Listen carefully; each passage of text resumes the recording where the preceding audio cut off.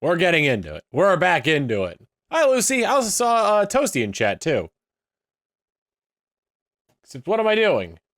We may be getting into it, but that doesn't mean we're listening to the game. No, sir. My usual. Barkeep, I'll take my usual.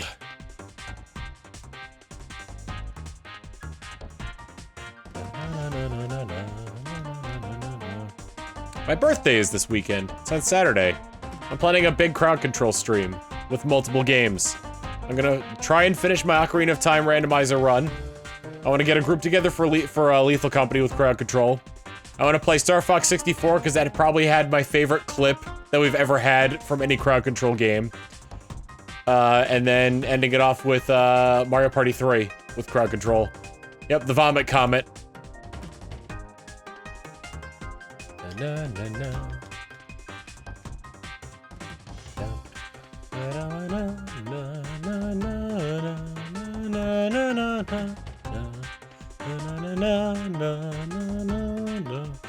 Yeah, this is a great rip straight from Super Smash Bros. To the N64.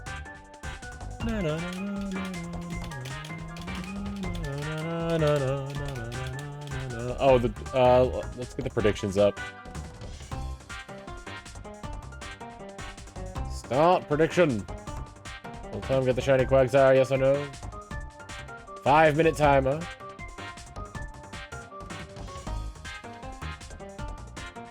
Commence the jiggling.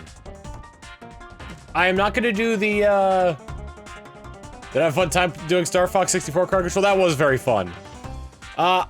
Because of my knowledge of the game, it was kind of limited in how long you can have that kind of fun for. Because I was able to, it doesn't... I know that game front and back. So I can beat that game, I bet everything, please find the shiny!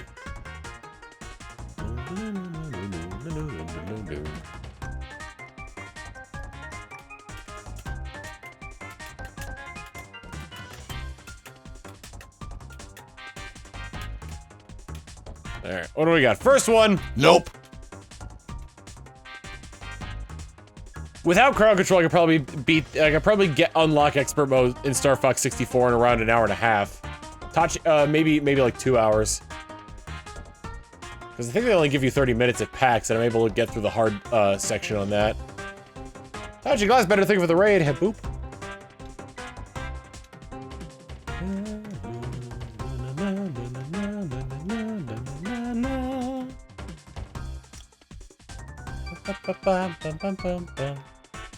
Yeah, na. Someone's... Nerd Art in Games said Christian jump scare. You're referring to, like, the religion or my roommate's dog? He's not in here, is he?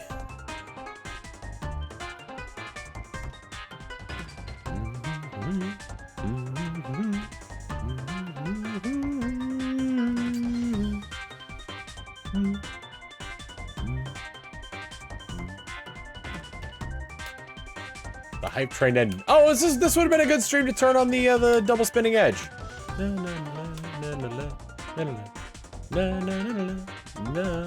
doing good today.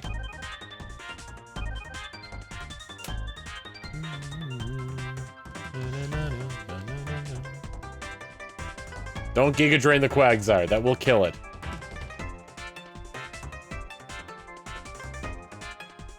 Spoopy emote. It's not even spoopy time.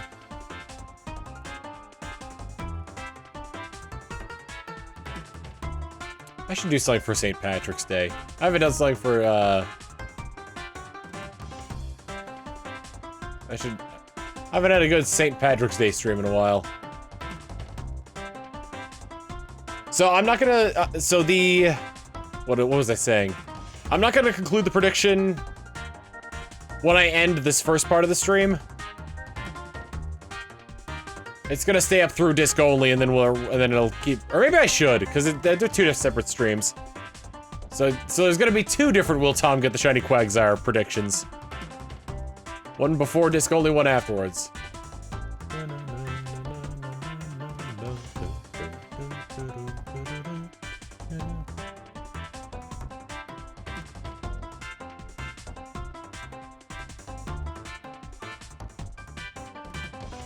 They call me Sonic, cause I am faster than sound. I keep on jumping around. Blue Hedgehog. 17th of March is a Sunday this year. Excellent. Quag Hunt during disc only. I don't want to disrespect the podcast by, like, not being all there for it. Nope.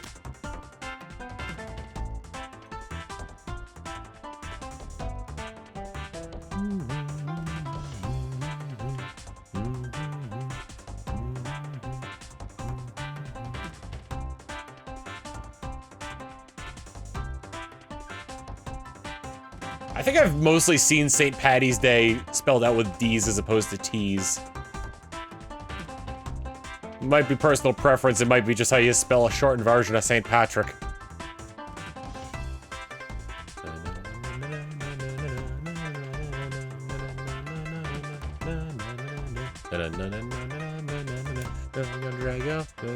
Where you belong. Hoping to get to 1,000 by the end of the night. Not by the time I'm done streaming this here. This portion of it before disc only. Because there is no way I'm getting that. Unless I switch to using a Master Ball. Yeah, actually, yeah, unless I switch to using a Master Ball, there's no way I'm getting 1,000 tonight. And I don't want to use a Master Ball. This shiny Quagsire deserves the lap of luxury. So don't delay, act now, supplies are running out. Allow if you're still alive, 6 to 8 years to arrive. You might as well be walking on the sun.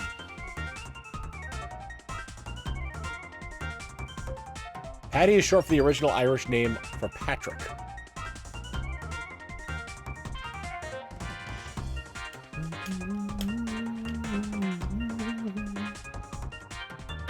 I will warn you, like, a lot of people look back on Pokemon Colosseum with nostalgia glasses, myself included. It is...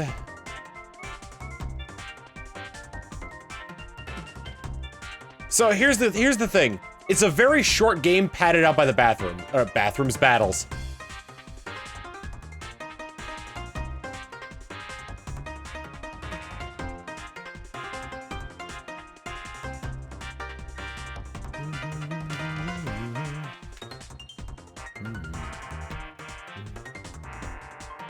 Padded bathrooms, yes. Unless there were foam rubber, that'd be disgusting.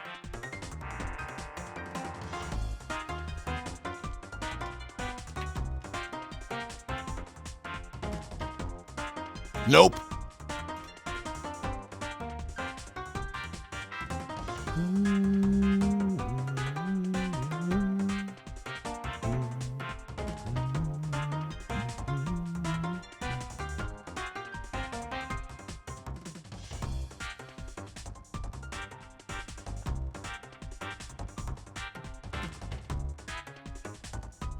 It's kind of funny, because, like... I would say that this game is arguably worse than old RPGs that have random battles. Because they specifically put battles in places where you have to encounter them. And it's the only way to beat the game because your Pokemon can't be too low level.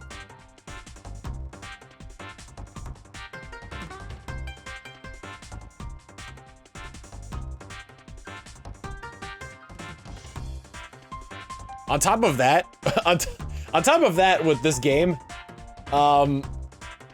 there's a bunch of different Colosseums you could fight that are, if I had to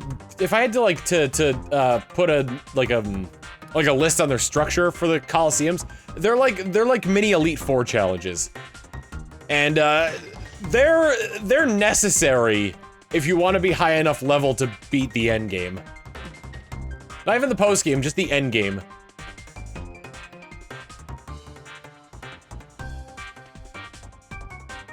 Isn't that most Pokemon games up to Gen 7? Yeah, but at the very least, like, because of the scale, the visual scale of the other Pokemon games, they feel much larger. These games feel like very, very compact. There are no routes. There are few dungeons. No caves, no wild Pokemon.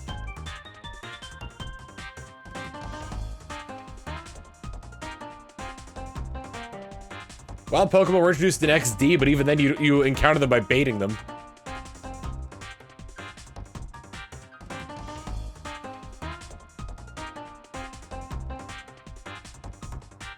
Bingo!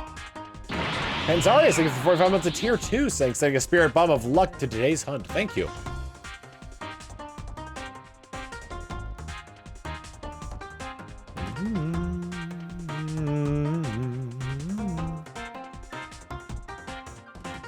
Nope.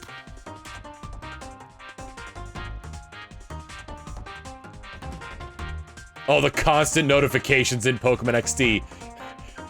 There were 4, weren't there? I remember there, because there's, when your Pokemon's done purifying, if Mirror B showed up, the Pokespot, and I think there was one more. Cause every time we touch, I get this feeling, and every time we kiss, I swear I can fly. Can't you see my heart beat fast? I want this to last, with you by my side.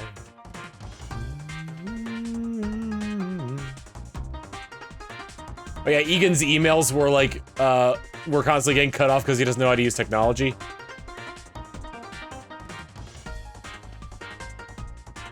There's one thing that, like, bugs me about, like...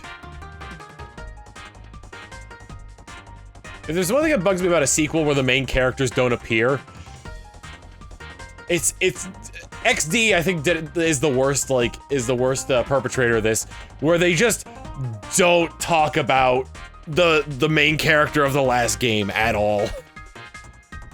He just drops off the face of the earth. The incident is mentioned. The main character from the last game who solved it is not.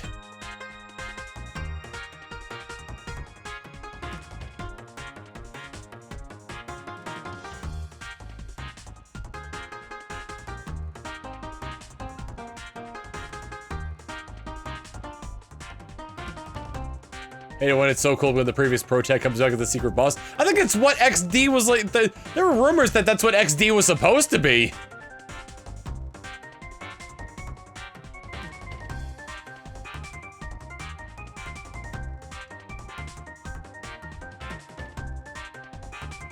What? I thought this game's protagonist was implied. I'm assuming you meant dad of the next protagonist. No, no. Cause God, what's the default name of the protagonist in XD? Is it Thomas? Either way,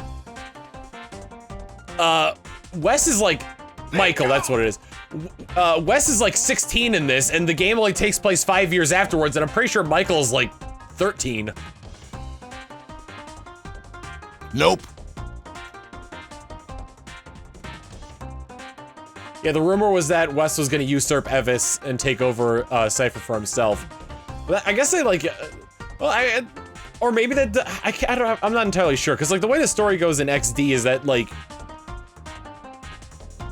Evis wasn't the big bad of all of Cypher. He was just the big bad of the ore branch of Cypher.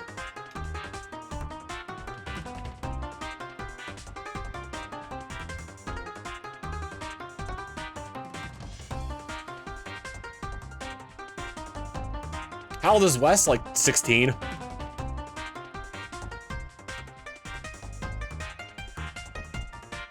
Because Greevil was the, Greevil was the grand poobah of all of Cypher.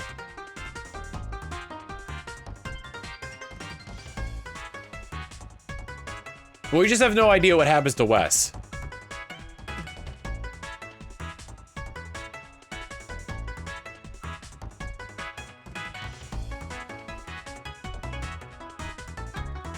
Or Moisty, for that matter.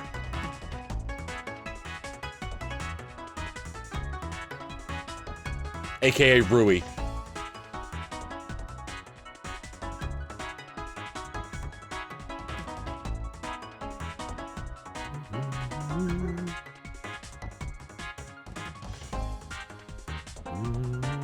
Hey, Mechaswole. Wes went out for smokes. Isn't she Egan's granddaughter? Yeah. You know what? Rui I'm not as concerned about because I think it's implied that Rui was visiting from outside of the region to visit her grandparents.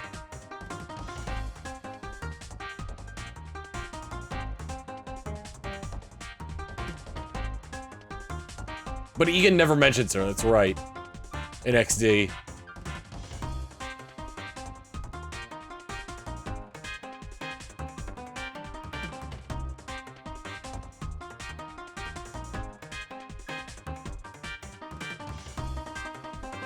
From the player's perspective, it doesn't make sense that Egan wouldn't mention his granddaughter at all. But from the perspective of Michael just being like some new kid that has nothing to do with Wes or anything like that. Nope. It makes sense that he wouldn't mention his granddaughter. But when talking about the Shadow Pokemon incident, it's weird that they just never mention Wes.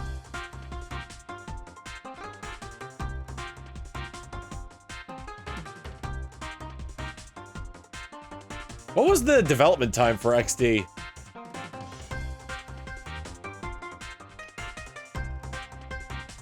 I think it's possible Greevil's branch of Cypher got caught up. Or Greevil's branch of Cypher caught up to Wes and got rid of him. It's possible, but like that wouldn't stop the people of Ore from talking about Wes.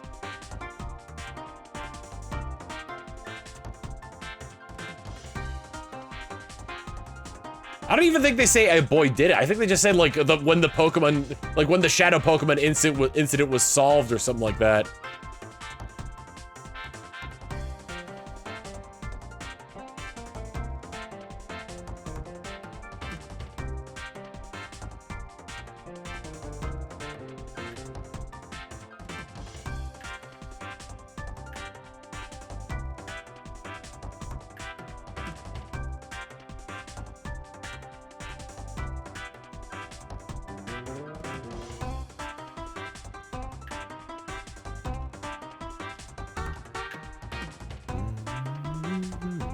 Need to go over to Colosseum and XD on Switch.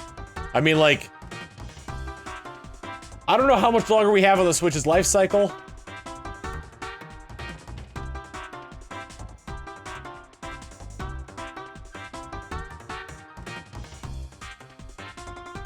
So probably not on the Switch. Hot take, if you just arrested a man who made a bunch of evil Pokemon and someone named Greevil buys an island called Citydark Island, you might want to do a background check.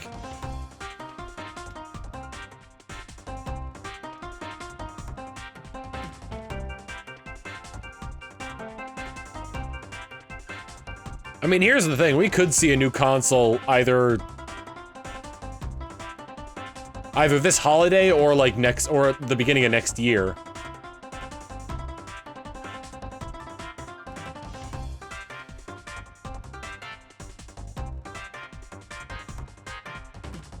The reason I say is that because very recently Nintendo's been very good at keeping what they have developed hidden until it's almost ready to come out.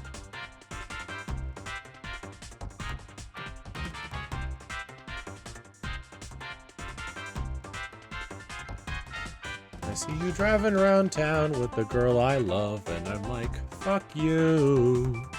I guess the change in my pocket wasn't enough. Fuck you. Fuck her too. If I was richer, still be with her. Ain't that some shit?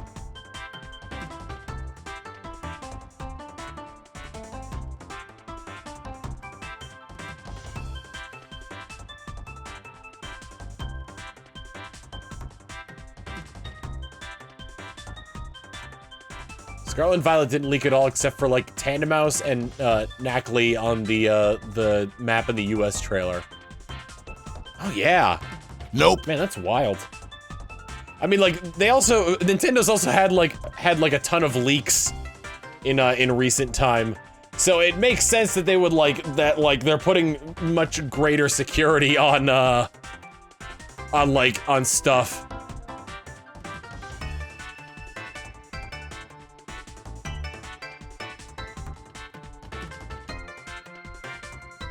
It's Guacabilly.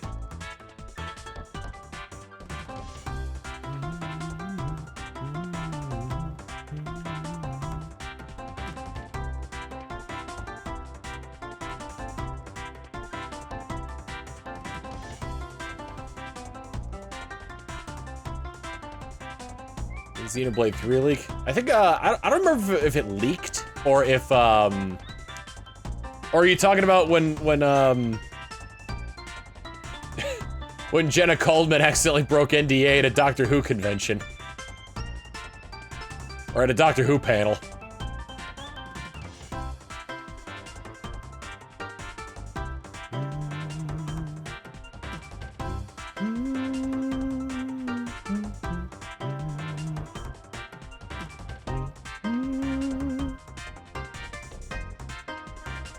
After it was announced.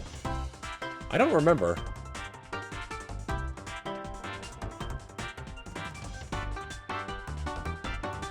At a Doctor Who panel that Jenna Coleman was on, somebody asked about Xenoblade, and Jenna said that she was excited to voice Melia again, but it was way too close. But the context around it was that it was way too close to when Definitive Edition came out to be referencing the extra story in that, and it was before Xenoblade 3 was announced, so people started speculating that she was coming back for Xenoblade 3. Or she was coming back for a new Xenoblade game that hadn't been announced yet.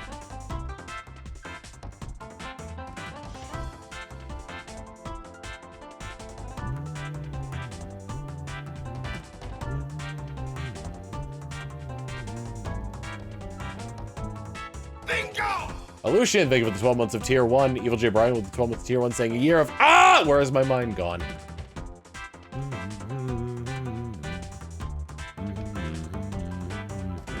Nope.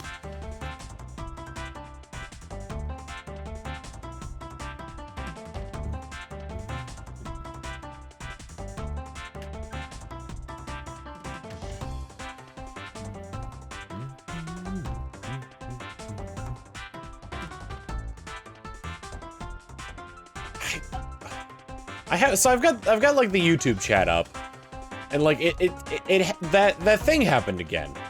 It's got that little thing on the bottom right corner where you can like do reactions, where people can like react to like instead of like typing in chat, they can click on like the heart and then you do like a little like emoji to go along with it, and that blocks part of the chat. So I'm wondering if I could do like if I could go into the like F12 menu on Firefox and just get rid of that on my end. You can disable reactions when you create the stream? But how will I know what how people are feeling? It's not like I have a chat!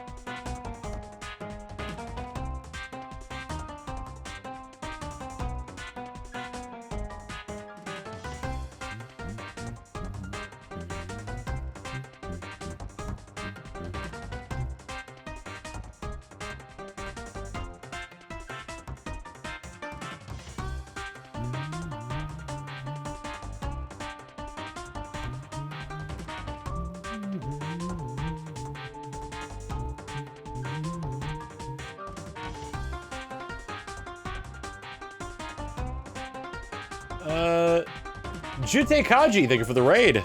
And boop.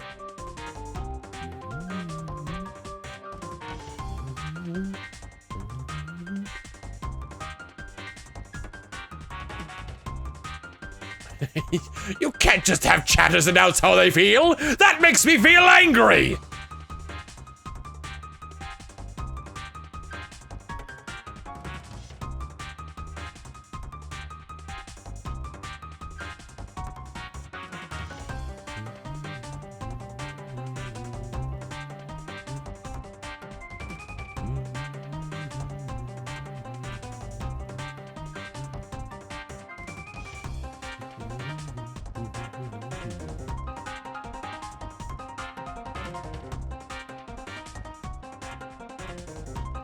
Nope.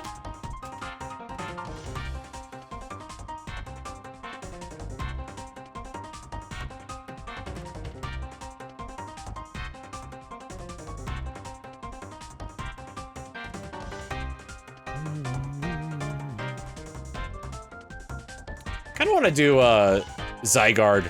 Shiny hunting Zygarde in Pokemon, in Dynamax Adventures. Zygarde Complete is so cool. And the color scheme is really neat, too. I know it's tough as hell, and if you don't get Weavile, you're essentially screwed.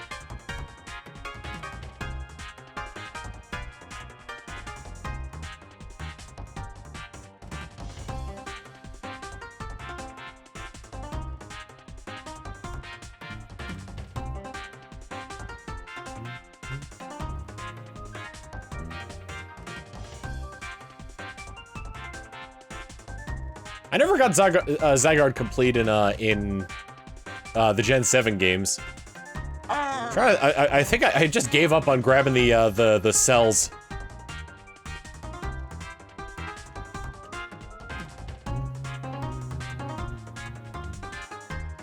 Bits from Etheria saying, good luck on that hunt. Hope you're hyped for a Legend ZA. Zygarde would be the perfect hunt for that. That'd be pretty neat. It's just, I mean, like, obviously, hey, bud. Did you have fun playing with the hose? You were just outside. You're not playing with it again. By throwing Kalos Zygarde into the wood chipper. 50 cells, baby!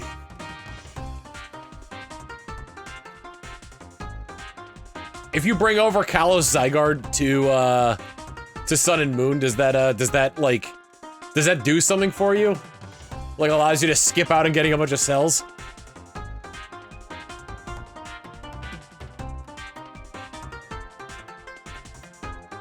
You get 50 cells from each. Interesting. How many do you need for a Zygarde complete? It's like 100, right? Yeah.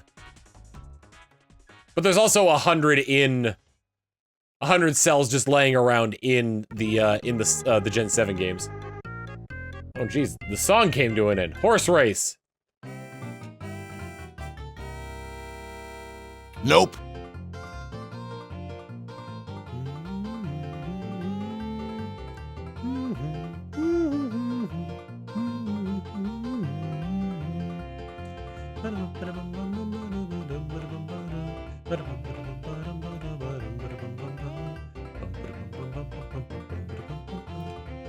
Remember my Nuzlocke of Pokemon Moon?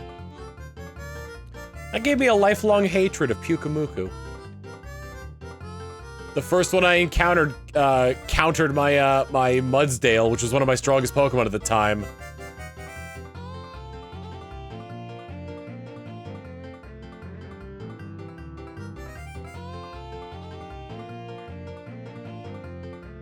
I was planning on raising an Aerodactyl. And then that got killed by an Oricorio. I hadn't seen Revelation Dance at that point.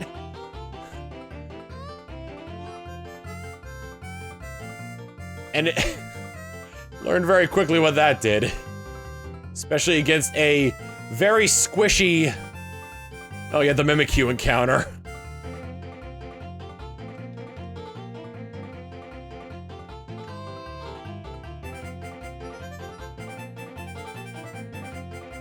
Oh, and Cubone evolves at night.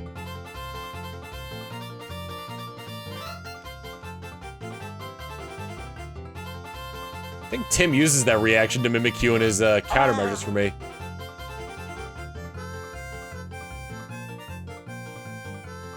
Therius with 100 bits saying, just curious, what are your expectations in Legends ZA?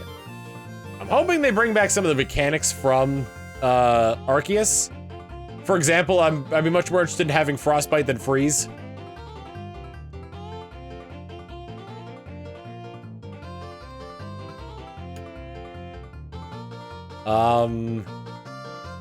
It'd be neat to have a multiplayer aspect to it, though I don't know what, because I feel like the battle system wouldn't work.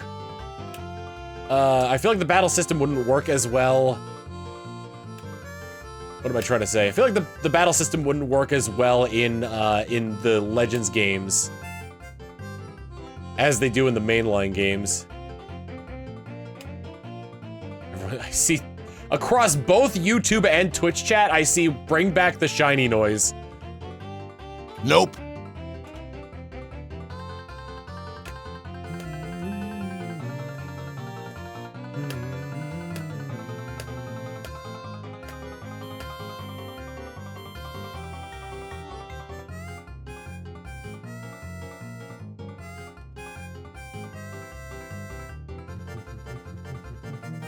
What do you think the starters will be? I have no idea. Someone did like this really roundabout thing. I don't know if it was for a joke or whatever, but like they did this really roundabout thing based on like dex numbers and the colors of the starters for what the starters were gonna be on Twitter. Arizona, I think, of the raid. Boop.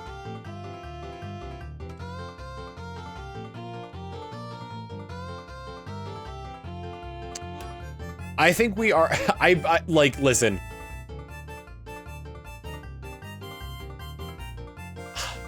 The reason, DJ Birdman, thank you for the raid. Oop.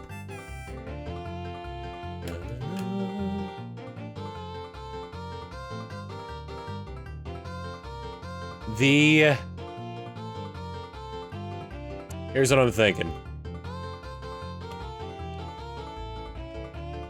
I almost want this to happen because, like, I don't know why. Seeing people angry over the stupidest stuff makes me happy. Like when people got angry at the Quagsire or the Dunsparce evolution.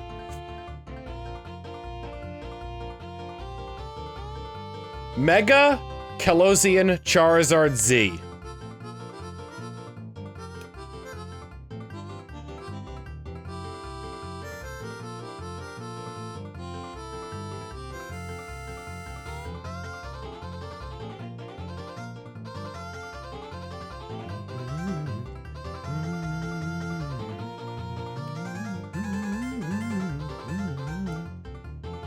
I think we're gonna have Charmander in there. I think it's gonna be just like in Legends Arceus, where they had the starters' final evolutions are regional variants. Charizard's gonna get a Colosseum regional variant, and it's gonna get a Mega Evolution.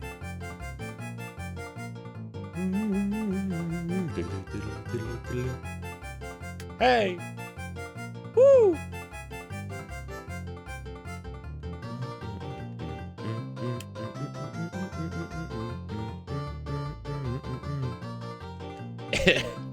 I would... Nope. I would laugh even harder if they gave Charizard 2 Mega Evolutions like they did in X and Y.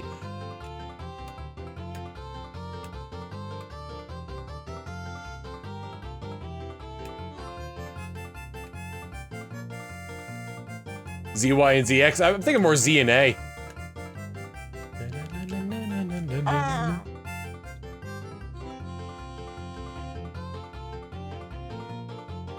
What if the final boss isn't even Zygarde? What if it's like Mega Mewtwo Z? They just like just build off of what they've already had.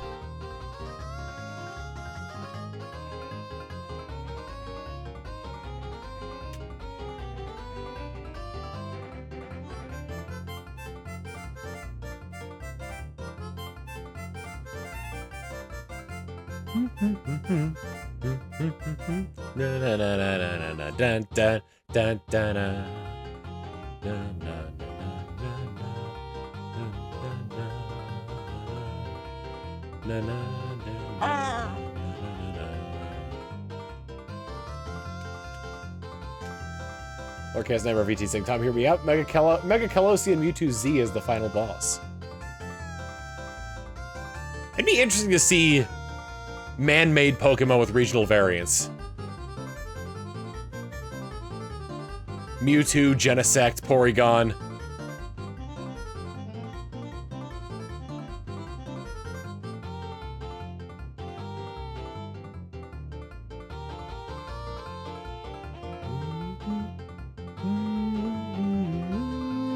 What other man-made Pokemon are there? Silvally. A regional variant of Silvally would be nuts.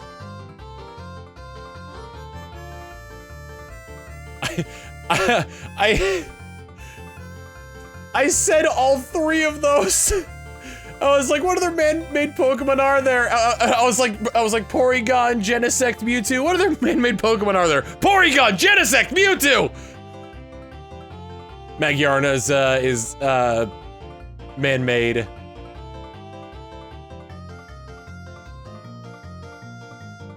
Nope.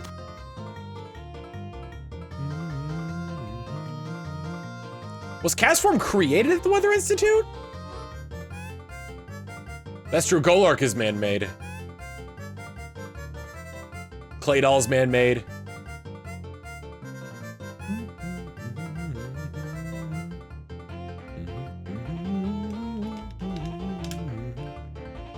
Ditto is not man-made.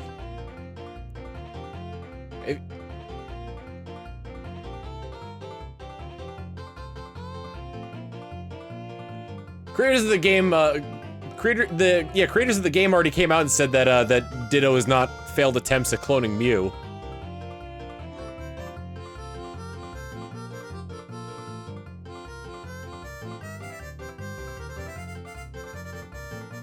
I wonder if it's worth not evolving Silvally and giving it Eviolite.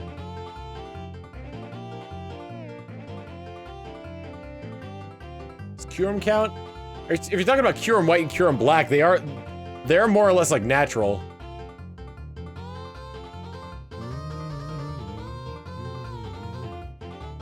Would it work on a Trick Room team?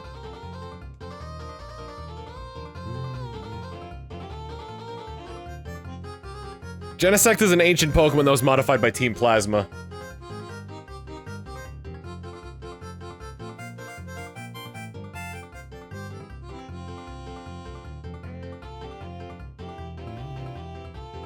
I consider that man-made enough.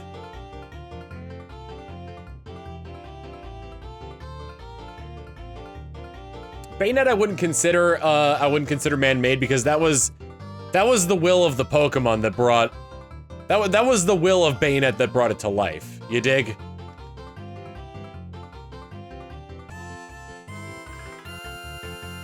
I don't think Voltorb and Electrode are implied to be man-made. Blaze Girl 10 with the 48 months of tier 1 saying 4 years already. Thank you for the content these past 4 years. You're welcome. Well, Bayonet is a possessed toy. So while the toy was man-made, the Pokemon itself wasn't.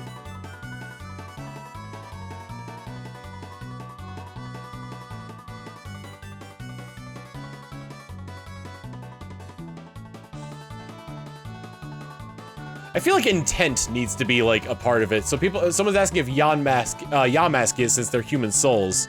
Nope. Exactly my point, Del.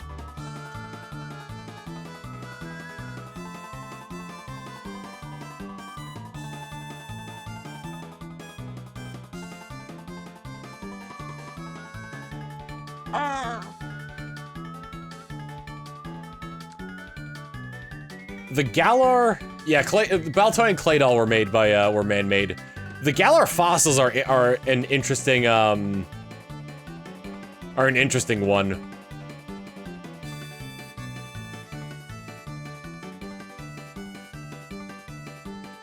If they ever do a Pokemon Legends of the Galar region, I think we'd be getting the hopefully we'd be getting the fossil Pokemon in their original forms.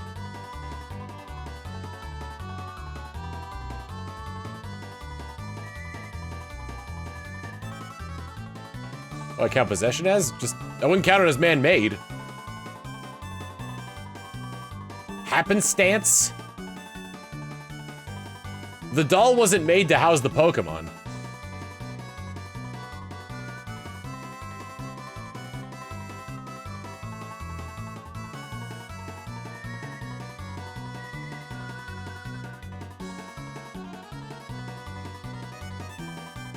God, they had a lot of gall to pull from. Yeah, they had a lot of gall to pull from, the Meloetta event in Black and White for your hint to be... For the hint to be about sepia-colored memories, and that being the hint to pull up the sepia filter on your camera to see it.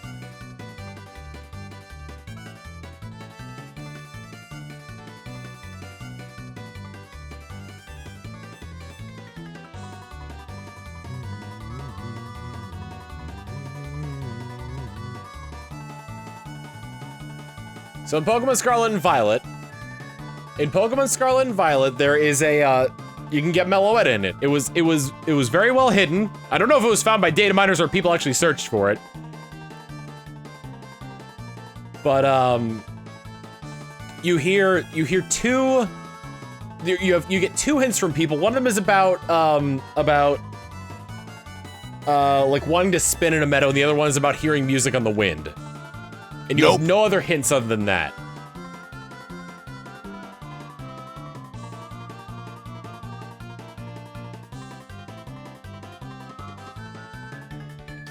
So, and there is an area where, like, the wind swirls. So the implication is that you're supposed to spin in that area, but when you do that, you know, nothing happens. If you go back and look at the Meloetta event in Pokemon Black and White, the guy who plays you the Relic song says, something along the lines of, I remember a song from the corners of my sepia tone memories, or something along those lines. Which is the hint, which was the hint to, after you spin, to pull out your camera and turn on the sepia tone, and then you'll find Meloetta singing the Relic song.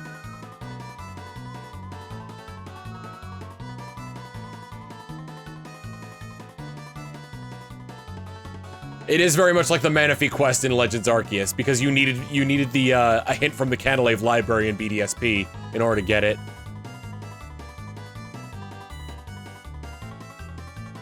I'd say the Manaphy one is more malicious.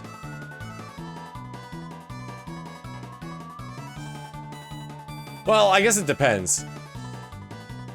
Because the Manaphy one is malicious in a way where it's like, well, we're gonna, if you want this Pokemon and don't have access to the internet, then you need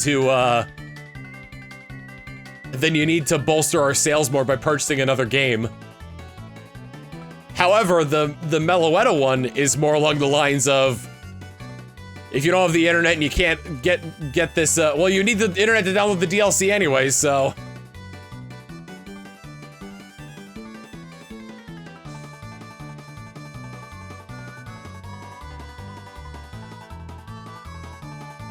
But it's also from a game that's, like, not in production anymore, and you can't even get that event anymore. I feel like with the Meloetta one, they knew that people were just gonna look at the internet for the answer.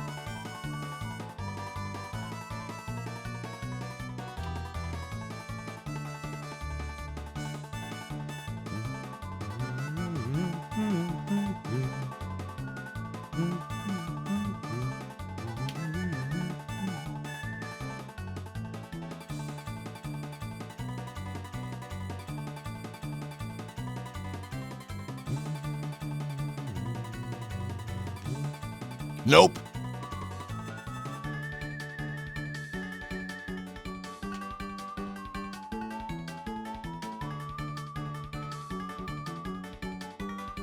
That's like a PLA and BDSP interplay across time. After catching Arceus, it gives you the flute in BDSP. Like Arceus itself saying, "Yo, come hang out across dimensions." I saw a comic where it's the main character from Pokemon Legends Arceus. They're like they're an adult now. They've helped establish the Jubilife City better, and they're like I think I'm finally over over having been transported back in time. I'm happy being here. Everything's going great, and then a portal opens up and Arceus is like, "Hey, I need you to go to Kalos in this different time period."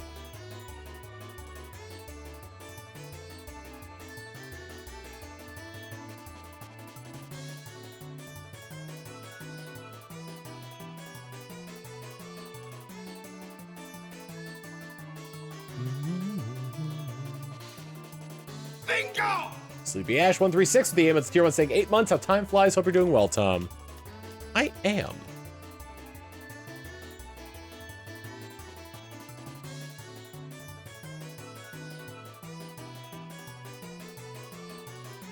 A Zygarde cell phone would be great. It's just, well, Zygarde can't travel through time as far as I know, so if it just busts through your wall and says, "Hey, I'm gonna turn your glasses into an Apple Pro Vision, come with me to Kalos. I'm gonna cryogenically freeze you, turn your glasses into an Apple Vision Pro. I'll see you in 200 years."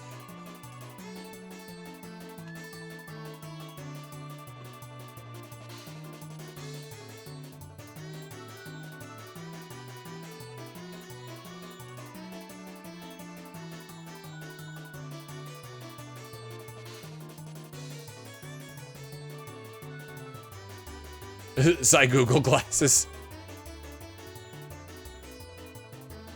Yeah, which around that I've been saying,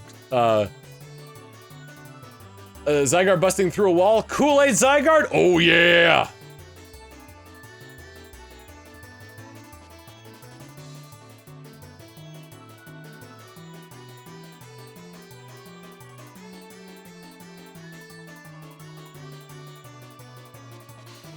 Nope.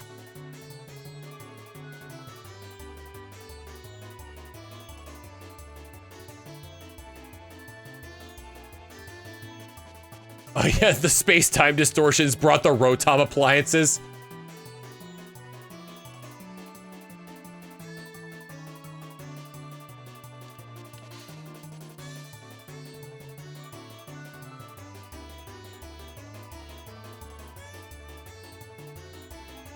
It would be interesting if your main way of getting around Kalos was with a, or around, yeah, because they confirmed that's gonna take place primarily within Lumio City. So, like, if it takes place in the future, I'd love to just get around there on a Rhyhorn. Like a caveman running through.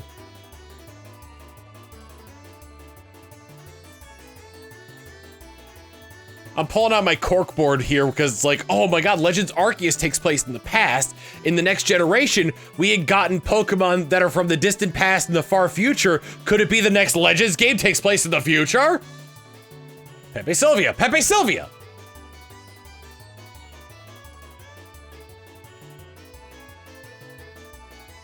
Go-Goat finally gets the be the ride Pokemon deserves to be. The mod does not exist. I've been getting shiny Quagsire's mail for 3 weeks now.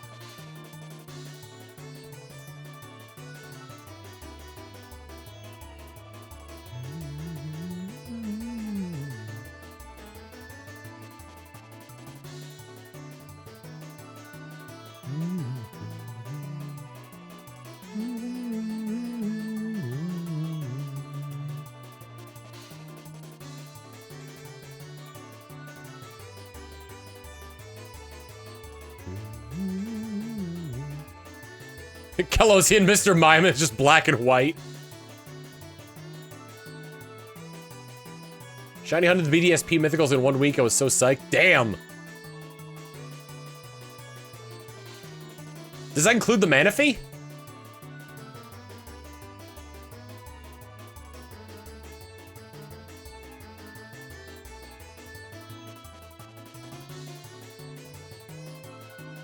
Ooh, someone makes a good point of Mega Az's Floette. Nope.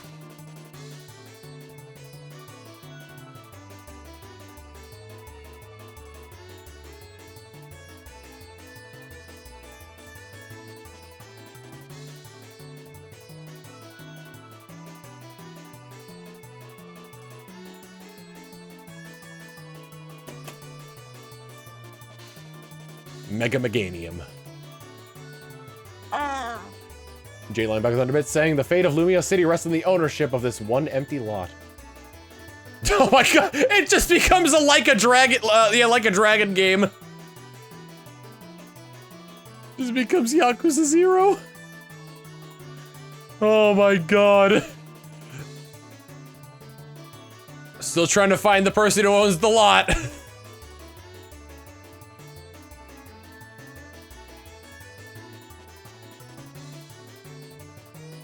Caleb, did you kill him? Theories of Thunderbit saying you think Legend Z will be set in the future, past, or both? I have no idea.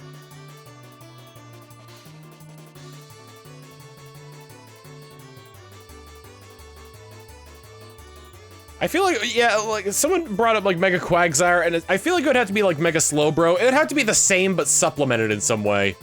Like how Mega Slowbro is the same but being eaten by the shell. Or by the shelter. Kiryu! I've been on a JoJo's Bizarre Adventure kick lately.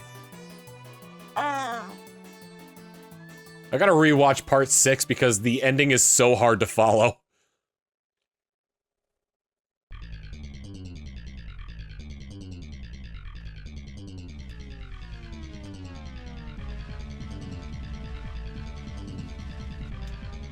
Though the song is sick. JoJo Stone Ocean. Ah.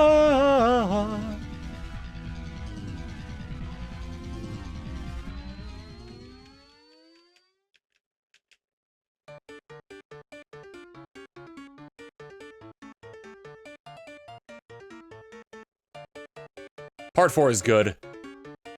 This change in art style between Part 3 and Part 4, like, was shocking to me. It's just a trip to the Kennedy Space Center. I also love how they got around. What the hell is the name of the stand that brings fictional characters to life? Nope.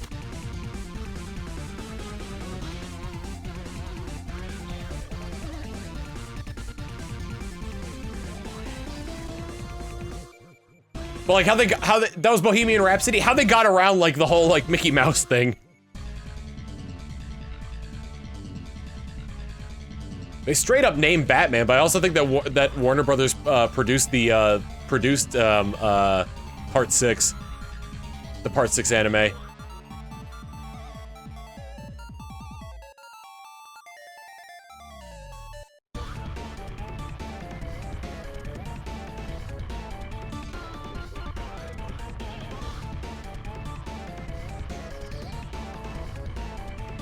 Oh, the WB Japan distributed it. Okay.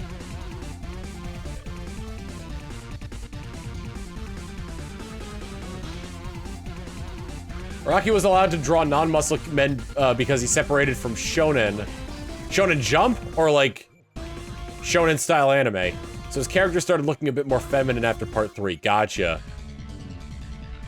I feel like Jotaro's character design was him like being like, I'm sick of drawing muscle man, so I'm gonna draw the muscliest badass man ever as like a joke, and then it caught on.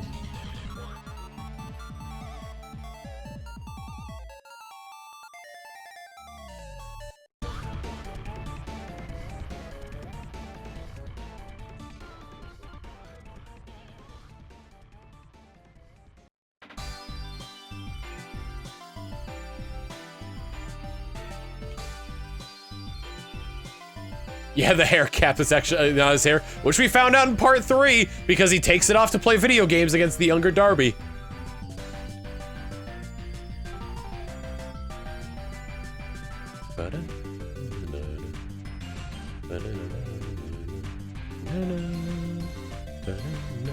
I forgot that this one was I forgot that this was sewer surfing.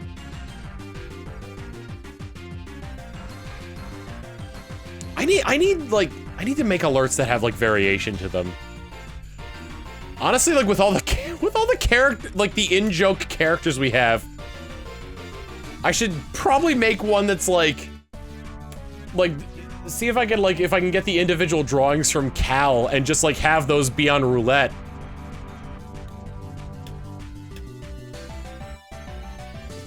Nope.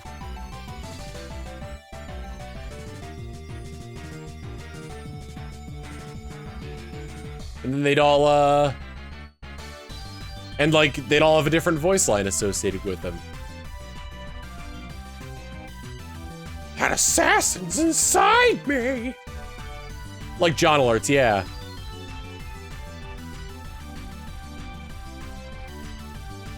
Chauncey well enough. Papa will hear of this! Yeah, for Krug's... Krug went nuts when he got to the Shivering Isles. Calipers and tongues, calipers and tongues. Nothing can go wrong with calipers and tongues.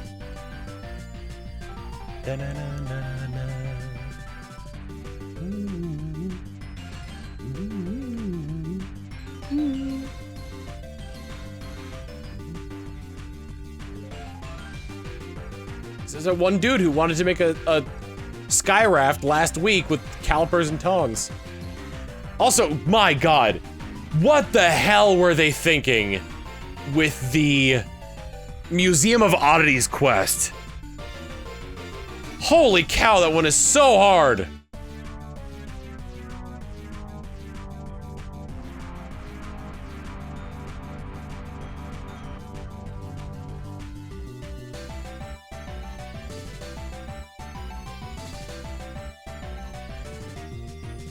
I didn't really plan. I honestly like.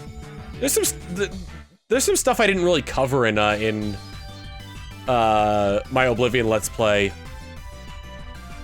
because I didn't cover like the stuff that you do after you finish like the mainline quest of like each of the guilds.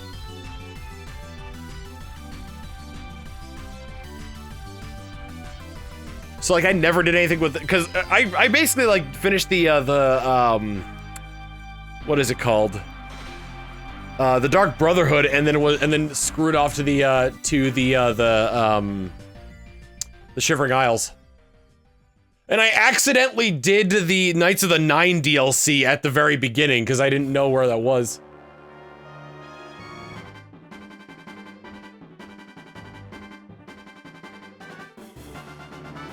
Going away. Nope. I don't know what to say, I'll say it anyway. Oh, life is okay, say unto me. It's no better to be safe than sorry. I still love the I am the Archmage moment. I forgot what exactly that was, but I remember it was someone who was like... it was someone who was like questioning my magical ability, and I was just like, I'm the Archmage! Like, it was definitely a quest that you were supposed to do before you finished the Mage's quest. Or the Mage's Guild.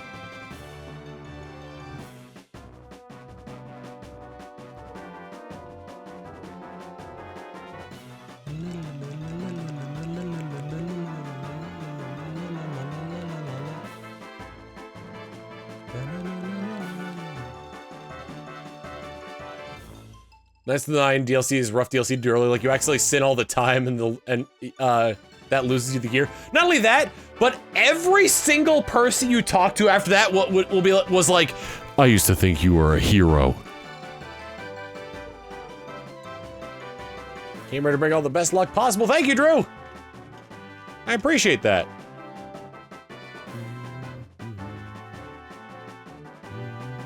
No, that's right. It was the Thieves Guild quest where I had to steal something from myself. I think I was using the unofficial patch to Oblivion, which I think added dialogue if you do end up stealing stuff from yourself as the Archmage.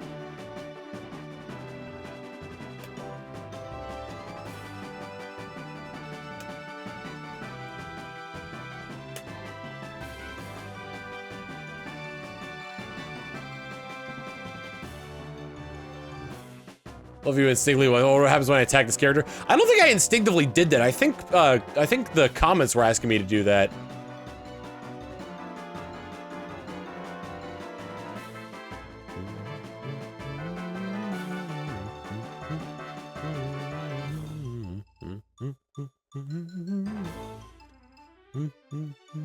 What game am I talking about? The Elder Scrolls 4 Oblivion.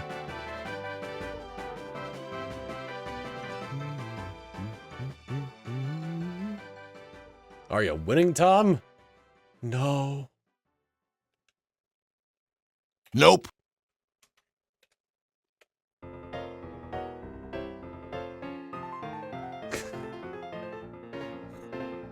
You'll never guess what the title of this one is.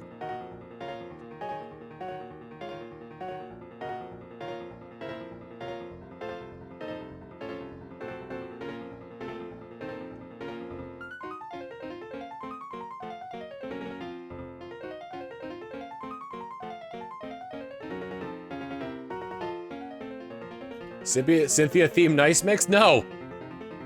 Battle! Reshiram and Zekrom.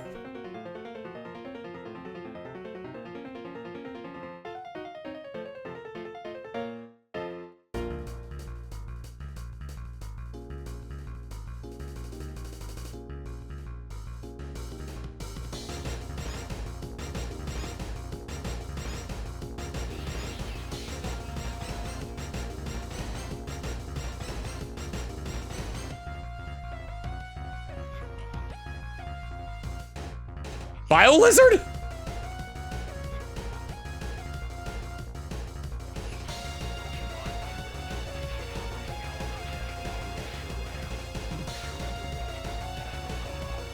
Live in the world of Banjo-Tooie or the world of Metroid?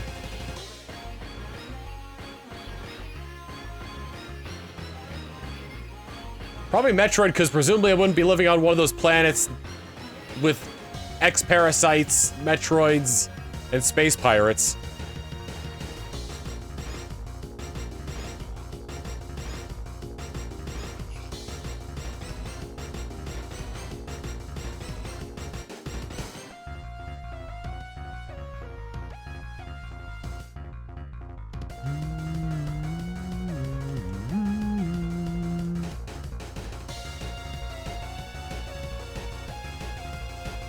I still love the spoilers for Metroid Dread.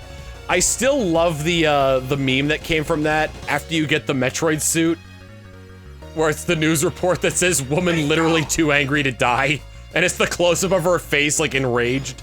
Tokenu with the 48 months of tier 1 saying, hey Tom, I just want to say some good vibes in case you need it today. Thank you. Evil J Brian with Underbit saying, Cynthia's theme makes me run for my life, mainly because me and my friends have it set for the Jesters, Jack in the Box sound. Oh, in Lethal Company. That's actually a really good mod for that.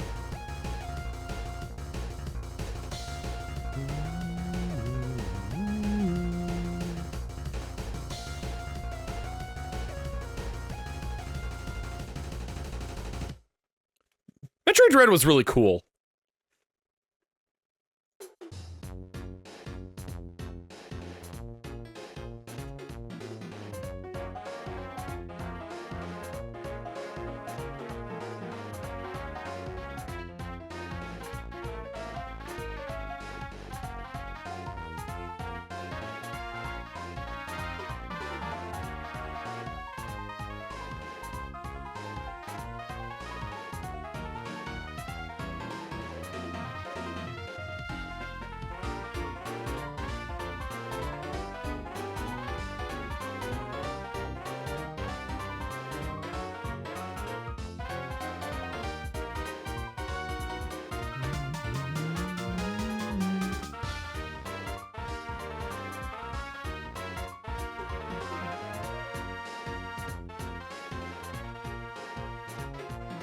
God damn, this Quagsire does not want to stay in the ball. You take Pokemon from any trainers in this game, they have to be specifically Shadow Pokemon. So you see, like on their portraits, the Quagsire's got a purple border on it. That's one I can catch. There probably is like a hack for this game where you can catch any of them, but Bingo! the idea behind this game is that a criminal organization has been closing the doors to the hearts of Pokemon. Sounds like it's out of Kingdom Hearts in order to make them stronger. Your job is to use a special machine that converts Pokeballs into Snag Balls in order to take them from other trainers and purify them.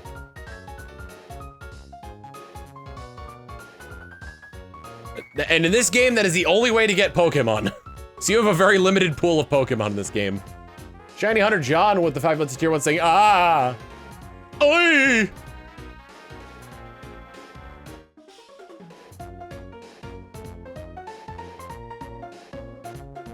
So this song has been changing songs every, like, 5 seconds. Nope.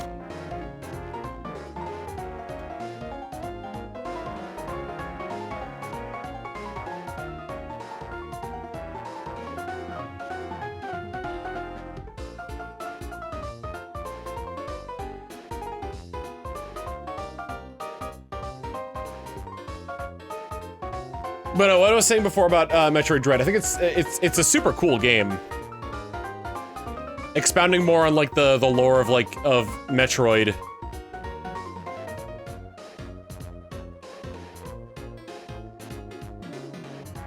And like so many cool things. Like I love how they established that like what's the name of like one of the last Chozo there?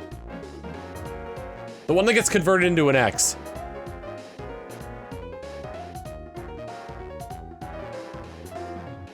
Quiet Robe. I love how like it's established that he has like mastery over. He kind of has like mastery over Metroids and like things associated with it. So when he's infected by the X parasite, he doesn't completely lose himself.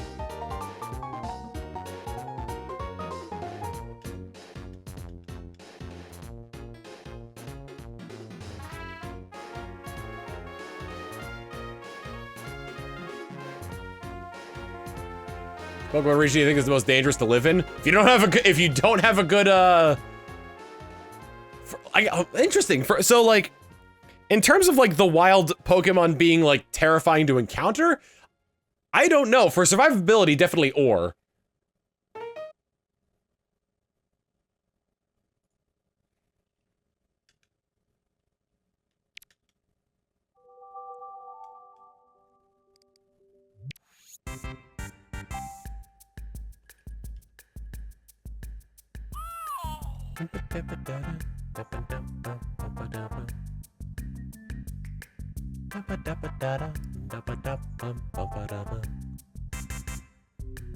If Hisui counts, then definitely Hisui.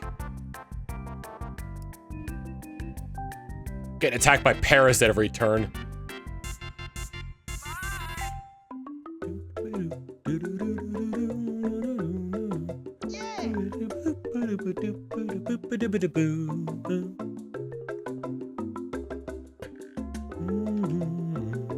Nope.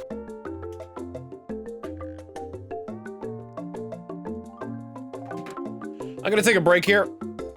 Just so I can, like, stretch it, grab something to eat and whatnot. I'm trying to get in the habit of taking breaks, every hour. So, I will be right back with some water and some candy. And back in it we go. Like nothing happened. That's a Switch controller. I can't play this with a Switch controller.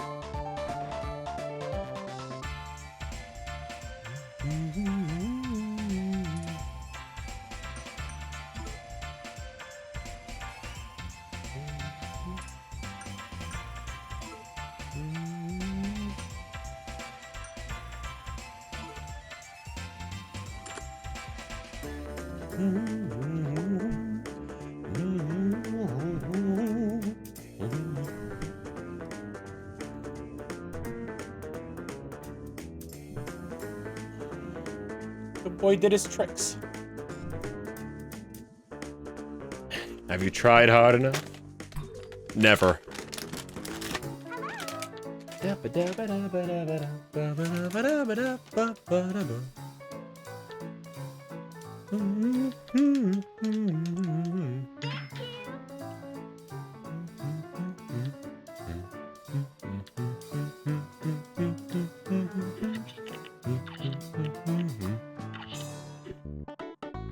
Speaking of Earthbound, what do you guys think of the short that came out today? Based around the Among Us bit where I managed to sheriff shot 3 people correctly and won the game.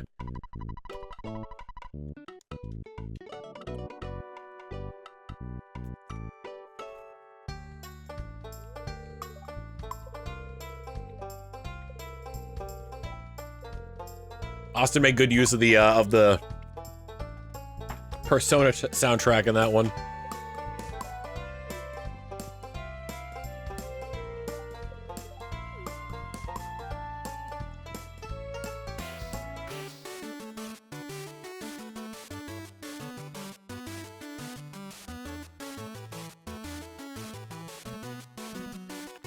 Yeah, we had only one of those shots was based on any knowledge.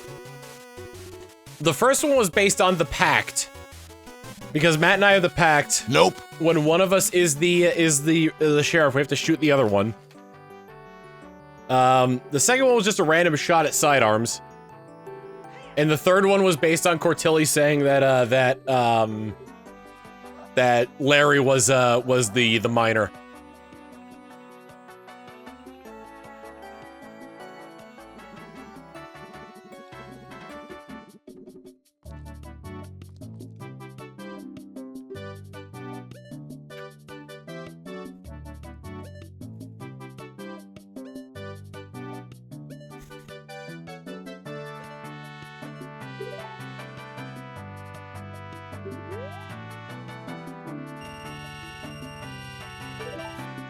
God.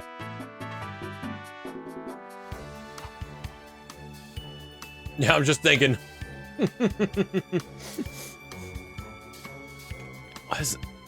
It's the Doctor Strange meme. I've searched through 14 million timelines, and in all of those, how many of which is the Quagsire shiny? 1.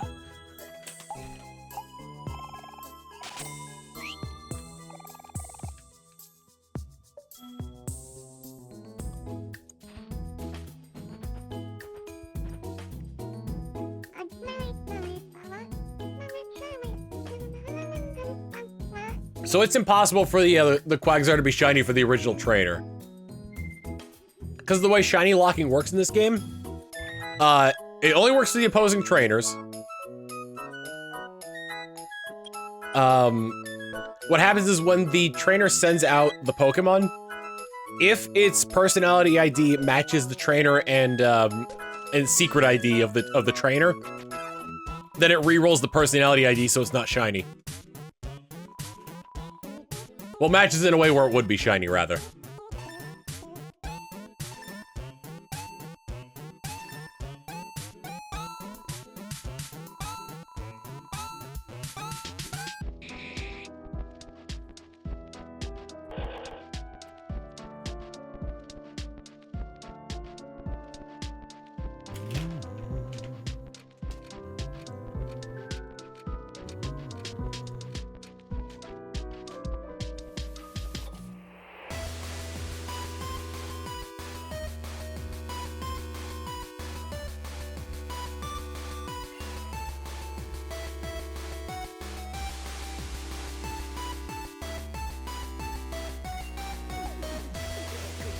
Hopefully this will work.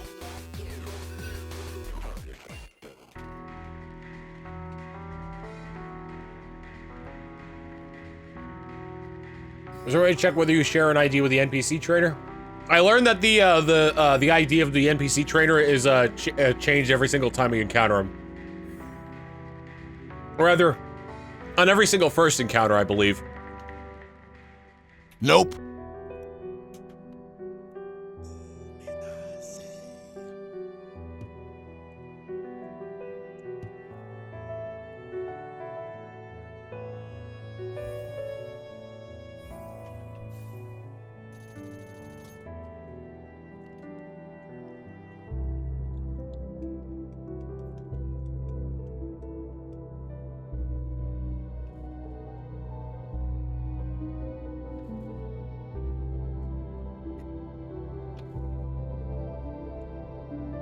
The odds of both...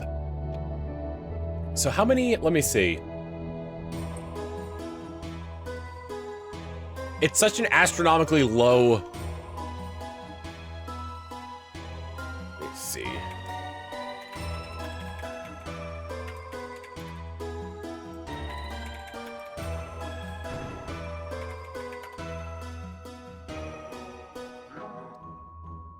Okay, so...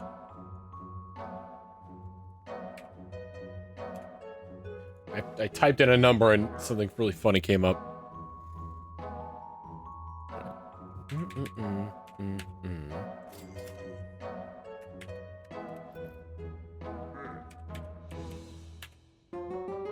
There is a 1 in 536,870,912 chance that the trainer has the same ID as me. And that's just for trainer ID. That doesn't count secret ID.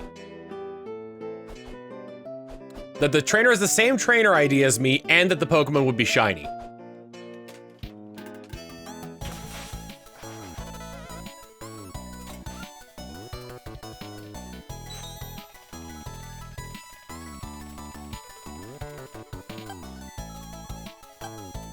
I'm not sure how many values can be generated for the secret ID.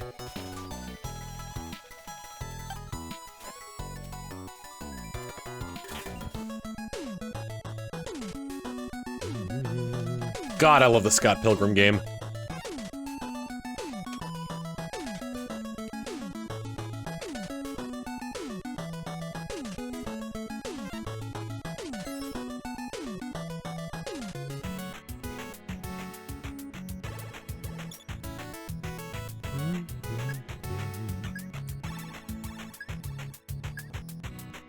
It is an astronomically low chance that the trainer would have the same ID as me, and the Quagsire would come out shiny. And the worst part is, you would never know. Nope. Even if it did happen, you never know. Unless you had something on screen that, like, unless you had something that was analyzing the game data and could tell you what the trainer and secret IDs are of the people you're encountering. And even then, you have to have a way in order to find out if the Pokemon was shiny as well.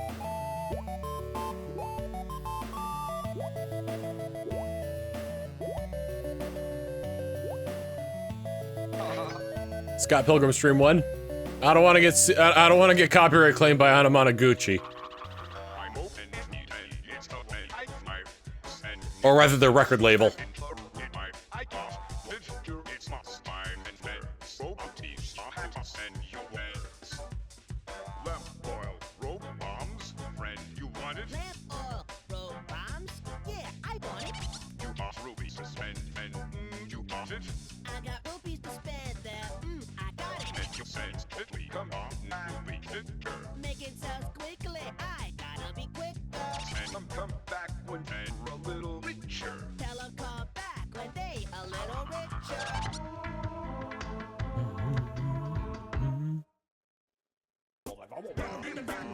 That's an issue, yeah.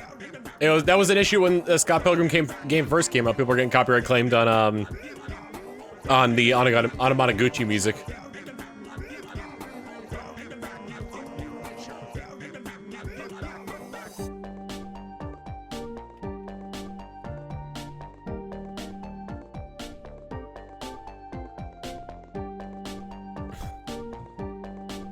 Something really fun happened. I saw this like so like it's March, it's Women's Month, and Twitch put out a thing where, you know, celebrating like, you know, the women of Twitch. Super Shiggy, Laura Shigihara. I played D&D with her. She's the composer for Plants vs. Zombies and a variety of other games. She posted a tweet that was where she was saying that she went to update the Twitch app, and then she was surprised, and she posted a picture, and, you know, because of Women's Month, all the people on like the Twitch banner for on the iOS store are women, and she's on there, which is super cool.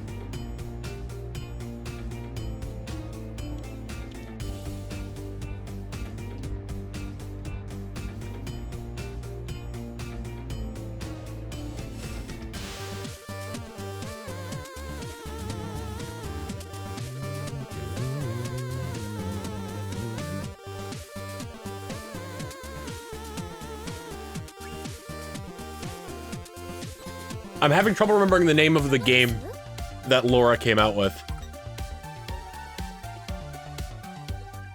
It's the one that her fishing character, Brandon, is from.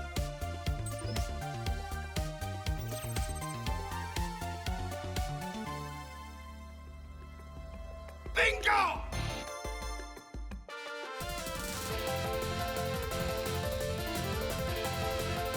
Fredberger, thank you for the 1 year of Tier 1.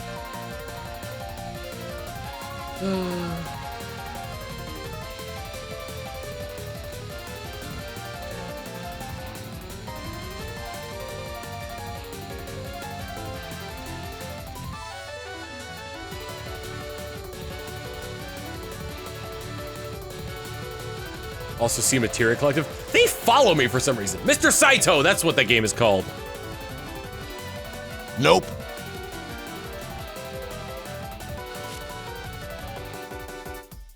Bingo! That's on Steam, right?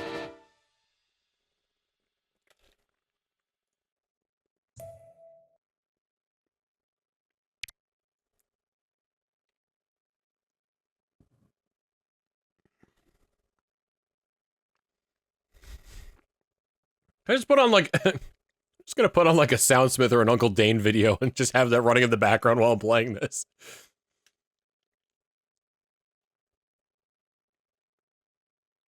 Nothing can go wrong with that, right? Surely nothing will go wrong with that. Oh, I want to play that song too, but copyright. What time is this? Only 8 p.m. Central? I think another, like, what, 50 minutes of doing this? Yeah.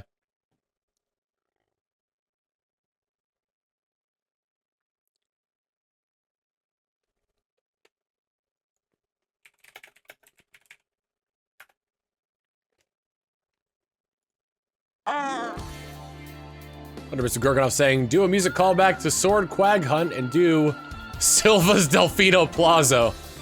Good lord.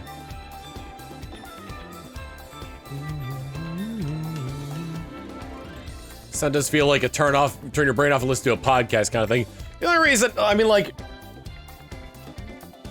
it'd be nice to have evidence of it, having gone through all of this.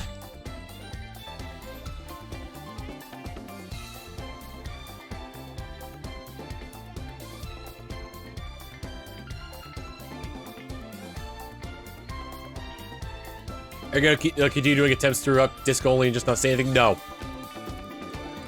I find that would be very disrespectful to my co-hosts.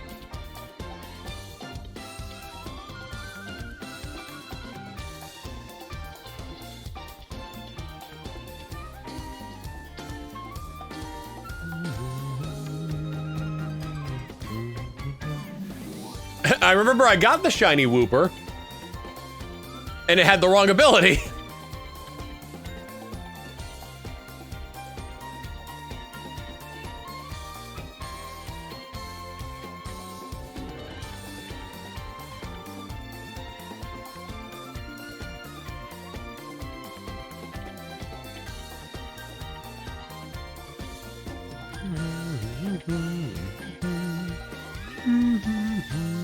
Nope.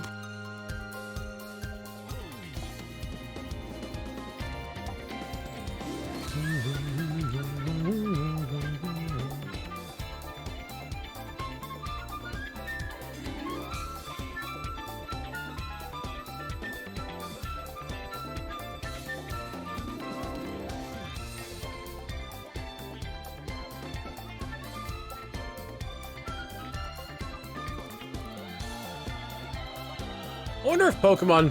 I mean, they're probably gonna introduce more Mega Evolutions. Oh my god. What if Gen 10 is just, like... They go full Pokemon Showdown, anything goes. Every single gimmick is in the game.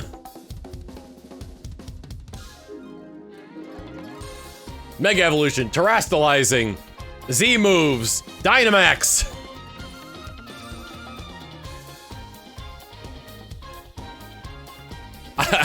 What they need to do, it's gonna all be on one bracelet on your arm, and throughout the game, the more you use the abilities, the buffer your arm gets.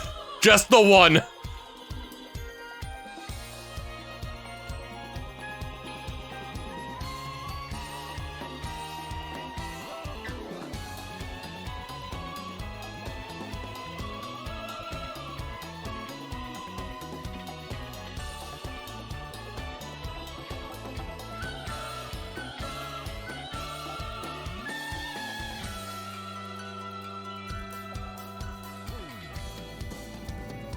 Trying to think of the only Pokemon game I could think of where you had multiple regions to explore was Gold and Silver.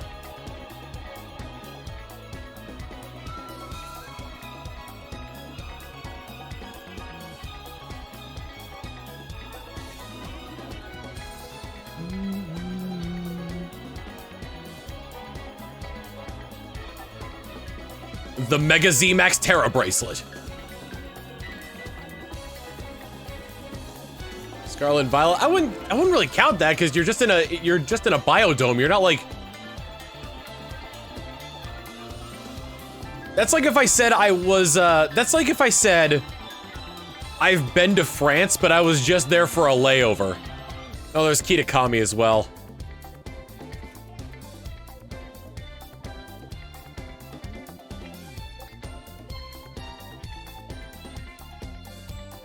What am I doing? Nope.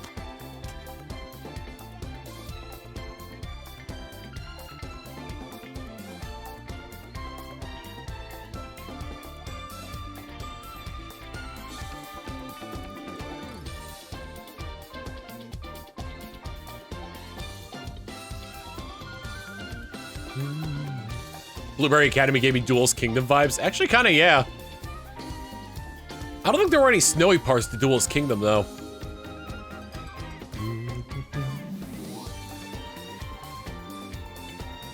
I'm realizing how long and boring the old Yu-Gi-Oh games were. Because when you really look back and think on it, When you really look back and think on it, they really, so like, the whole thing with the Yu-Gi-Oh games is that they want you to fight the same duelists over and over again, so that way you could save up credits, buy more booster packs, progress the story, and then repeat the cycle over again. The Yu-Gi-Oh games are really dull. At least the early ones are.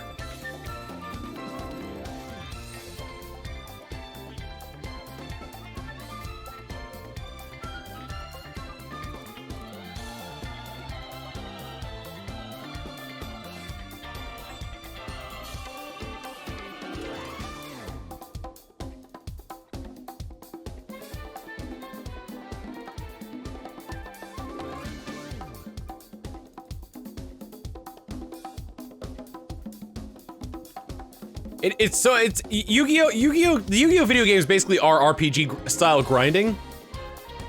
But the only difference is that, like, there aren't enough different opponents in order to justify it.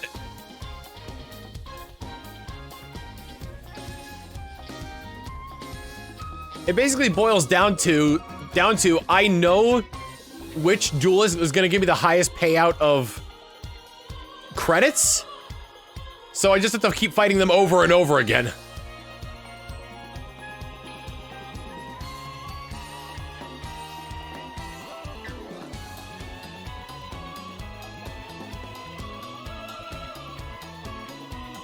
Which extra deck summoning method is your favorite?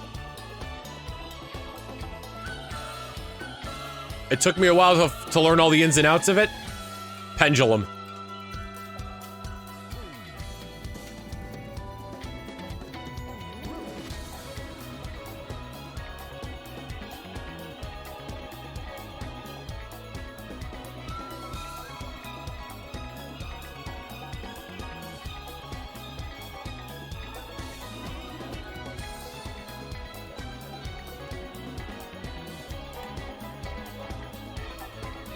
Nope.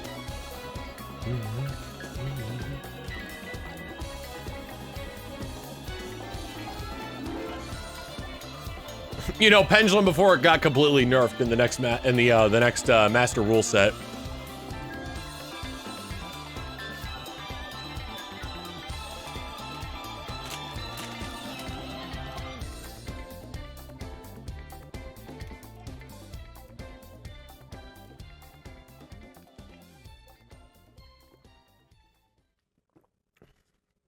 What do I run? I run Endymion Mythical Beast. Is there anything else in that strategy? No, it's mostly just Endymion Mythical Beast.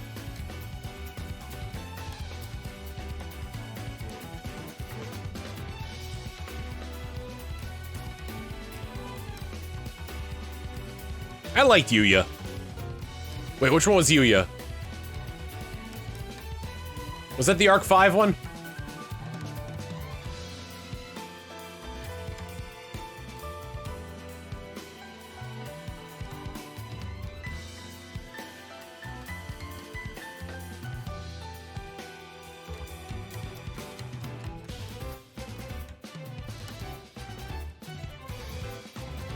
Did you watch any of Reigns? Yeah! Yuya's Arc 5. I liked Yuya.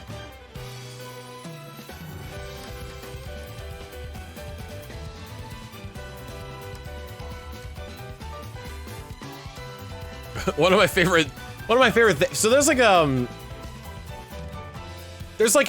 this big overarching like what is it called? Like big sweeping orchestral song that plays when like there's like a dramatic moment that Yuya is part of.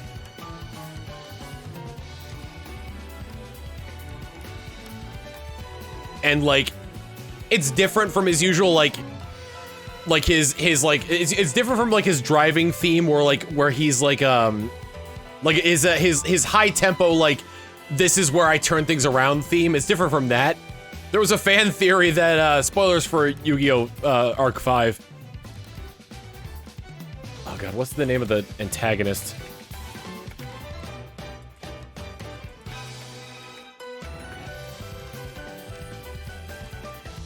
So I saw a post. Nope. Where it's like, oh, that's not Yuya's theme. That's Zark's. Bum ba-dum ba ba ba.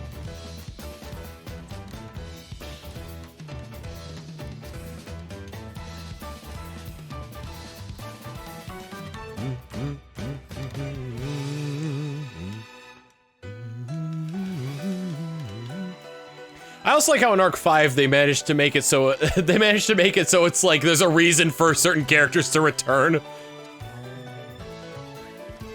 Oh, hi there, alternate dimension Jack Atlas. And Crow. And Alexis. Was there anyone else from the fusion dimension that was a callback? I don't remember. I only remember Alexis. Aster, right? Aster Phoenix was in the fusion dimension. Were there any callbacks? There were callbacks in the Xyz dimension as well.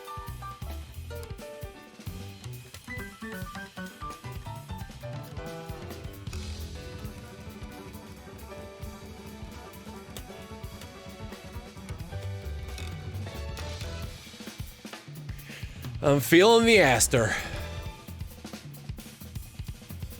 I can't believe alternate dimension Kaiba started a military academy.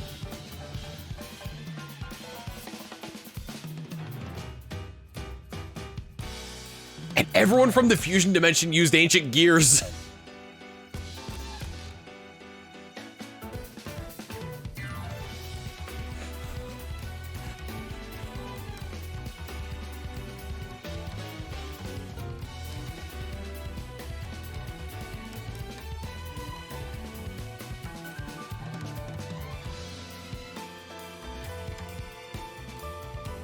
Well, I mean, you know, in the Japanese, the original Japanese, Crowler was Italian, and they were part of the Axis powers, so I guess it makes sense in some roundabout way.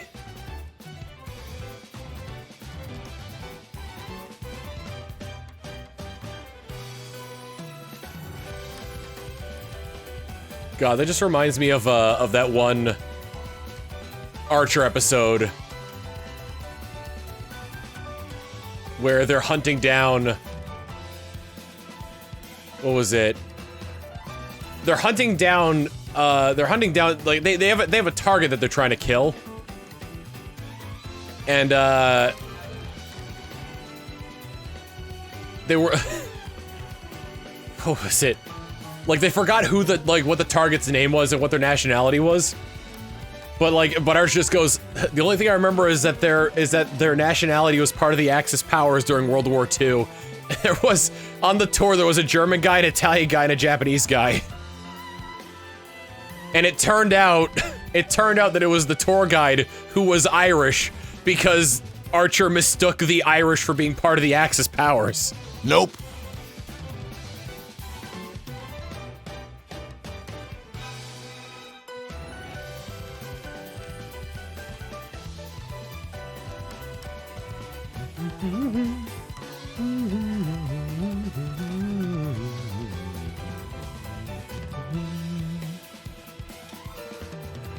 Oh yeah, Alexis went against, like, the whole fusion thing by never using it. She used ritual.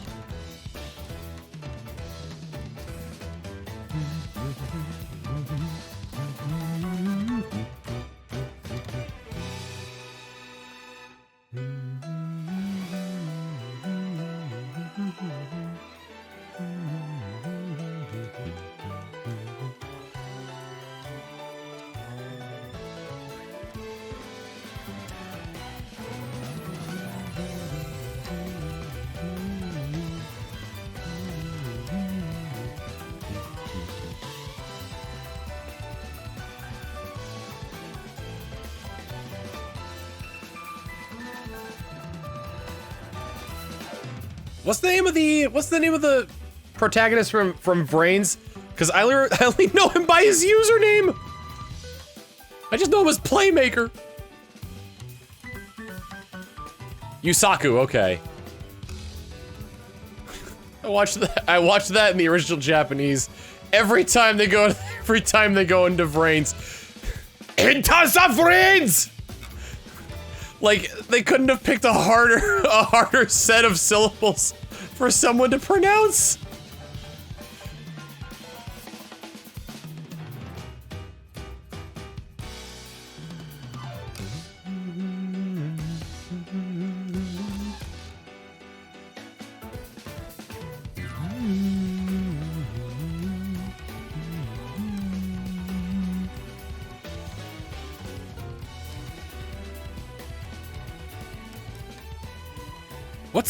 What's the relinquished archetype called in Japanese? It's called like sacrifice or something like that, right?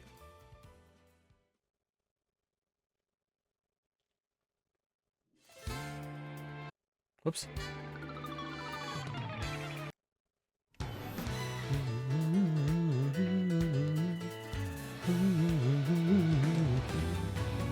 Nope.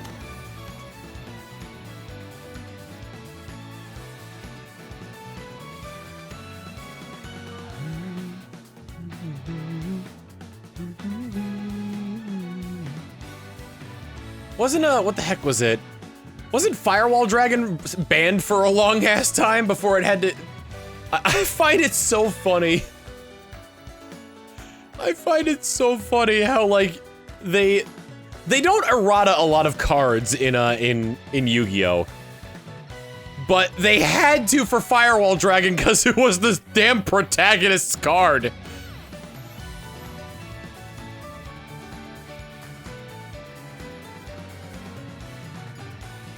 The recent ban list is wild.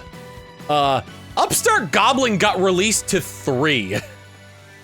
It was limited before, now you can just put 3 in your deck. You have a 37 card deck.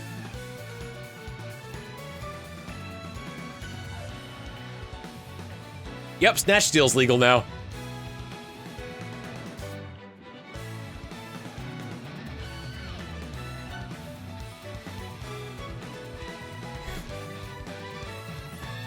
Oh man, I managed to beat last time I was over at Chilled's place, I managed to beat Aphex's. I don't remember what he was running. I don't remember what he was running because none of it was too threatening, except for Naturia Beasts. Because I run Endymions, I run Pendulums, which count as spell cards.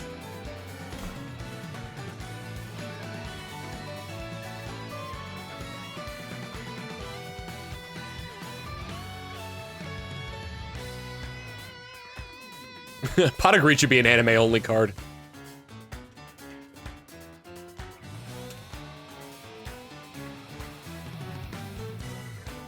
Assuming you ran the Chaz deck. I still run the Chaz deck.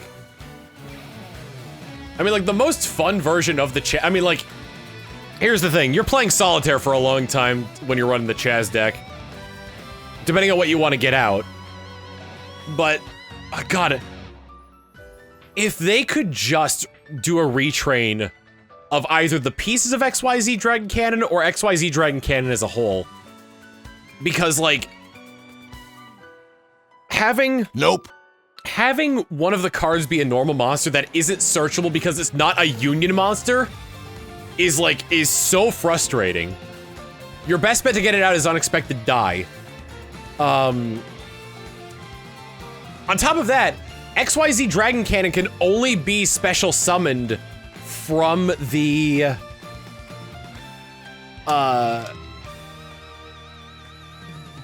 XYZ Dragon Cannon can only be special summoned from the extra deck. If you toss it to the graveyard, you can't Monster Reborn it. Its effect specifically says that it has to be special summoned from the extra deck.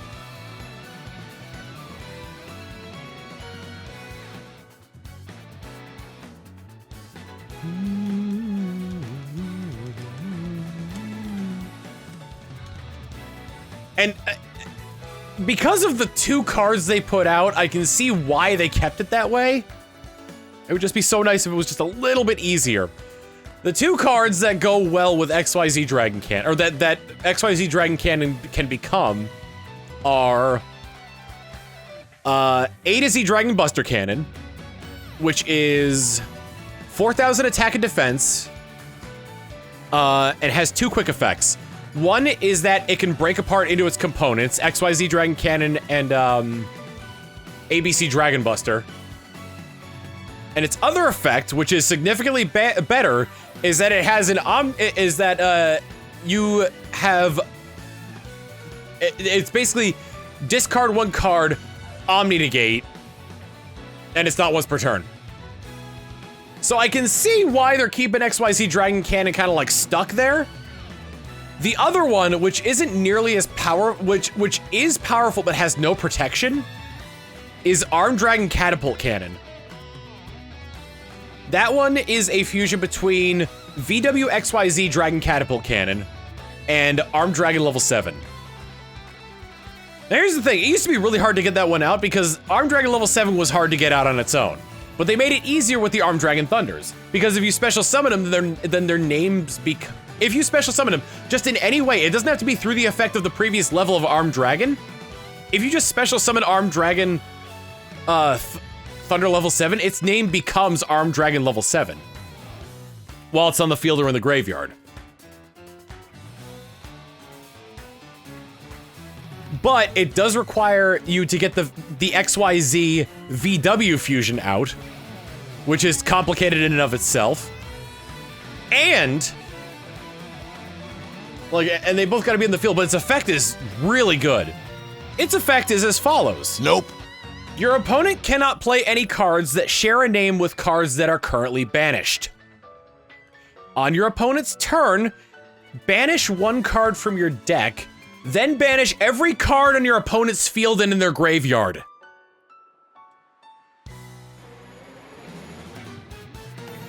However, like I said, it has no protection.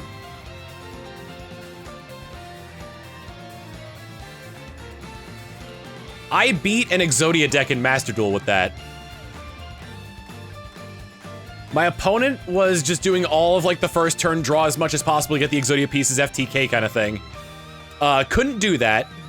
Ended up switching to my turn, which I had all the cards I needed to get it out anyway. He max C's on my turn, so every time I special summon, he draws a card.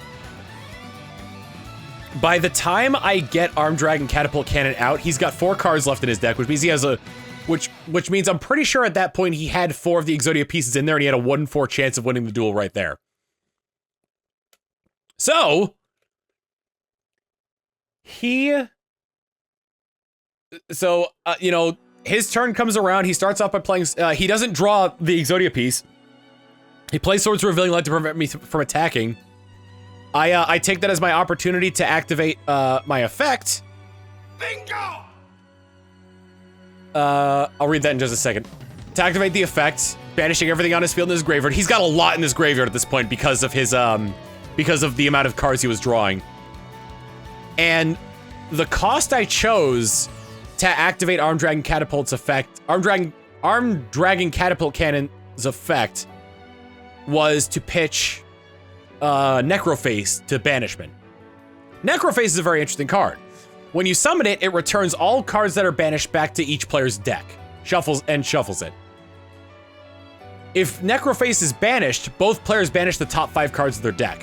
Which means, through that, not only did I banish all the cards in his field and his graveyard, but I also banished the rest of the cards in his deck. And he gave up right there and then.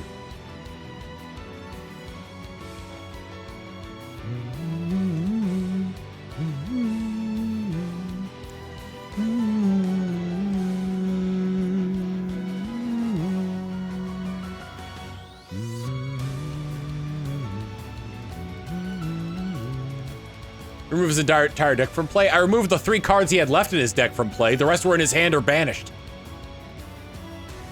That is one of my public replays on Master Duel, yes.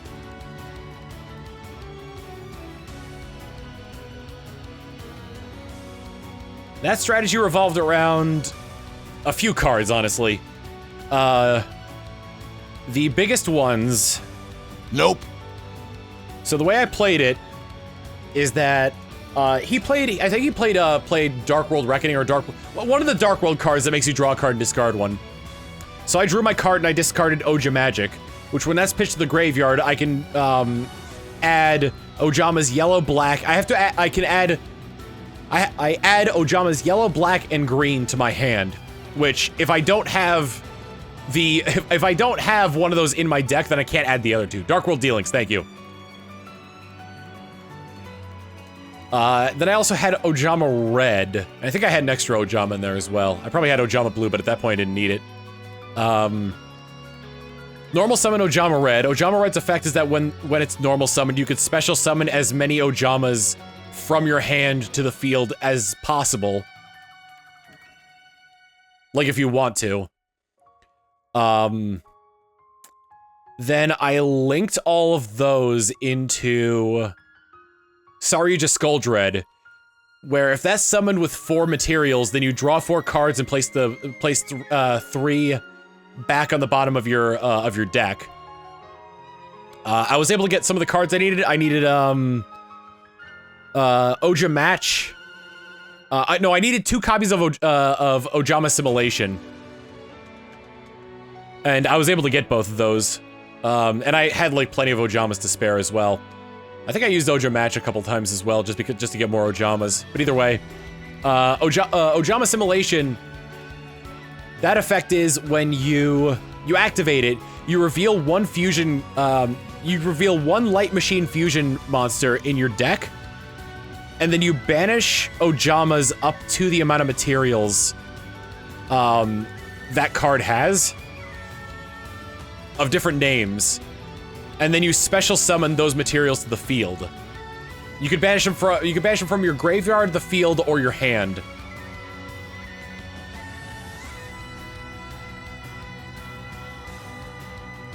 So I was able to do that twice with the XYZ stuff and the ABC stuff. And the ABC stuff, on top of everything else, because you can contact fuse them from the grave, I was able to fuse them. I was able to link them away into something else and then fuse them later. I feel like there was something else I needed to go over as well. Oh, and I did need Oja Match because I needed Armed Dragon Thunder level 7.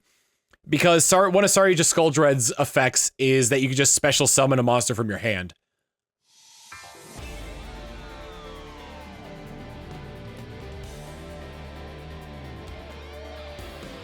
Oh no, I need to do it twice to get ABC and XYZ and VW out. Yeah, there is that new Exodia support. I think there was pretty recently new, what's that monster called? Slifer the Sky Dragon support. There was a trap that Slifer got. That is essentially, it's essentially Monster Reborn specifically for Slifer, and the anime version of Card of Sanctity rolled into 1 trap card. Blessing of the Sky God, yep. Both players draw until they have 6 cards in their hand, and you can special summon, special summon Slifer the Sky Dragon from your graveyard.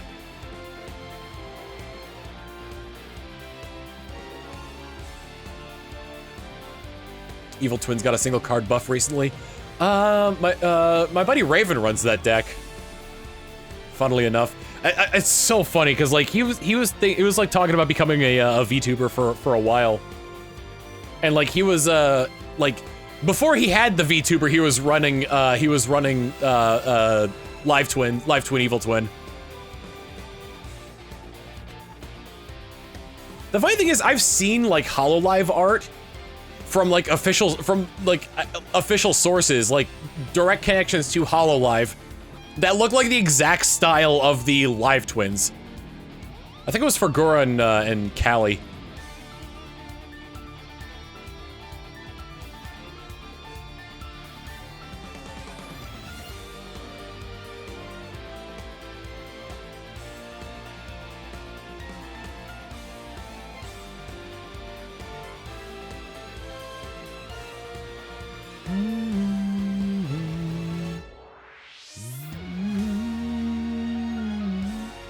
That is an instant 6,000 attack and defense Slifer, yes.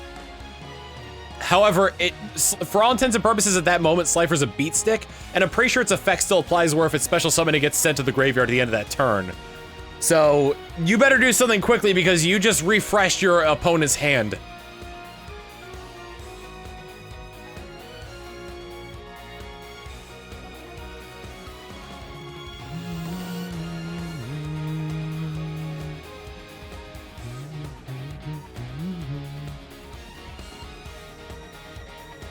Ra stayed the same, but I think Slifer was Osiris. I don't remember what Obelisk was.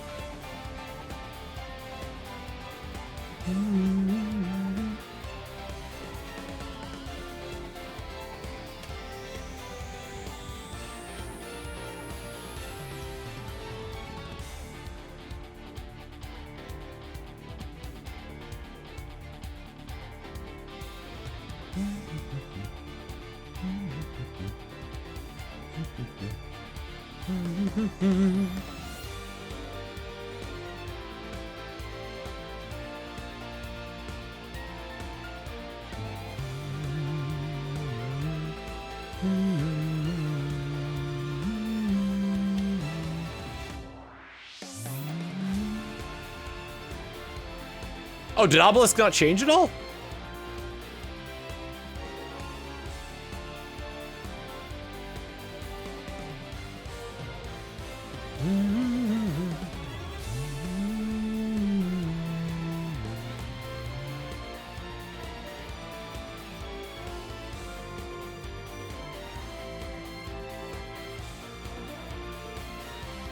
Get nostalgic on OG Yu-Gi-Oh! Stuff like Obelisk gets infinite attack if you tribute the other two gods. I think that was just for show, because I've seen, like, before they printed the Egyptian god cards. Nope. They, like in Nightmare Troubadour, they had one of Obelisk's effect was that you can tribute 2 monsters on your side of the field in order to destroy all monsters on your opponent's side of the field. Yeah, so I did a field wipe. So I think like the fact that it had infinite attack points was just for show.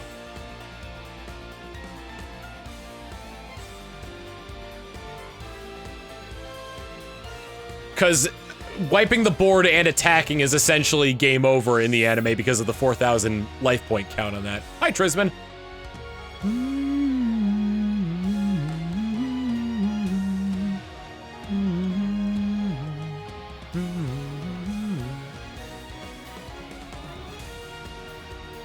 Giant Divine Soldier of Obelisk is what the Japanese name is.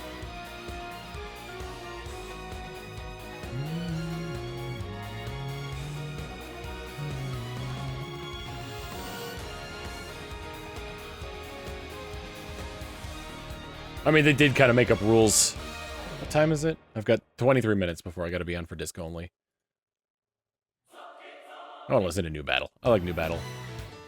I think we just listened to New Battle, but I like New Battle.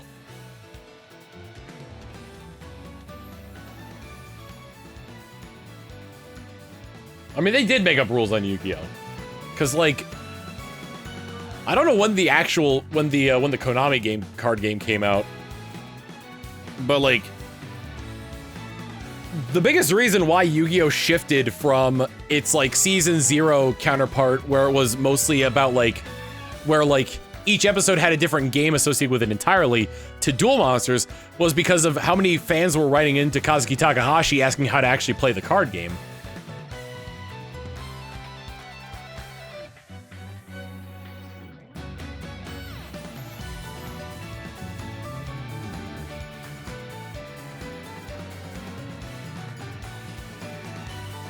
And then it really wasn't until like the end of the original Duel Monsters run that they really started actually following the rules of Yu-Gi-Oh!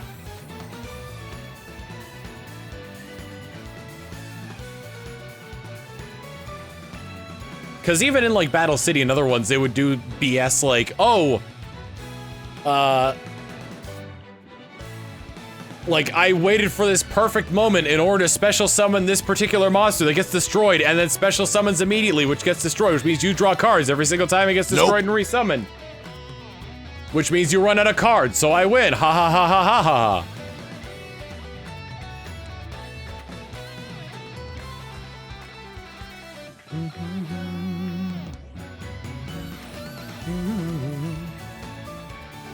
The Revival Jam loop, I'd like to add, cost 1,000 life points in the actual card game per loop.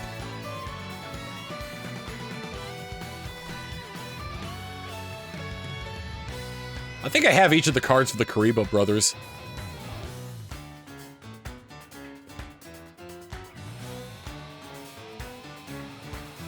Duel's Kingdom was a trip. What I described was Battle City.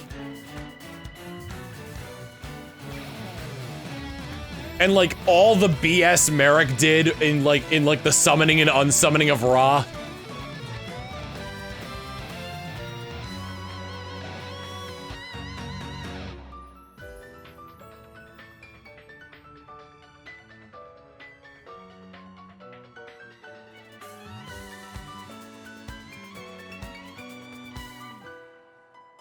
Yu-Gi-Oh! Duelist Kingdom Yu-Gi-Oh! Operated on Dungeons & Dragons rules.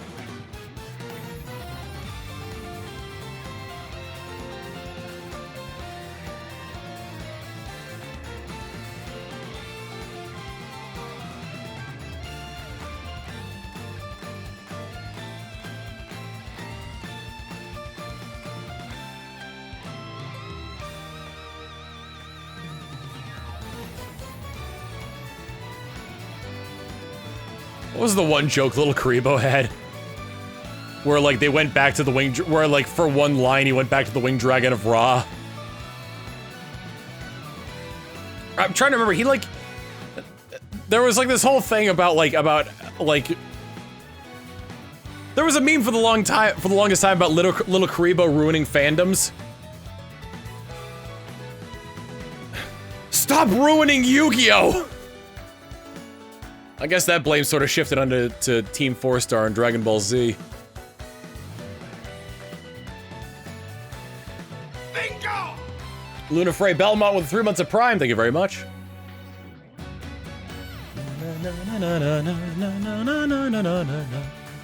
God, I gotta get back into voice acting. Nope.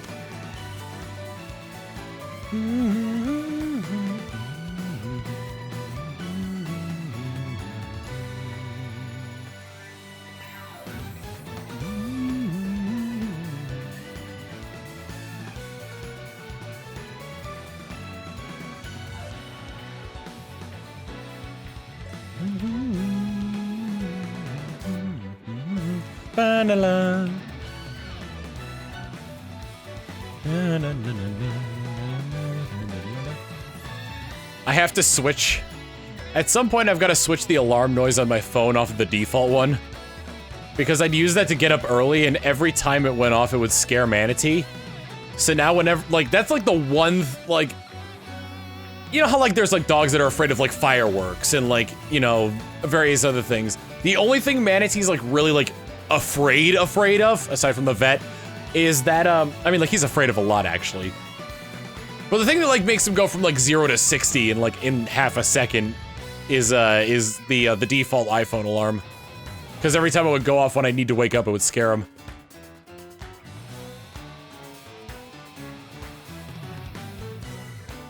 He's such a sweetheart. Hi, bud. Yeah, I'm talking about you.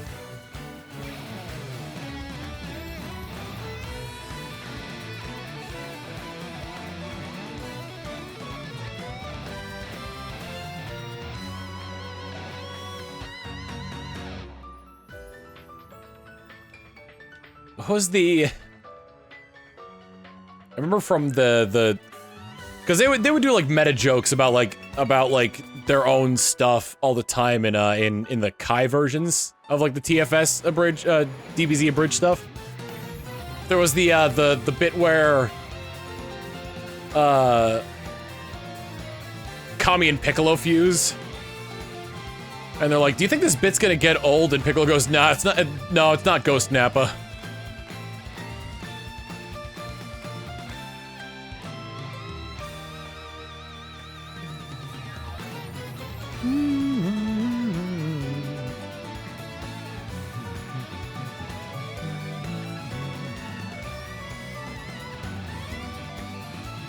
Go on asking Piccolo why Piccolo didn't dodge. Yeah, that was a, I mean, they've admitted that that was a missed opportunity on their part.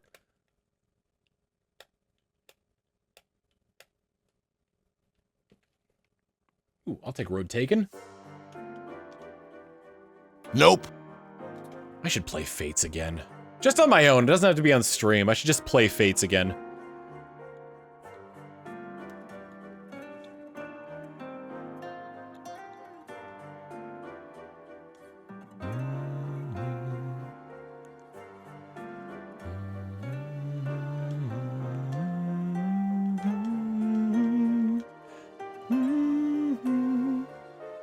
I like how the joke weapons in Engage are still better than the worst weapons. Although, the joke weapons in Tales of Symphonia were like the best weapons in the game. I own 2 copies of Conquest, no idea what to do with. I've got the special edition cartridge. And I'm gonna hold on to that one because that one is special. That's my Let's Play cartridge. That is also the cartridge that I have, Can you name your character in Fates? Yes. It's my Let's Play cartridge, and it also has Revelation on the cartridge.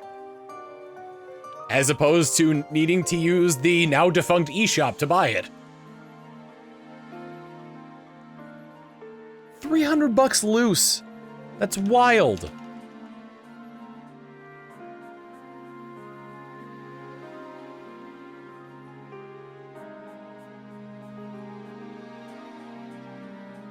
I think it was like, it was either 60 or 80 at launch. I think it was 80 because if you bought Conquest or Birthright, then I think the other campaigns were 20 each. And that was to kind of justify it.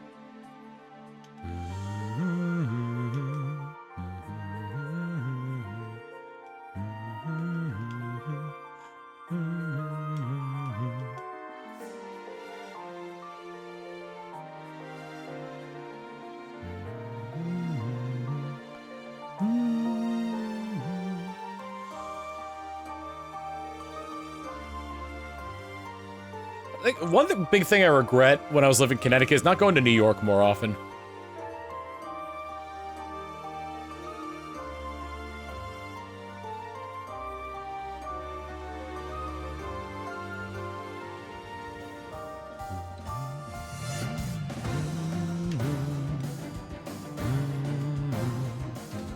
Turning Fire Emblem Pokemon and locking the end by DLC was a choice. I feel like they've Nope. I feel like they've learned though, because Three Houses is essentially like Fate's done better. You saying you never tried authentic New York pizza? No, I definitely have. I've been to New York plenty of times. I just wish I had gone more.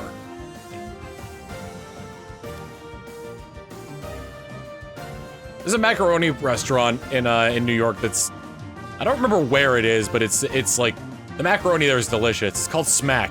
S''MAC.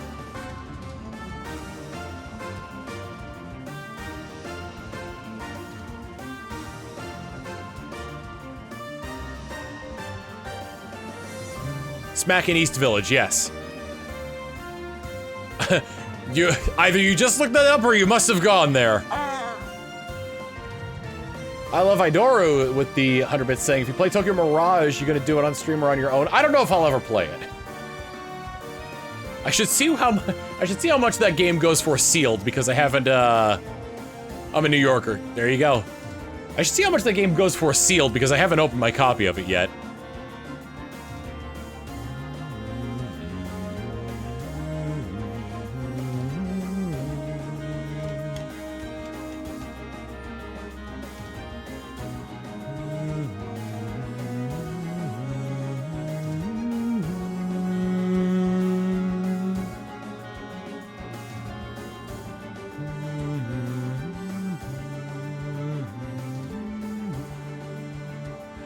I didn't know they re-released Tokyo Mirage Sessions on the Switch.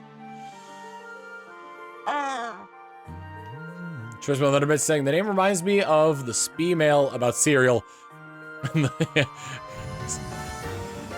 gotta name your cereal after sound effects. Pops, smacks, gunshots in a crowded mall.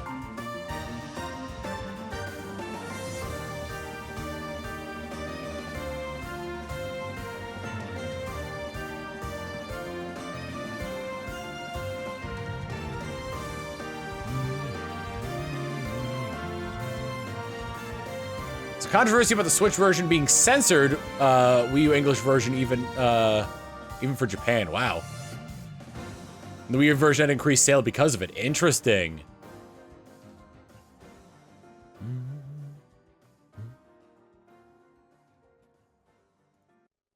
much time do I got like 10 minutes.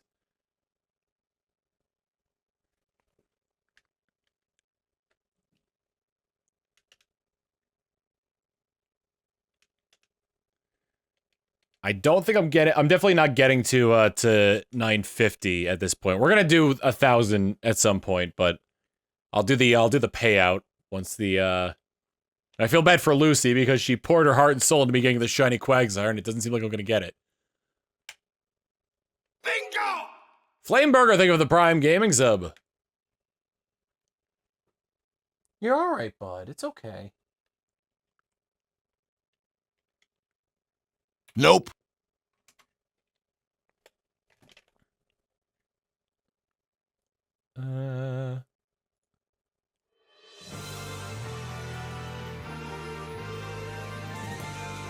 Keep the prediction going for the next stream.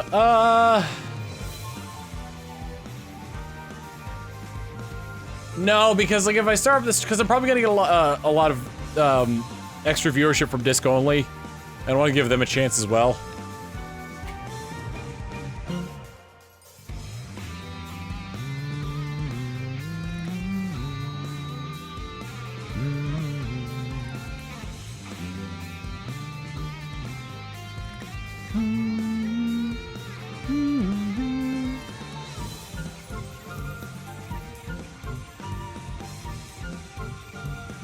What can cause issues for Twitch staff?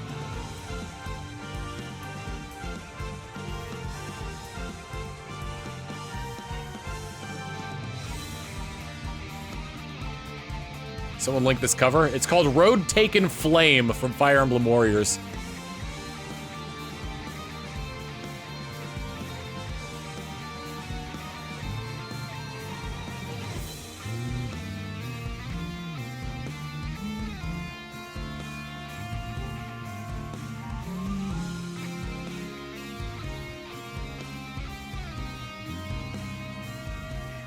Ended at 9. I'm gonna hit 1,000 before bed.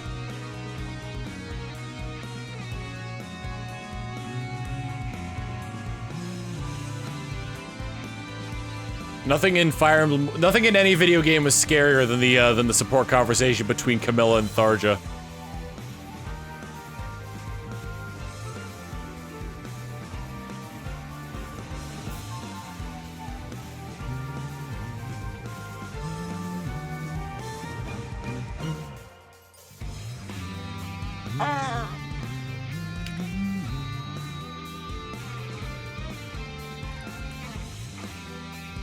Trismo with 100 bits saying, I dare you next time you play Fates to name yourself Mono's Hands. Mono's Hands of Fates. Monos, the Hands of Fate.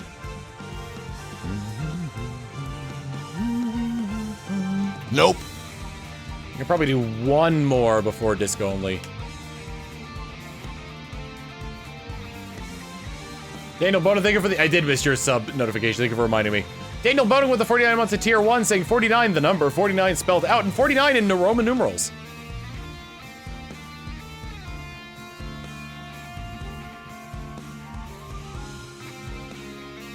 Hey Dan. I know we got disco only, I'm doing one more and then I'm switching over to— I'm gonna raid John.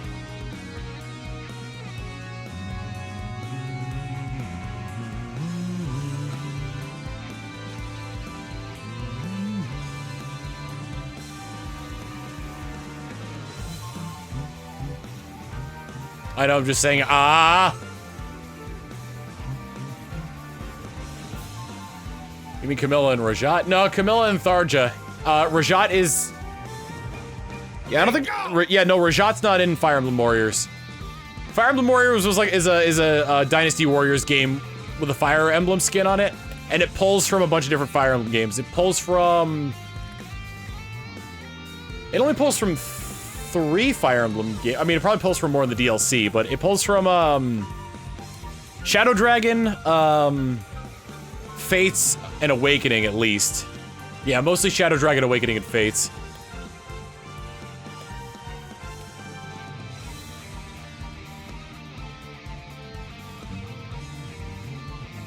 Plus Lyn and Celica, okay. And Anna, I guess. And each game got a DLC pack. My favorite one, my favorite support conversation by far is the one where Chrom is talking to Odin. And Odin doesn't recognize him at first, and in the middle of it just exclaims, Uncle Chrom?!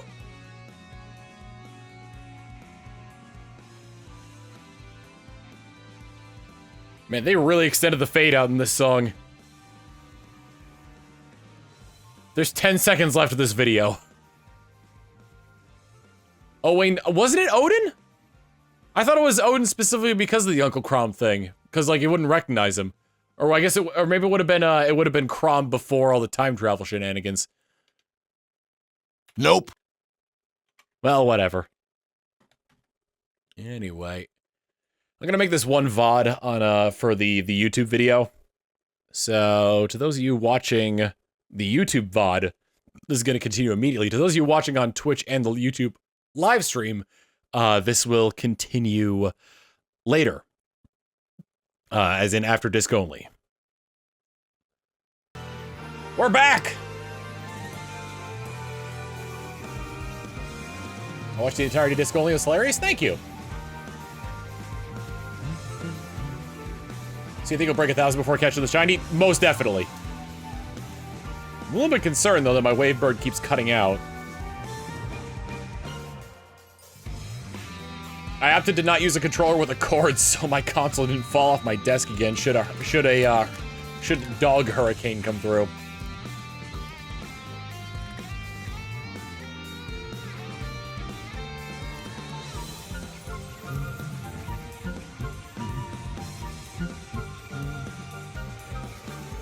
Did I get raided?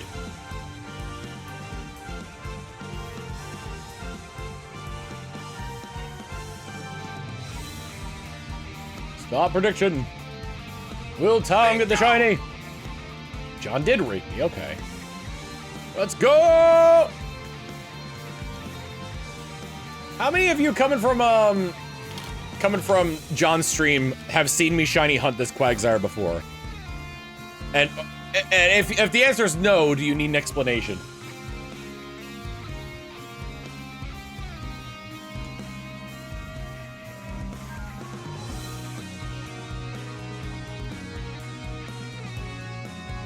I know it's a process, but I haven't seen it.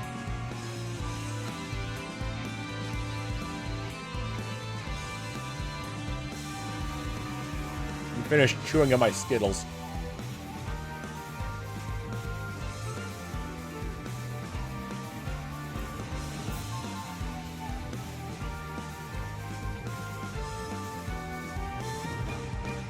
So, shiny hunting in Pokemon, in this particular Pokemon game, was never meant to be a thing.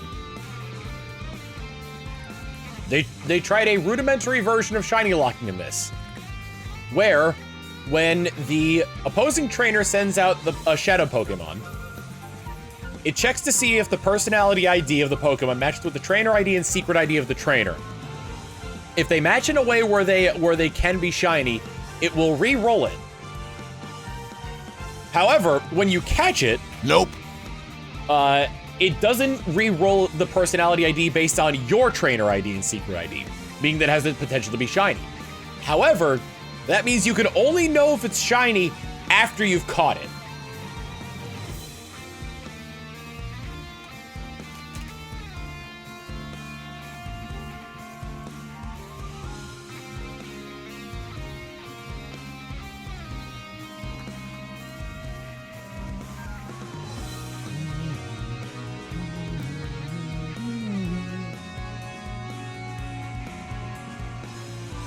Christian.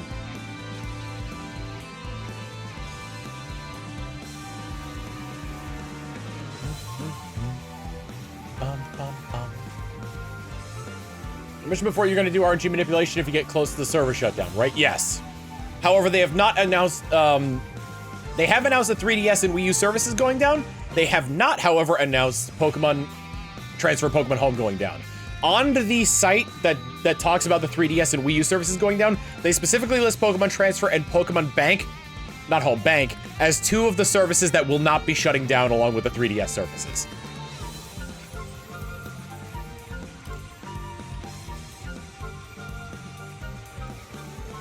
Bingo! Mimic, thank you for the 2 months of tier 1 saying you're the only streamer I've been subscribed to, but I've been watching you since your 1,000-year door Let's Play. Wish you well. Thank you very much.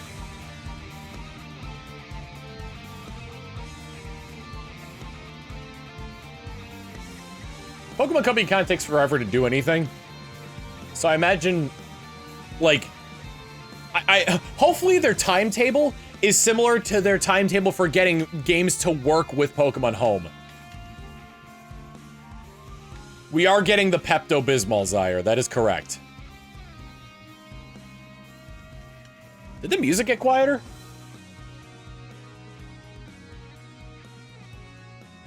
Oh, the song is ending, that's why. I was like, what the frick?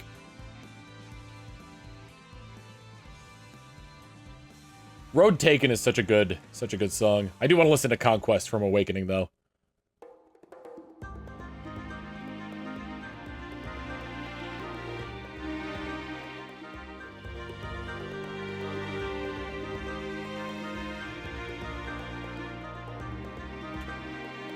Nope. They're a cartoon from my childhood.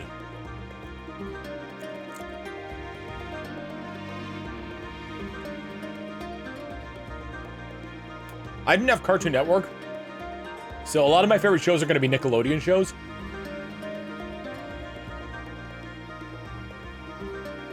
Maybe some Kids WB ones as well. I didn't appreciate it at the time, but I love Static Shock now.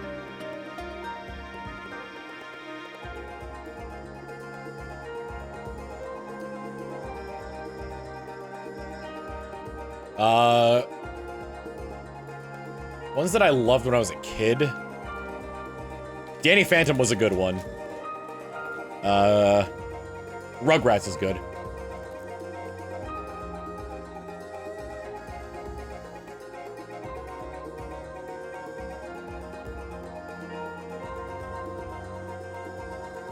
Oh my god, Kappa Mikey. What a soulless money grab that was. Hey, anime's starting to get big in the West, so what if we made a cartoon where the entire joke was a Western cartoon going to Japan to be in anime land?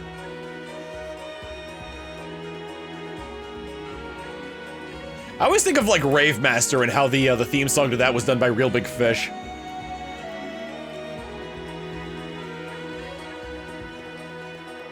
Welcome to the tale of a land conquered by evil.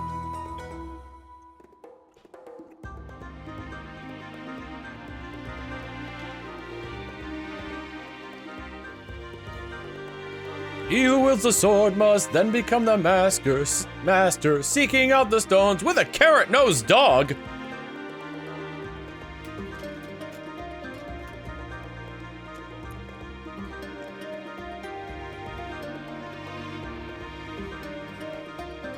Oh.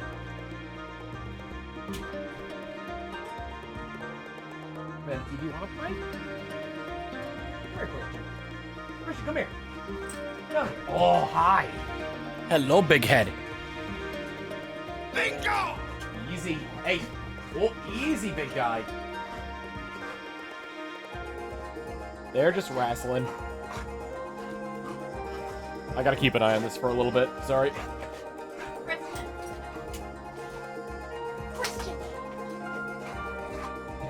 Are we done? Just FYI, camera. Just want to make sure you were aware of that.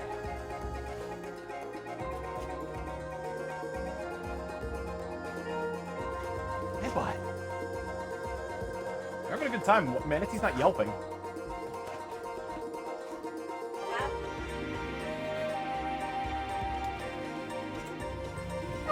Well, Okay, that was a little bit too much, bud.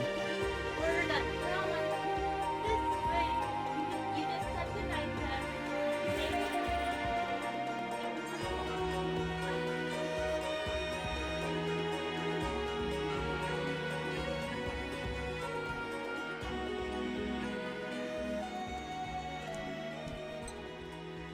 Yeah. Sorry about the delay. It's just that, like, Christian is a very strong dog. Nope. So whenever they wrestle like that, I gotta keep an eye on him.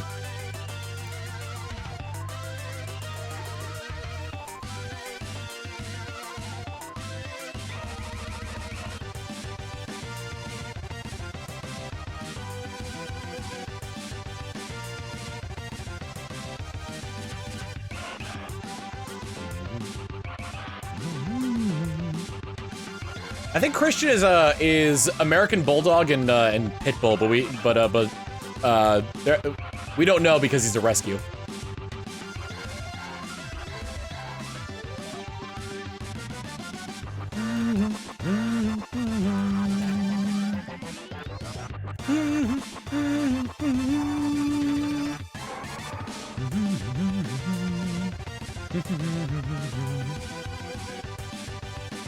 What do you got there, bud?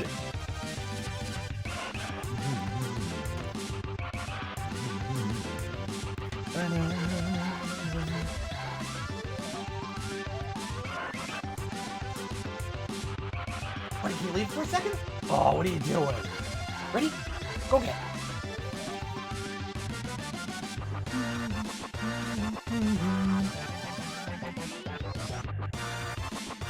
What are the odds of getting shiny Quagsire here? 1 in 8,192 with no chance of reducing it.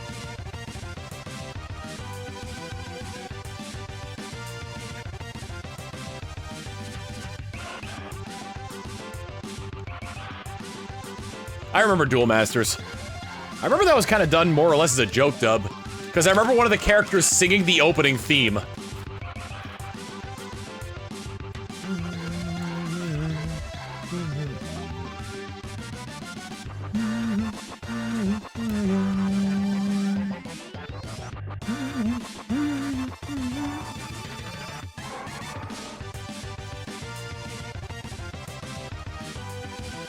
How did I kill it? Did I use the wrong move?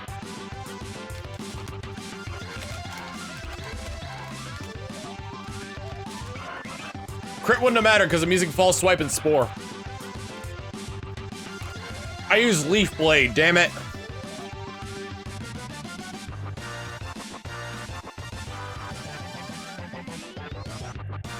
Or Gag Dub, yeah.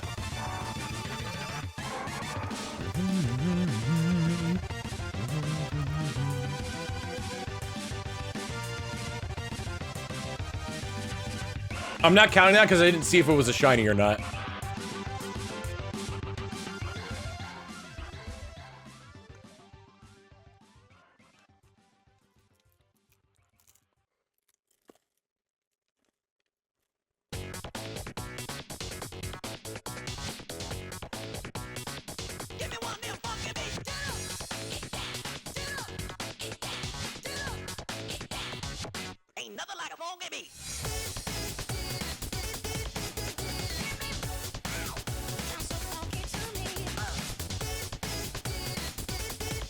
Ain't nothing like a funky beat.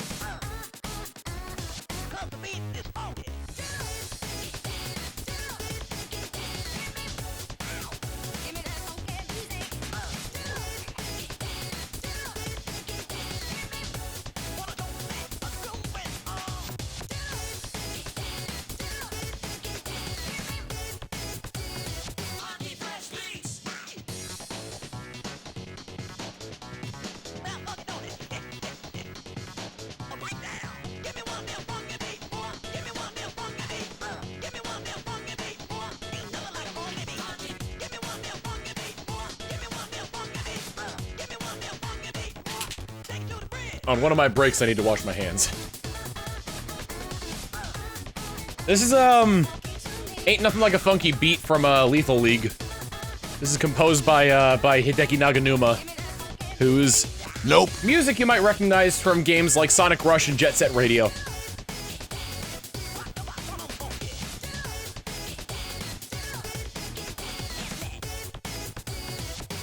I remember there was a meme when, God, what the heck was what's the name of the spiritual successor to Jet Set Radio called? Bomb Rush Funk or something like that?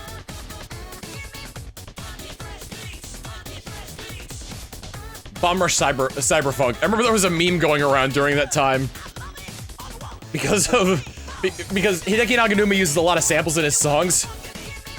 it was something along the lines of like, it was like somebody who looked like really nervous. I think it was like the sweating meme from Key and Peele, where it was the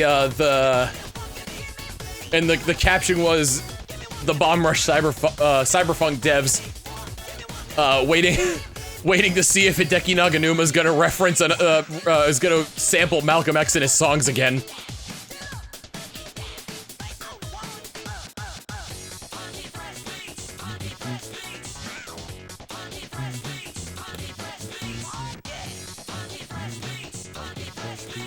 And he did! He did it in Sonic Rush music.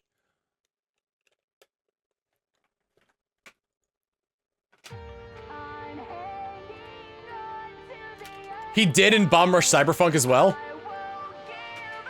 Till the end of me.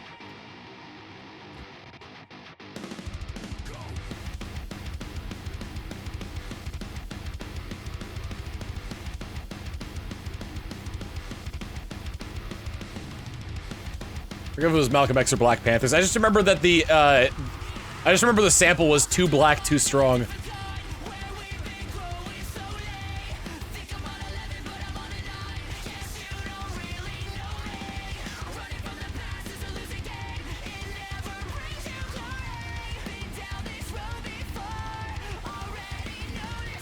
In what context? There is no context. He just sampled the phrase too black, too strong.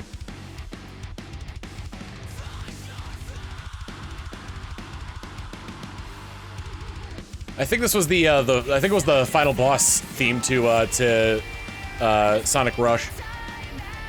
Nope. Well, you don't know Dell.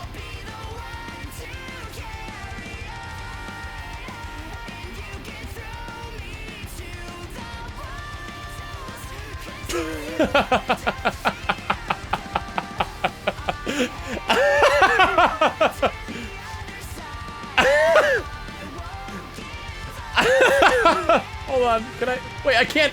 I don't know if I can spoiler tag it. Wait, how do you spoiler tag on Discord? Is it asterisks? No, it's bold, right? Did that work? No, that didn't work! I'll just delete it. It was... I posted a long time ago. Back when Rated M was my thumbnail artist. They, I was talking about how, like, during New Year's, we were talking about getting a picture of me. Asterisk be the opposite of spoiler tag. Talking about getting a picture. My friends and I were talking about getting a picture of me in front of the fireplace wearing nothing but 3 party hats. One over each nip, one over the crotch area. We ended up not doing that, but we did take a picture of me in front of the fireplace. Rated M, in all their wisdom, in all of their glorious wisdom, drew that what if scenario. So to show off the guys on disc only, show off to the guys on disc only about that, I posted the picture, and then Dan posts in general, hey, is there any way you could spoiler tag that?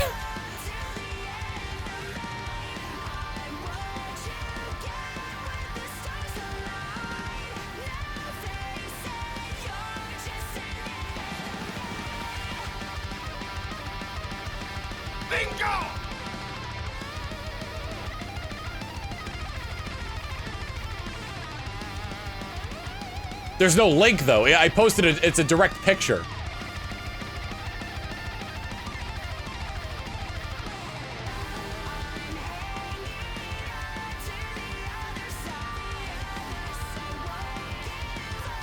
But can I edit it?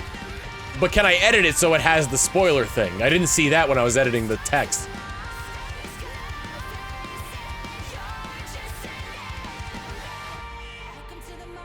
Nope.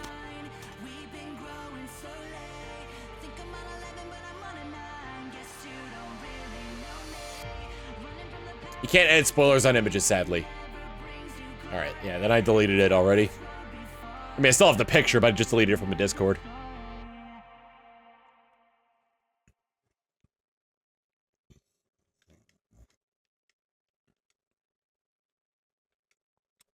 When you upload... I understand that I can do it when I upload the pic. Can't play this one. I got copyright claimed last time. I can't play any Crush 40 because I get copyright claimed. I'll play Sneak Man, though. Which, oddly enough, doesn't get copyright claimed, even though Jet Set Radio is notorious for that. If you make the file name spoiler at the beginning, it becomes a spoiler automatically. That is good to know.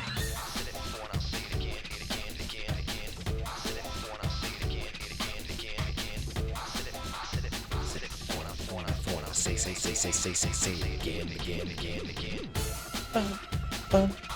I said.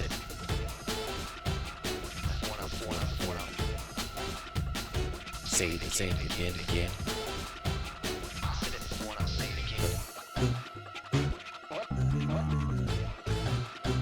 What's going on? What? I don't understand what's going on here. Oh, so as long as I'm playing Hideki Naganuma's music from Jet Set Radio, it's fine.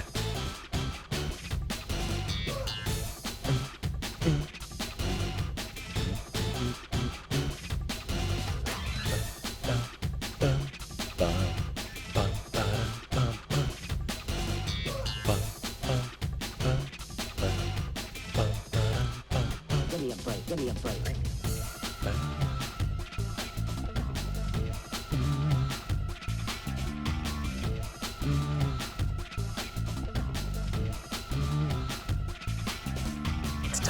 It's tough, but somebody's gotta do it.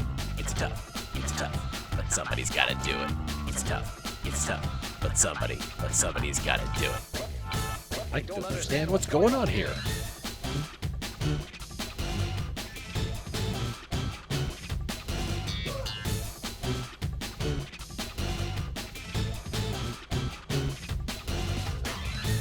Nope.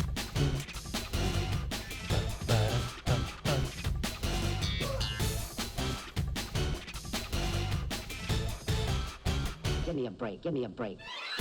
I like listening to this one when I run. I haven't been running in a while. I haven't been able to get to the gym because my car's broken down.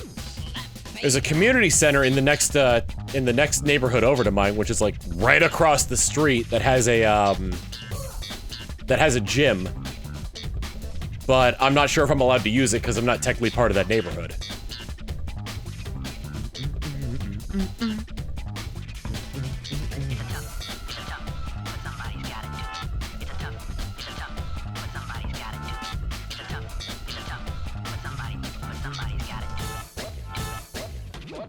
What's going on?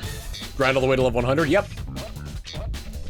Not in this game, obviously, because, you know, that'd be very difficult and take a long time because of the animations.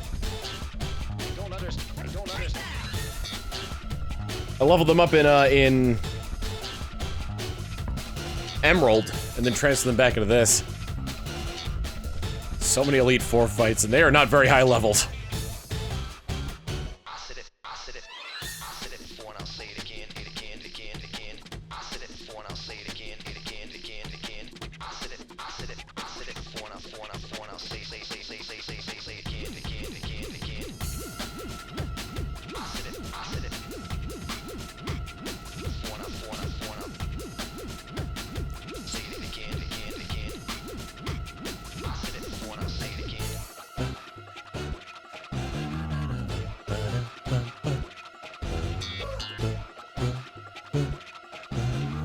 Understand what's going on here.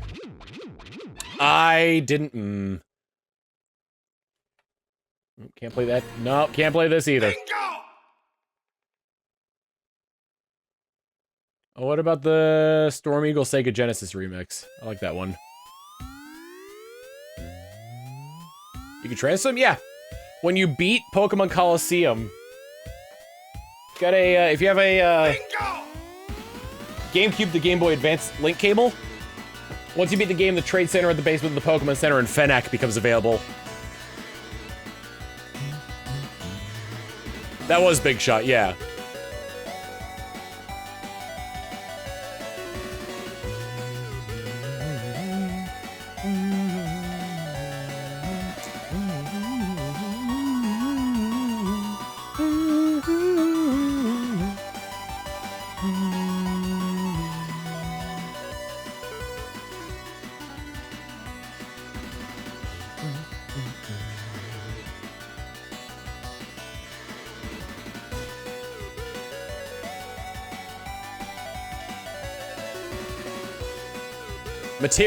Listen, yeah, the label. It's the label. It's what is it called? Materia Records or something like that.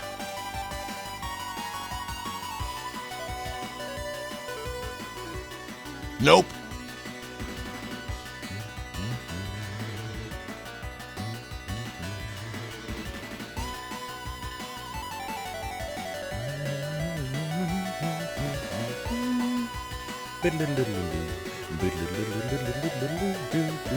They follow me on Twitter for some reason. Materia Collective, yeah.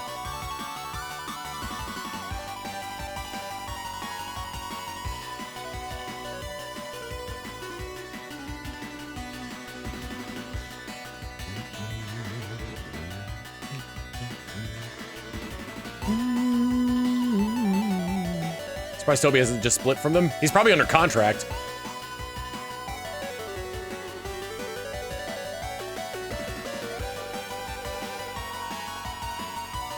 I don't think the Materia Collective went after Undertale Yellow. I think it's just that the CEO of Materia Collective made a snide remark that Toby didn't agree with.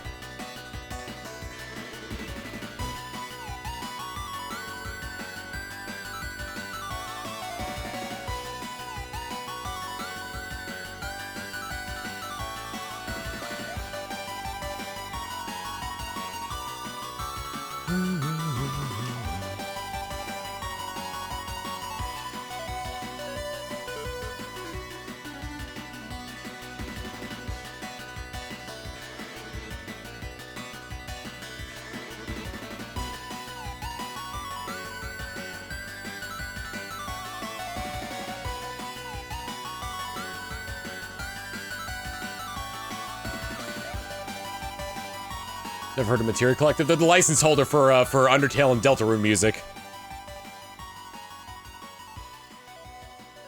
And they are pretty trigger happy about throwing around copyright claims.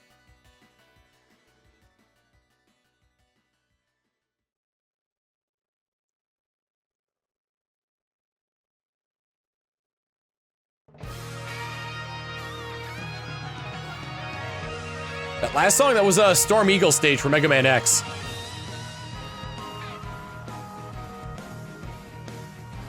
That particular mix was Sega Genesis remix. Bingo! Toby has said dispute the middle be drop is not fun. Sure. Yeah, I've had copyright claims through them denied. Nope. When I've just had music on in the background for things like this. Which, to be fair, I'm not actually playing Undertale. Like, I'm not playing Undertale or Deltarune when I listen to the music on stream.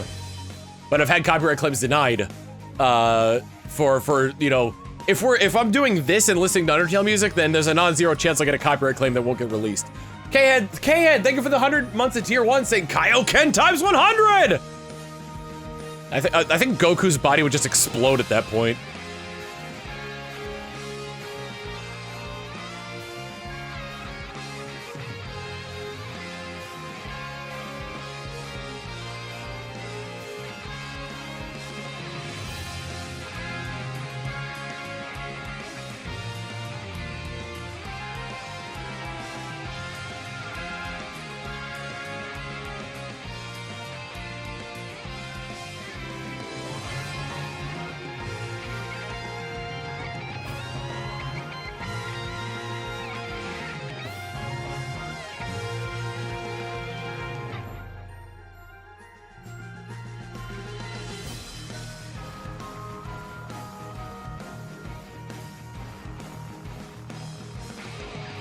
You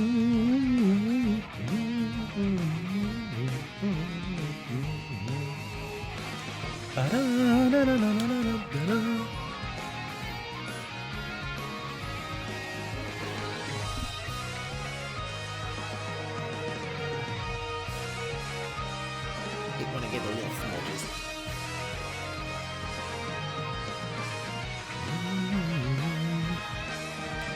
This song is Dusk Falls Valite Fire from Fire Emblem Warriors.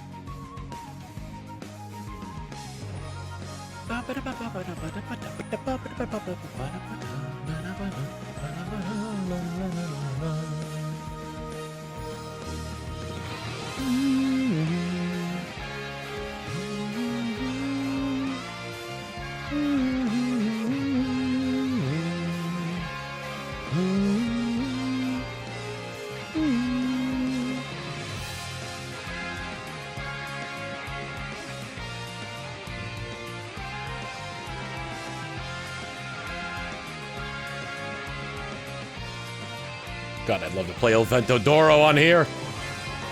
Is JoJo music really good? Nope.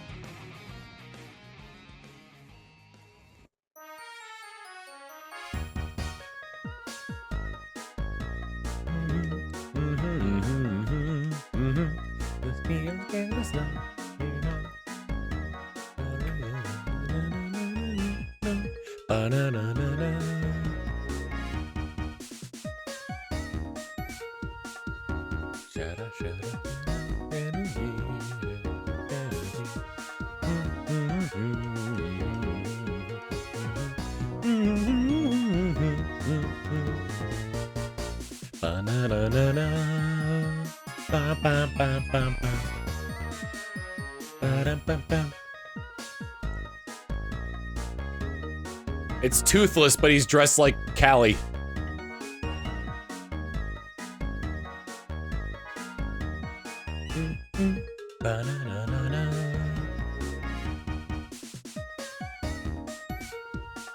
That'd be a good iteration to the dancing Toothless meme. Is to have it be the Silva Gunner remixes and Toothless is dressed like the characters from the songs.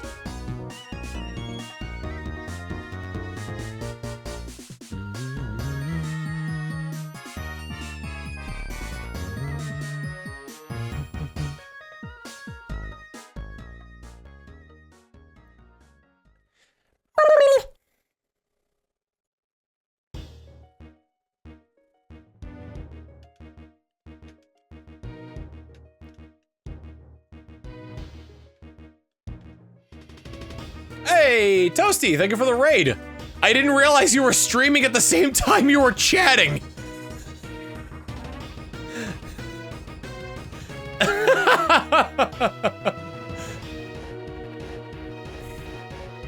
Get them countermeasures up, as you do.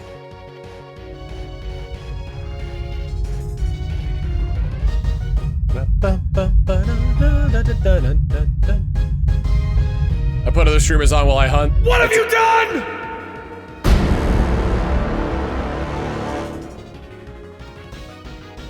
That's a good practice. Where were you hunting?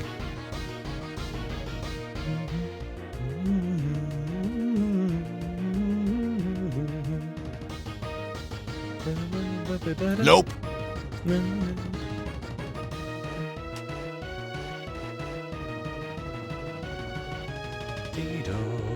Sprigga, sprigga, Tito. Sprigga, sprigga, sprigga, Tito. Sprigga, sprigga, sprigga, Tito. Dun dun dun dun dun dun dun dun dun dun dun dun dun. Never on a night, with nothing but my pain and a carousel of agony. Can you tell me where I am? I've forgotten how to see. I've forgotten if I can. What song is this? This is the champion battle theme from Pokemon Heart Gold and Soul Silver.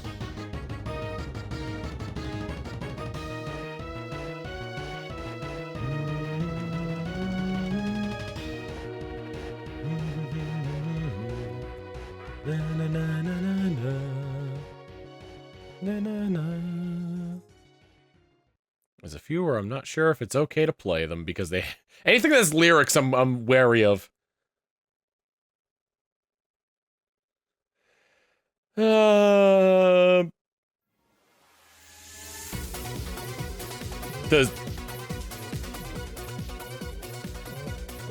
Nope! I try!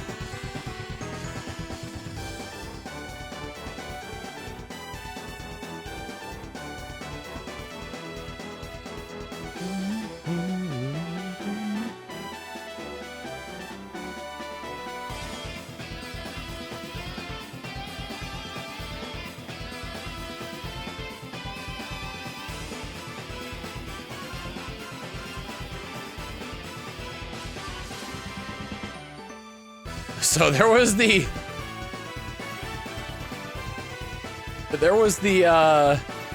what was it? There was the rumor that this song contained the contained like a Nope.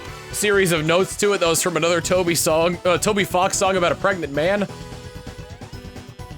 And I think in this mix, I think in this rip of the Battle Tower, they put that song in there. It had the leitmotif from The Baby Is You, yeah.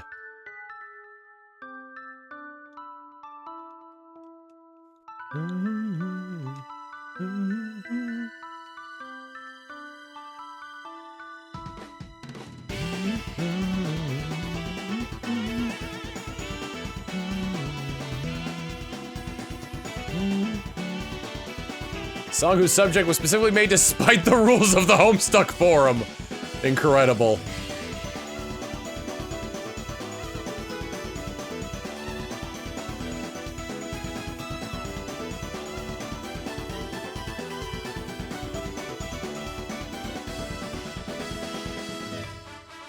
Toby Fox worked on some of the Scarlet and Violet soundtrack, right?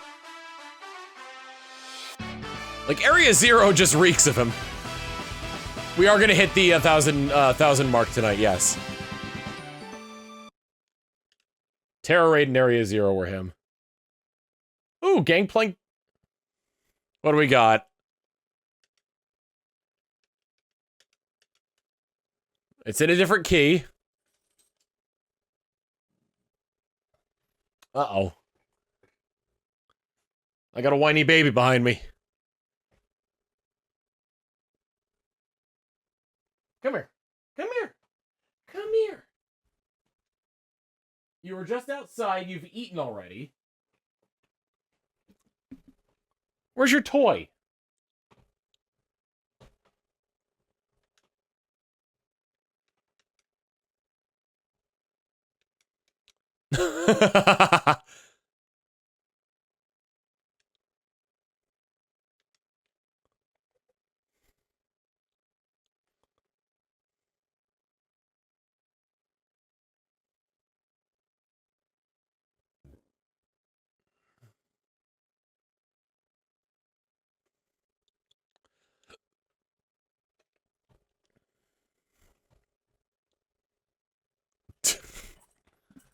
What you got there? Is it your donkey?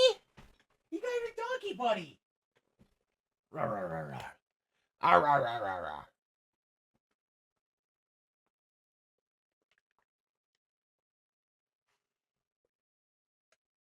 Help me, help me.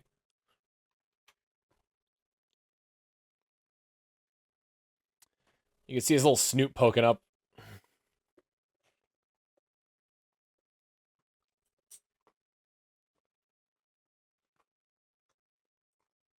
Good boy.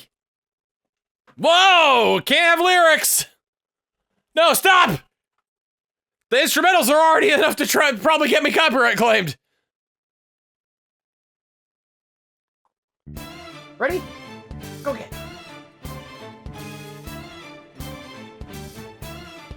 Betrayal. 2 enemies remaining.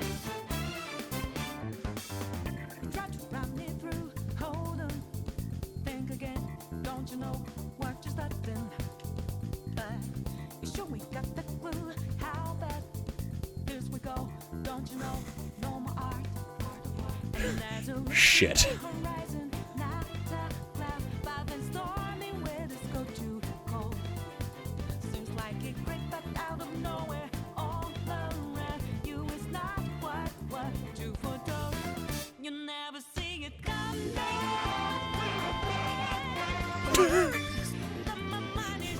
What the hell?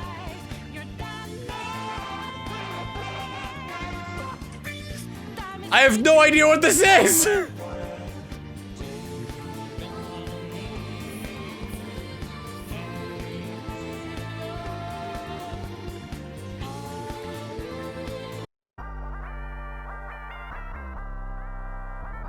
This sounds like it's gonna have lyrics.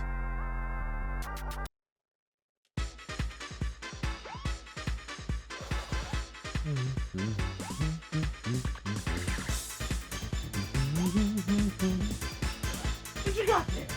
There you go.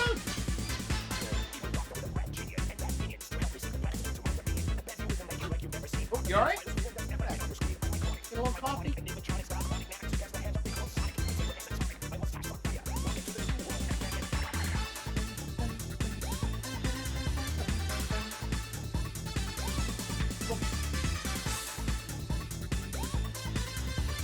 You alright? Come here. What? Keep going. He ran.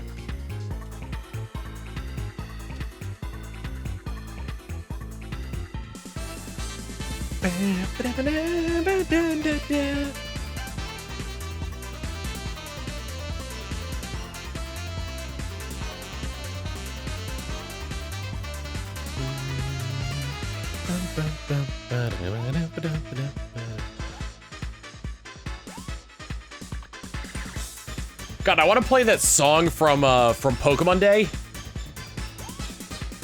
The one with like all the different animation styles and the trainers and whatnot. I'm afraid of that one being copyright because song. Sonic song was this? This is Metallic Madness Zone Act 2.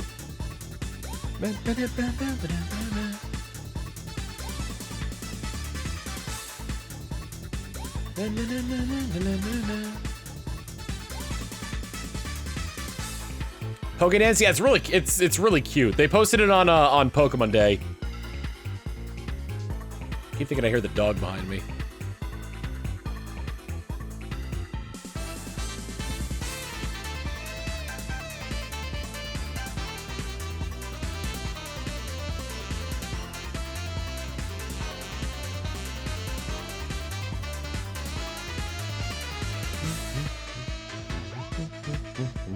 Nope. I'm risking it. I love this song. Hey, boogie woogie bang bang.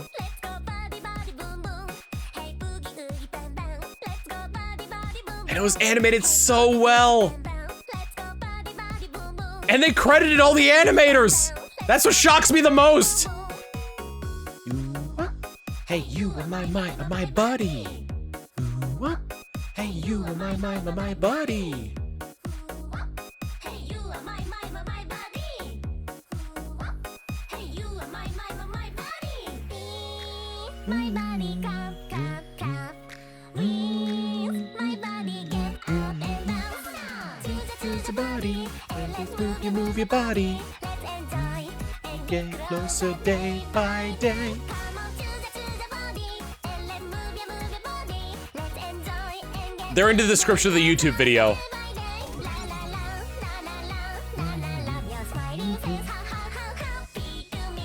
My buddy, buddy. Ba, ba.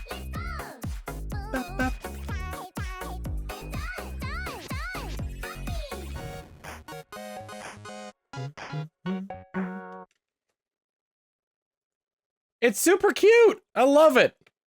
Speaking of super cute. Who's ready for the happiest song of all time? Super Monkey Ball!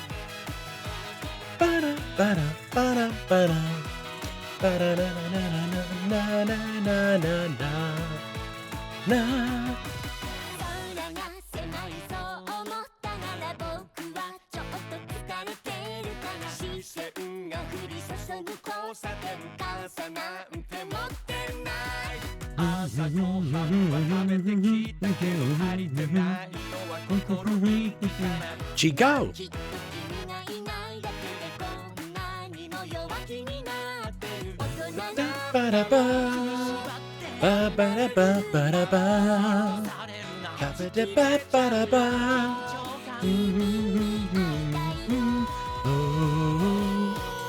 Hello, hello.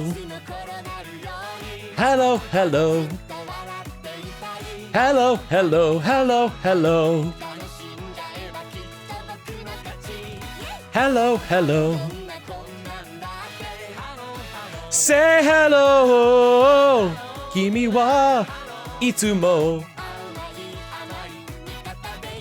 Hello, hello, hello, hello, banana. Nope.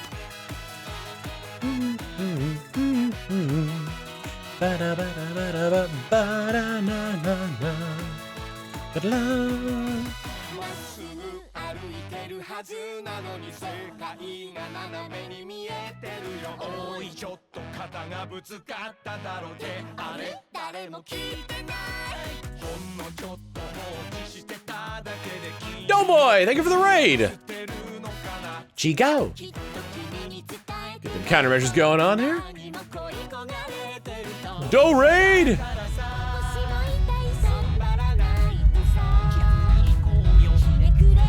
A doe, like the deer. What have you done?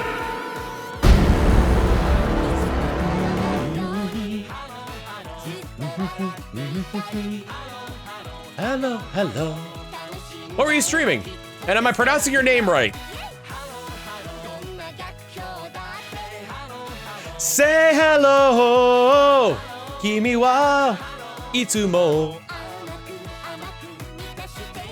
Hello, hello, hello, hello, banana. Ooh, oh, first playthrough of Soul Silver, nice. I honestly think the Gen 2 remakes are among my favorite Pokemon games, just because I had such good memories of the Gen 2 games, and the Heart Gold and Soul Silver just improved so much.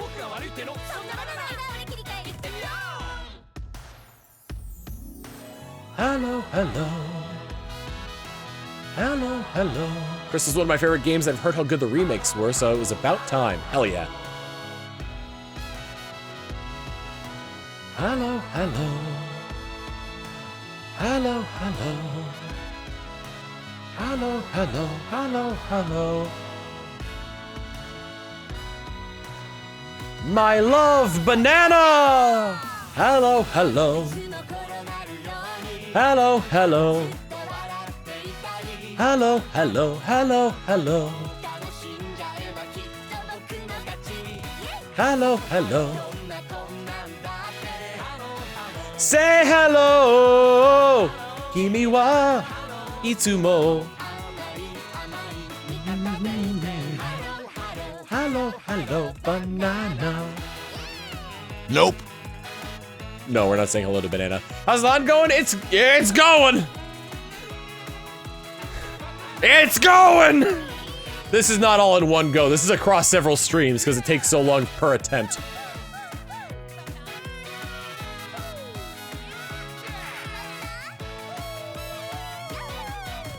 Hello, hello, hello, hello, banana. Oh, I know what we gotta play next.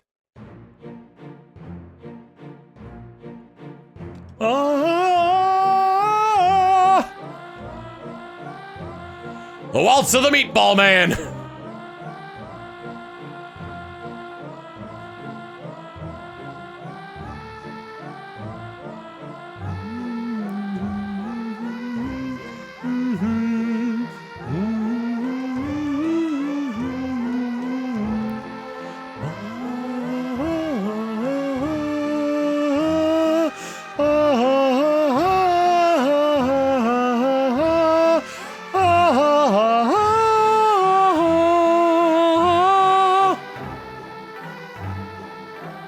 really enjoying the Sparks Hope playthrough. Thank you.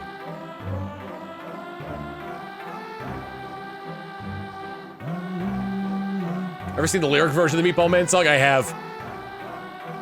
Such a sweet voice. I love how it's one scream used as a like a keyboard instrument.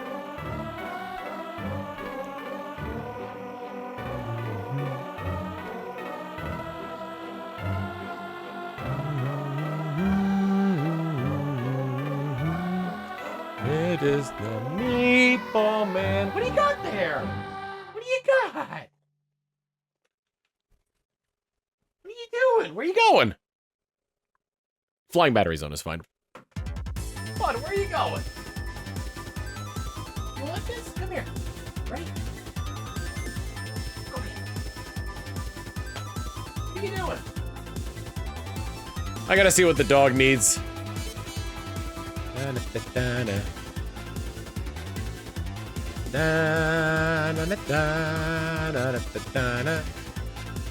What is the dog doing?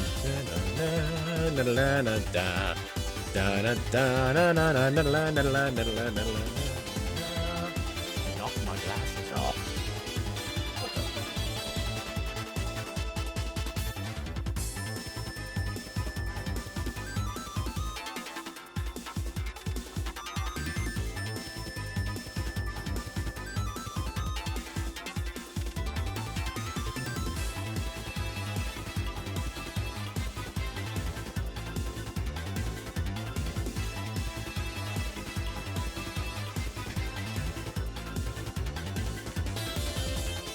He had to use the little dugong's room.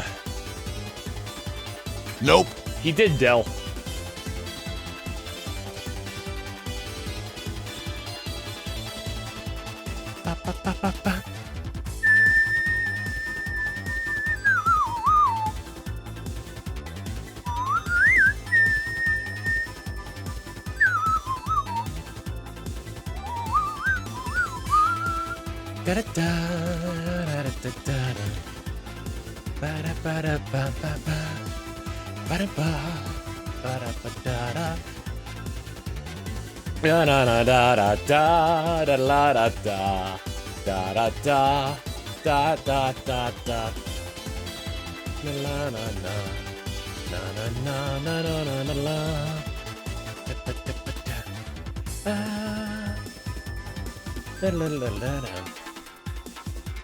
I wonder if we're still gonna be live by the time I'm done.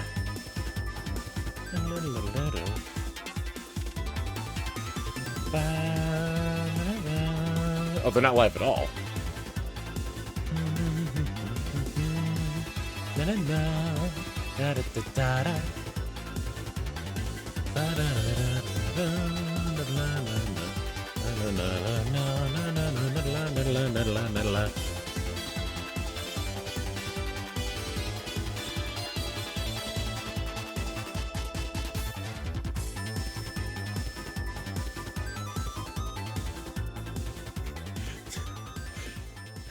I was thinking about like I'm gonna put on like TF2 music here in a second. I was just thinking of God damn it. I was just thinking about like the harsh pool of navigating TF2 YouTubers. Cause for every like Uncle Dane and Lazy Purple and Soundsmith you find, you start watching new people and you're like, oh, that's a slur.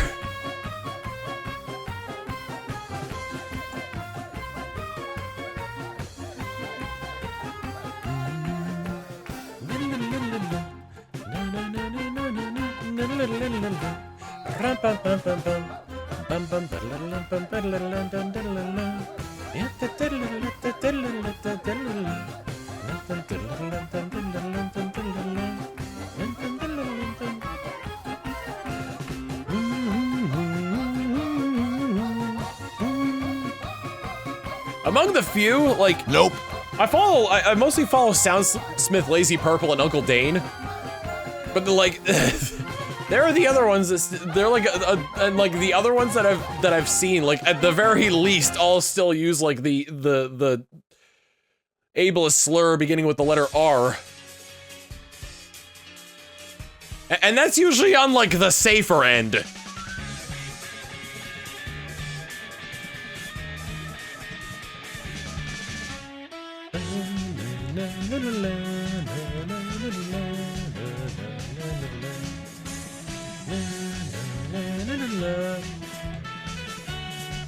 You know those, like, nightclubs or, like, restaurants where they advertise, like, it's still this year? Like, a lot of Team Fortress 2 is like, welcome to Team Fortress 2, where it never stopped being 2007.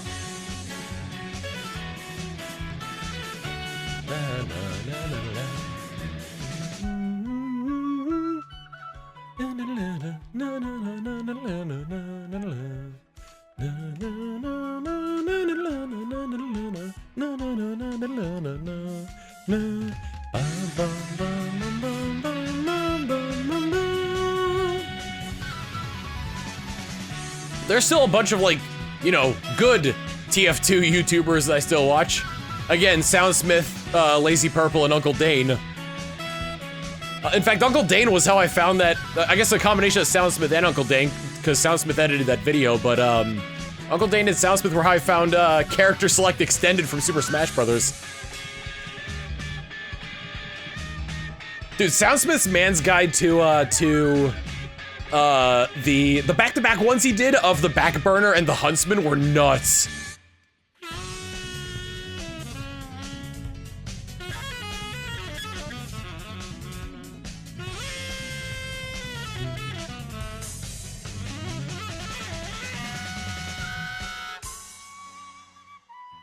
I had no idea TF2 YouTubers were still a thing. I mean, like, here's the thing. Like, Uncle Dane has been playing Engineer since, like, 2013. And he still plays Engineer. And he still makes videos about playing the Engineer. Nope. And then he had that one April Fool's video about playing the Pyro.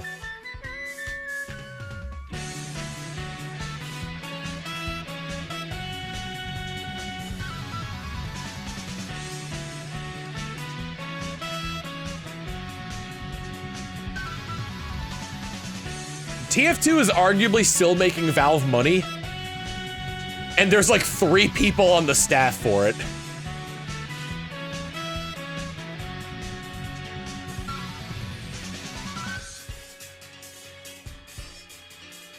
That's my favorite TF2 class. I've got the most hours in the Pyro, because I'm a filthy WM1er.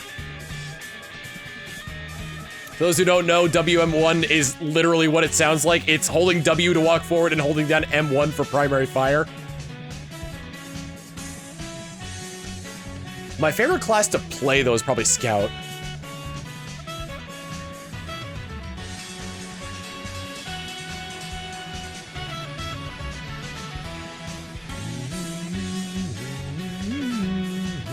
I like the movement options I have as Scout.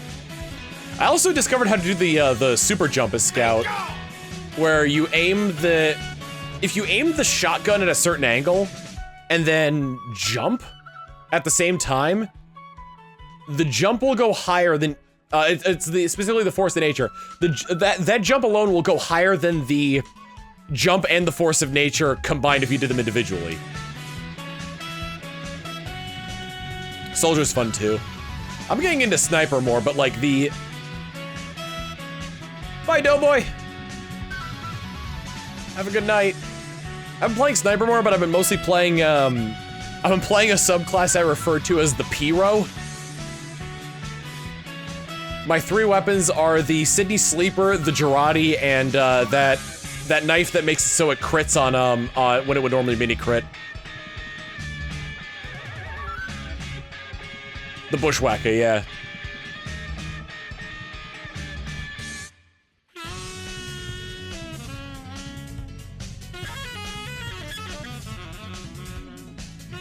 Hard to stream TF2. Because if you're playing in a pub, I probably wouldn't play in a pub, but if you're playing in a pub, and people realize that you're streaming, and I quote, wait, you're streaming on Twitch? N-word, N-word, N-word, N-word, N-word. I gotta let the dog back in.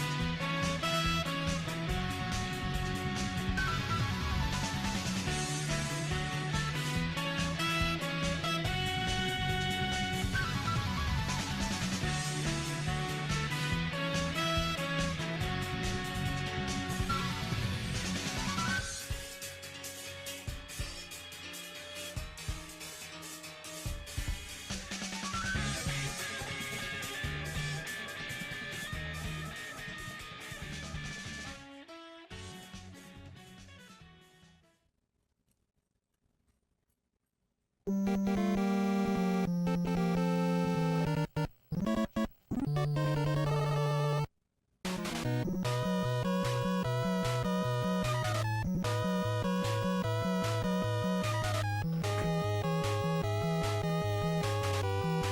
are you? There you are. You want to say hi to chat? Can you sit? I need you to enunciate here, buddy. Can you speak? Yes, good speak. Hush. No. Hush. Yes, good hush. Speak. Speak. Yes. Hush. Yes, good hush.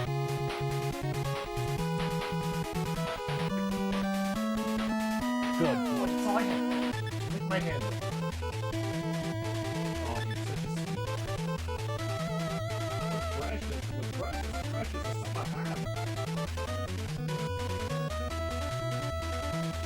You want to say hi? Yeah, I didn't think so. Okay. Here, hold on. You can say hi to me. There you go. Come on, wait.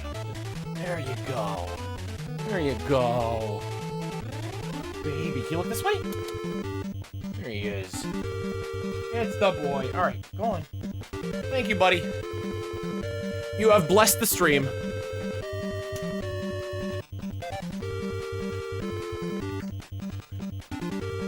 Nope.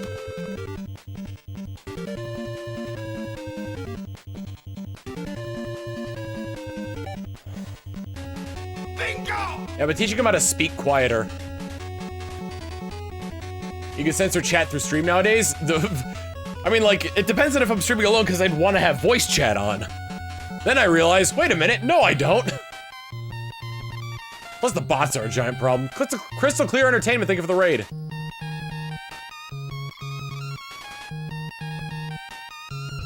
You getting a toy? What do you got there? What do you got? You got your rope?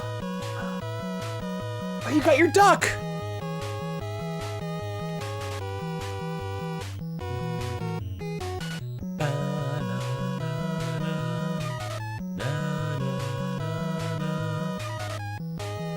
Thought about other multiplayer shooters. Do you think you have a similar problem? Modern multiplayer shooters don't let you talk with the other team.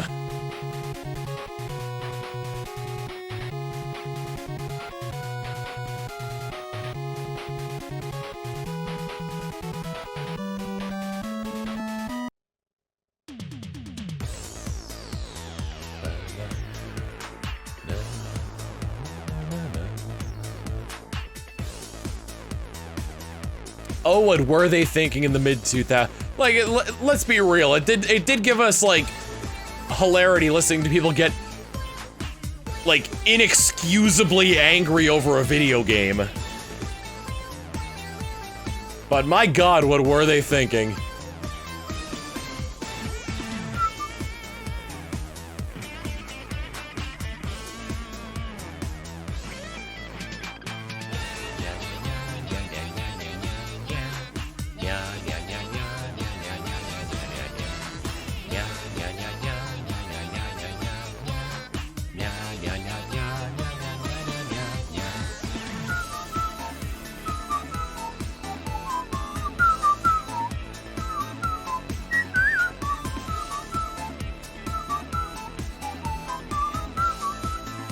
Have you read the Necro Art cover of Toxic? No, because it uses AI voices, and I don't want to support that.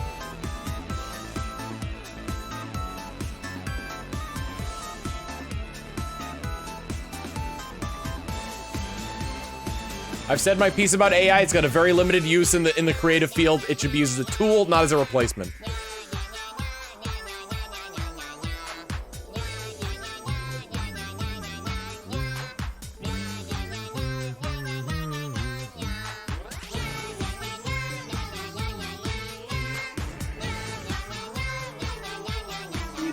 Oh, you're reaching back for that. Nope.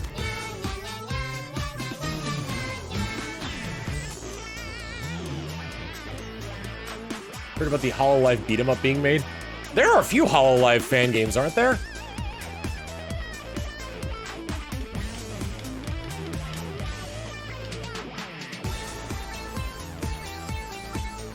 I saw one of those, it was one of those, soy Wojak memes. But like, it was like the label was like AI artist for this. I don't think it was soy Wojak. It was something along those lines though. It was like AR artist pointing at like a real artist, like yelling at them, like hunched over, like pointing. But like, the artist who made that drew it in a way that AI would have drawn it. So like the hand is all messed up. There's extra body parts coming out of different areas. The hair doesn't look right.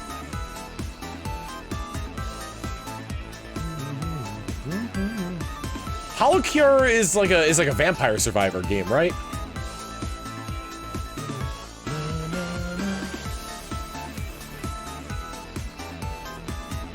And then there's Fuamoko 64.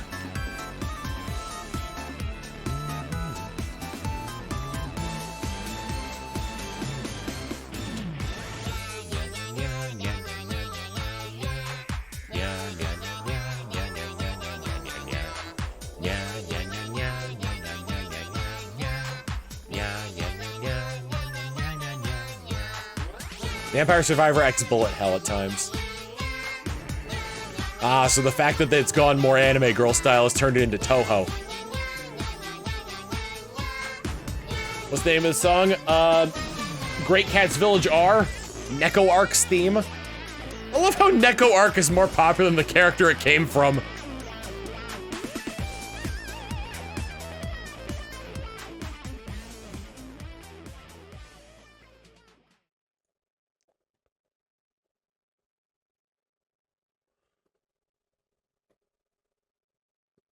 Let's see. Ooh, a half hour of creative exercise for Mario Paint. How about no? Oh.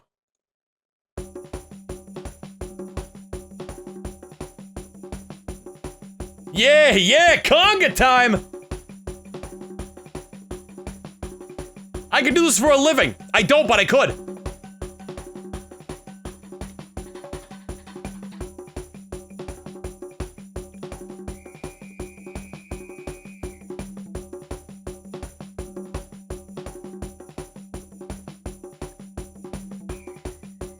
Conga time in Oz!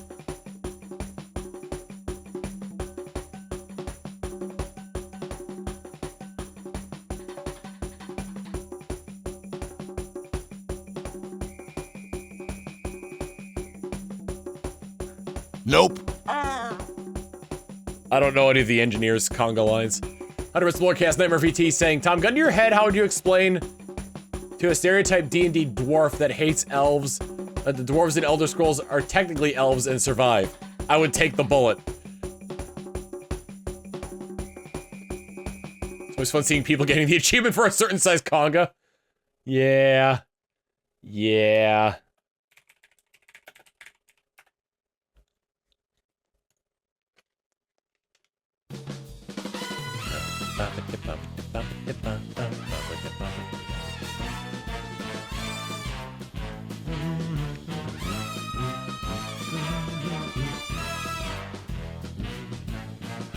Don't forget the Suika HoloLens game with the sizes being boing boing sizes. Oh my goodness. Still remember the Coco Kiryu one of Honka Donka Badonkers. Boyong, boyong, boyoyoyong.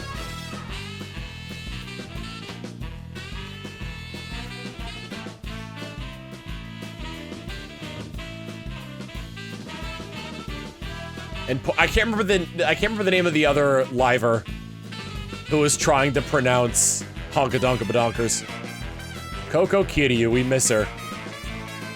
I mean, Toa, that's who it was.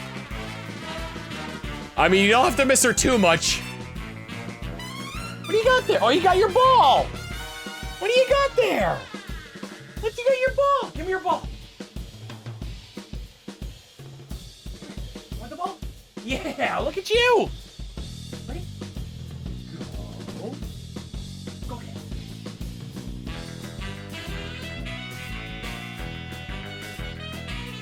He loves fetch, but it's a crapshoot if he'll bring something back to me. Did you put it back in your basket? I've never seen him do that before. What are you doing? Are you looking for something specific? He's just out turning all of his toys. After he put the ball back. He got there. Oh, it's these two like bones on a rope.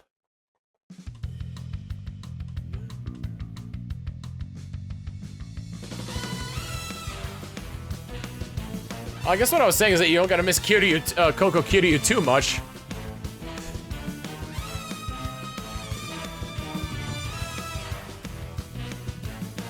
You know, she's with a different,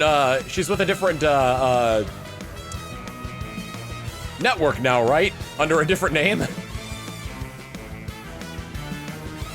Agency, there we go.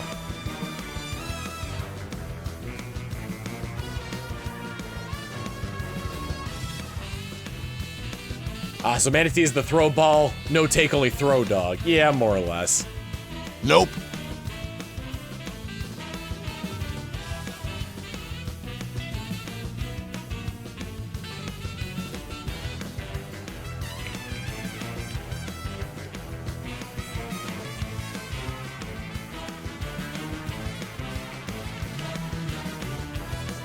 $969. Nice.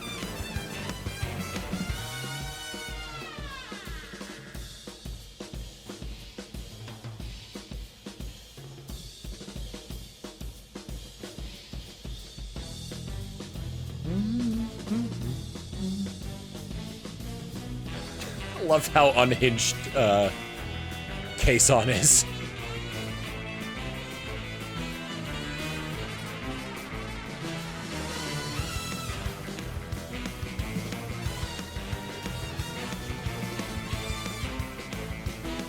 Don't you mean Sin Nice because it's the end of 69 at the beginning? Good lord.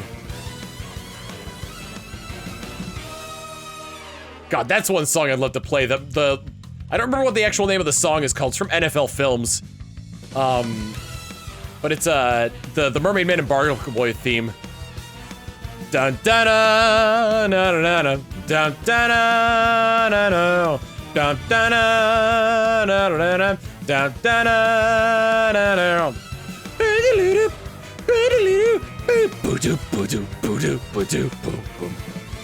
Does anyone know what that song is actually called? The Lineman, thank you.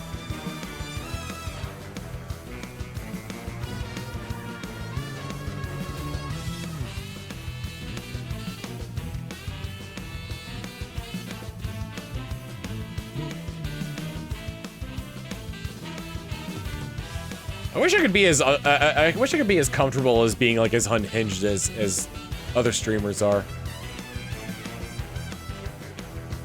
I have my limits. I don't want to hurt anybody.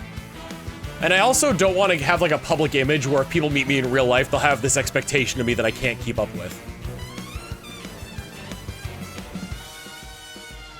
If you've ever met me in real life at a convention, you probably noticed that at first I'm much more like toned down.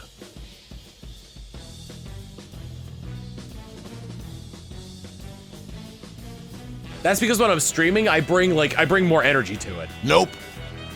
So like my voice is louder, it's a little bit higher pitched.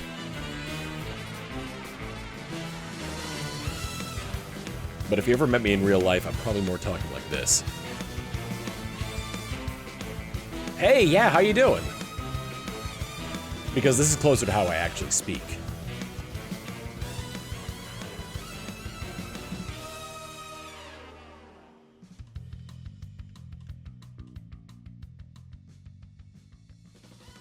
I mean, to be honest, any of you who've met me in real life, any of you who've met me in real life, like, did I have this energy? particularly those of you who may have met me at what do you call it, MagFest this past year.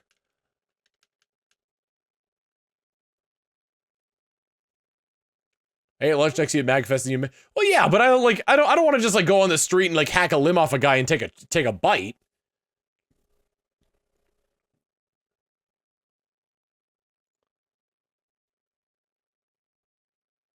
You dig me?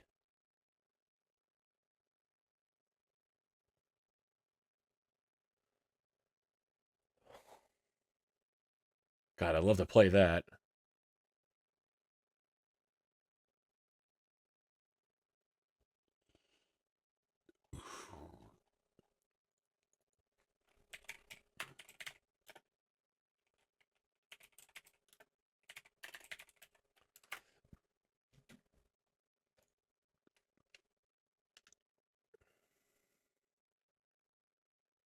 Play the theme of the Meatball Man. I did that already.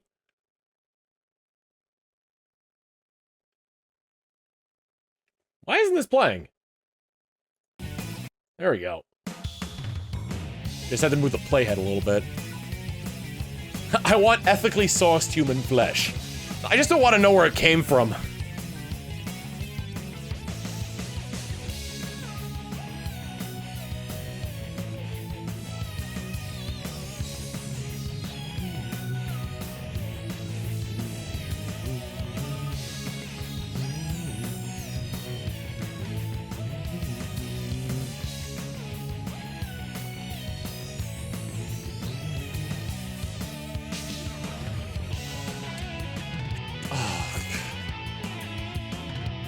Such a gross, unhinged thought. So let me just rip that band-aid off with, you know how people eat the placenta, right?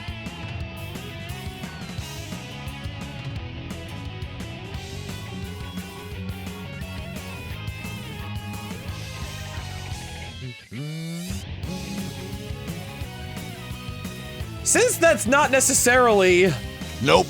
Meat, and more or less a human byproduct, does that count as dairy? Like a chicken egg?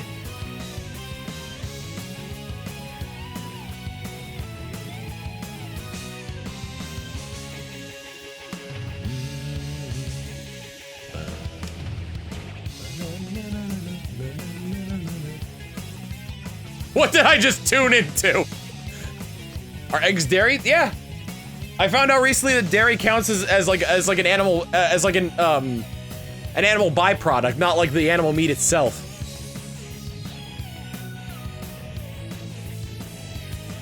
Should count as cannibalism. I zoned out a bit. What? Well, that'll jerk people back into the conversation.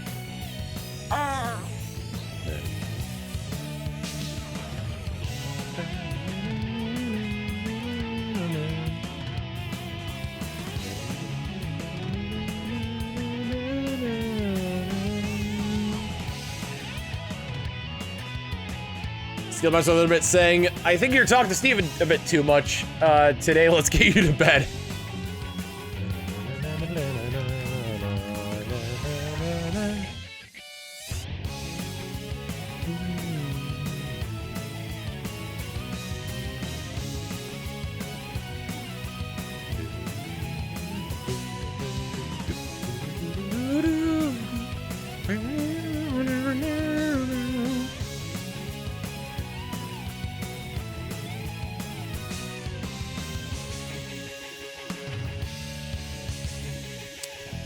Thinking back on that human meat thing.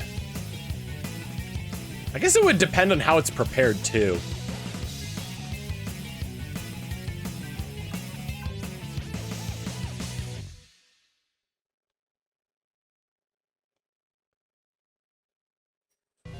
I could deal with it being prepared in a way where it didn't look like a cut of human, and being told that it was human meat.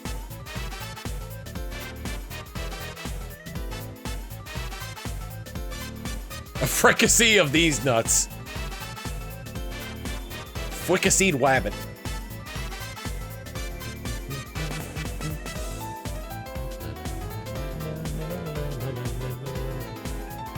Buddy, what do you got there? Is it your blankie?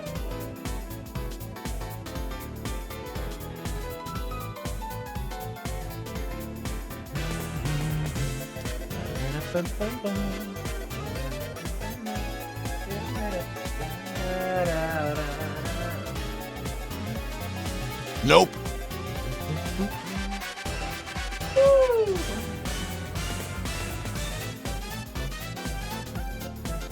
We're gonna catch the dog.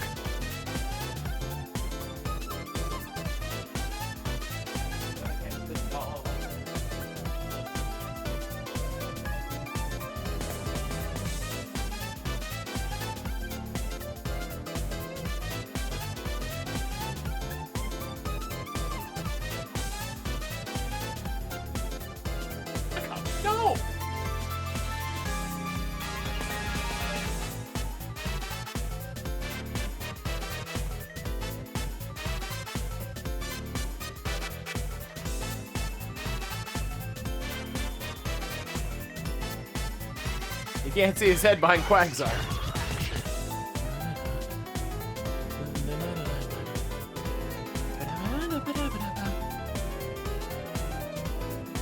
Hi, bud. Now he's standing.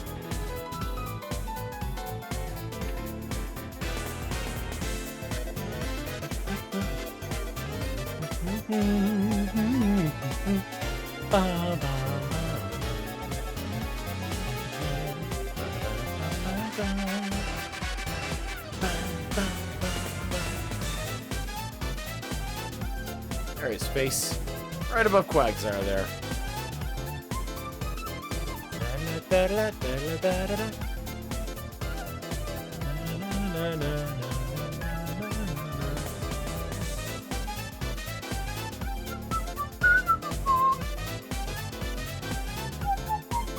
You want to get down, buddy? Sure, bud. Go ahead. Go ahead. You can do it, bud. Oh, there you go.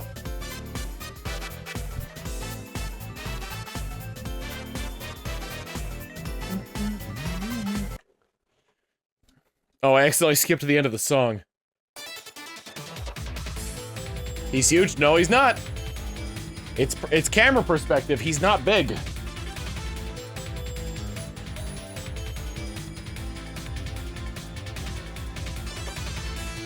You see him on camera, he looks big because he's in front of me.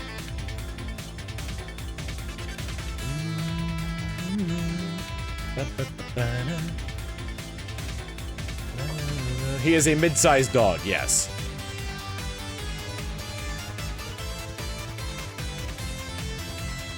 I guess dogs just look bigger on camera. I always thought Shiba Inus were bigger.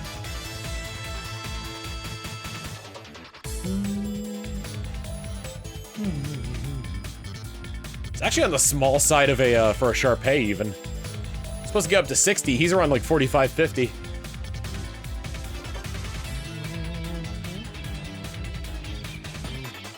Right behind me, giving me kisses.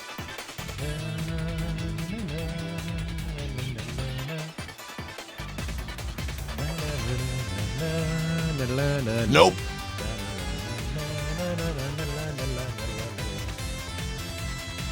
I washed a Bearcoat Shar-Pei before they were in fact smaller than you think.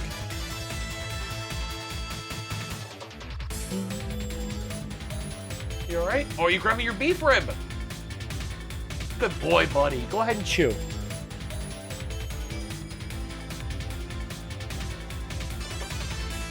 But what is it like tofu on that one YouTube channel?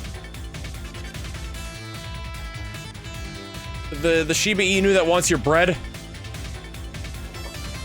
I always thought that Shibas were bigger because of tofu.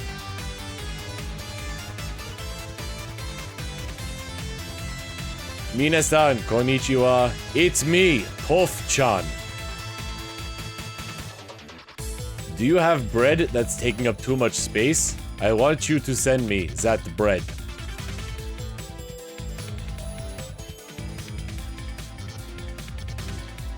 What am I doing with the bread? It's a secret. Call now. 1-800-TOB.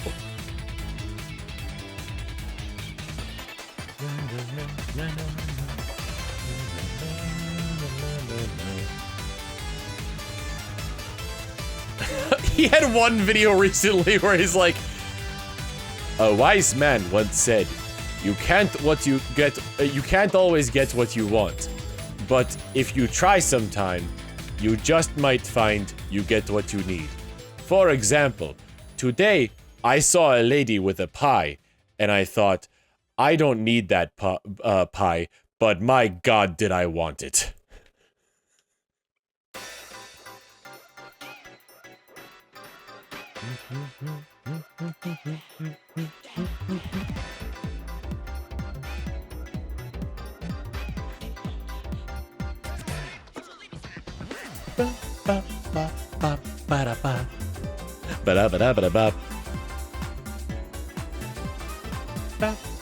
Tofu's deliveries, everything. It's so good.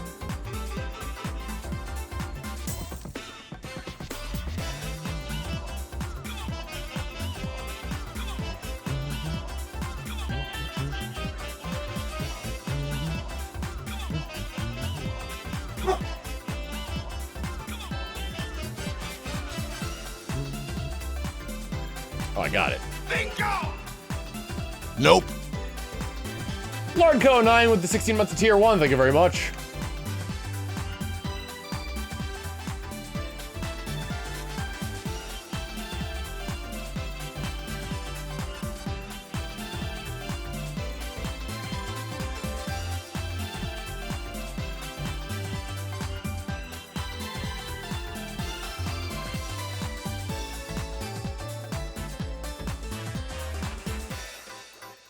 Let's redeem the future.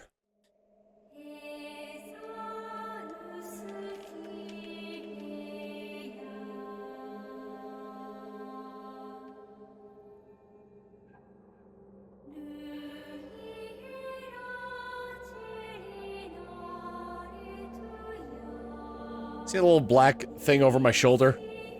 It's Manatee. I went way far away from this guy.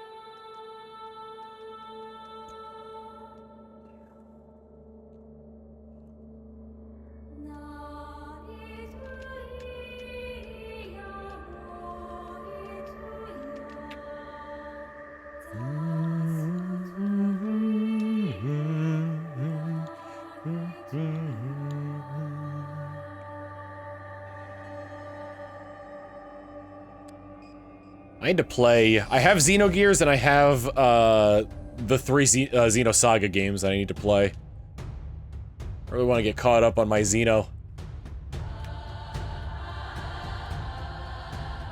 I can't just sit here having xenophobia. I cannot be afraid.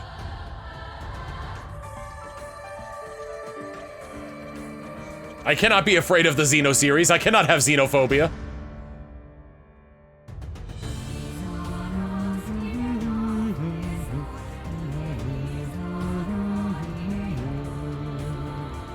Lots of games in the Xenoverse. Does that include Dragon Ball?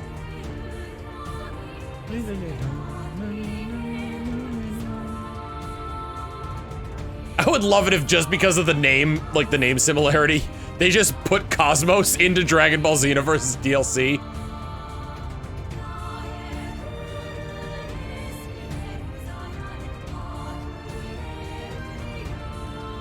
Xenealogy of the Holy War. Now we're getting Fire Emblem involved in Xenoblade.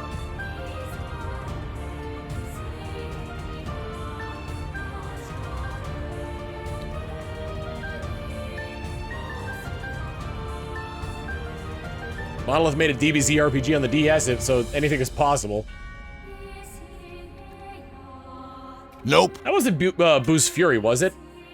Or was it the, wasn't there was a Dragon Ball game for the DS, wasn't there? Like, just Dragon Ball, not Z.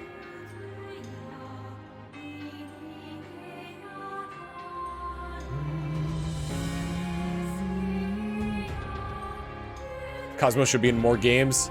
I love that she was practically in Soul Calibur 3. Jerky for everyone! Thanks for the raid, Westerford.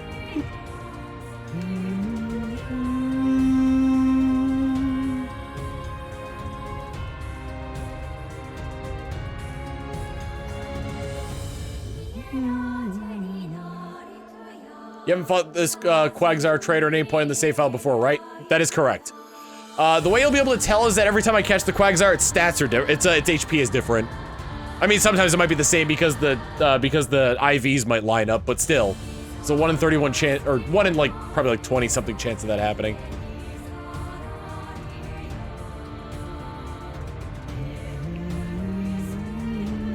Ah, they made Attack of the Saiyans, okay. It went from the Piccolo Jr. arc through Vegeta. Considering everything, that's not a very long time in Dragon Ball, unless they fill it out with the stuff that happened between Piccolo Jr. and Raditz appearing.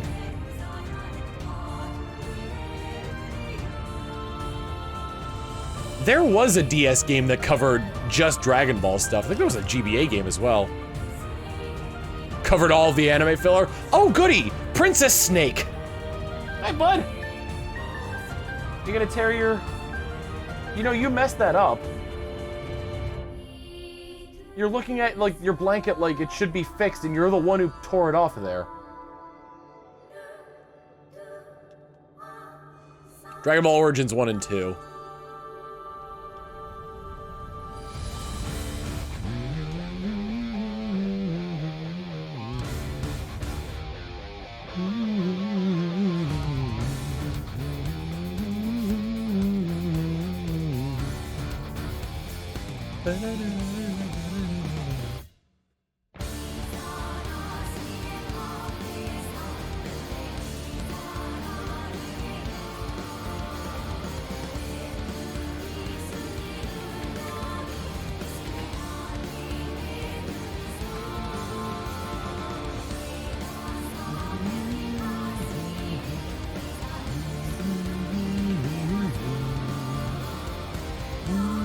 Nope.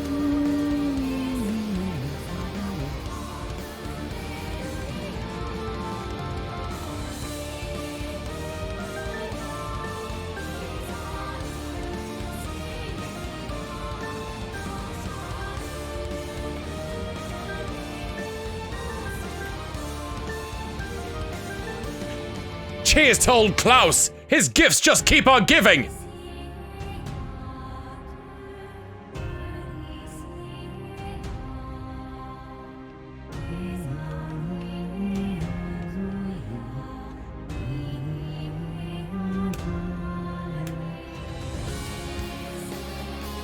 Keep loving copium that Monolith will be able to get a deal with either Bamco or Square to re-release remasters of Gears or Saga and confirm the canonicity of Xenoblade. Especially after Future Redeem hinted at the possibility. It more than hinted. That was a direct connection.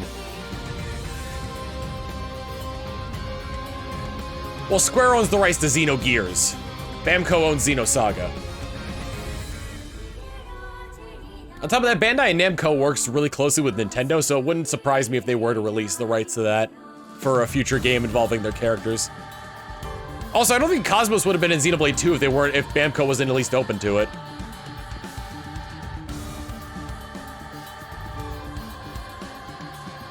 I'd find it funny if they were just like, yeah, there's two separate universes. There's the Xenosaga Xenoblade one, and then there's the Xenogears Xenoblade X one.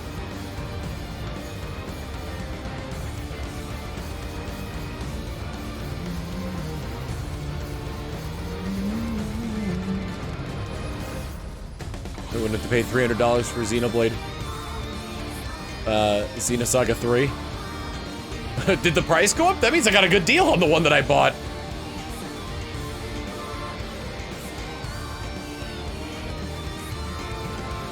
It's appreciated.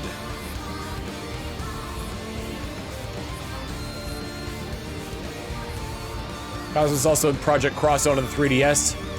So not the only time they've worked on Nintendo with her. Was Cosmos in the first Project Crossover or the second one? Because I know Shulk and Fiora were in the second one.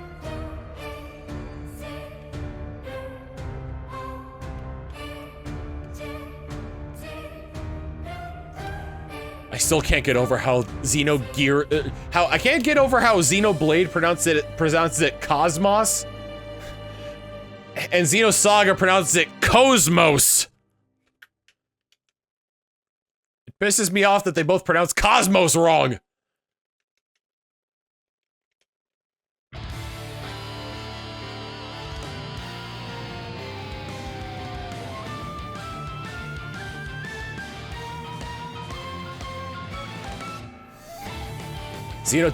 No, I think that's a Britishism.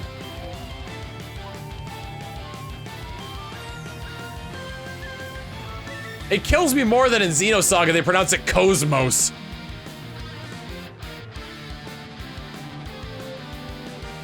Nope.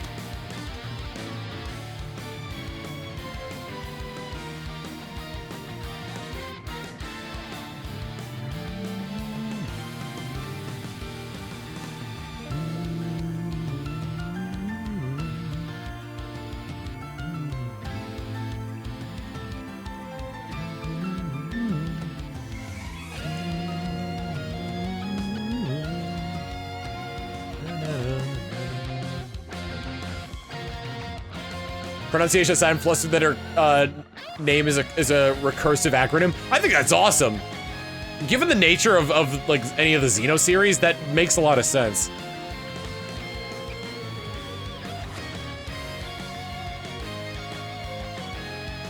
I prefer Cosmos. Ah! Cosmos. Yo, what's going on, Cosmos?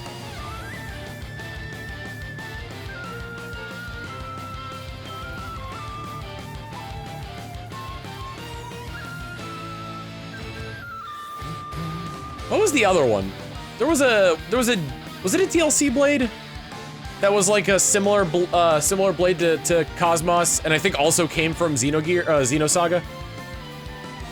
Telos, right?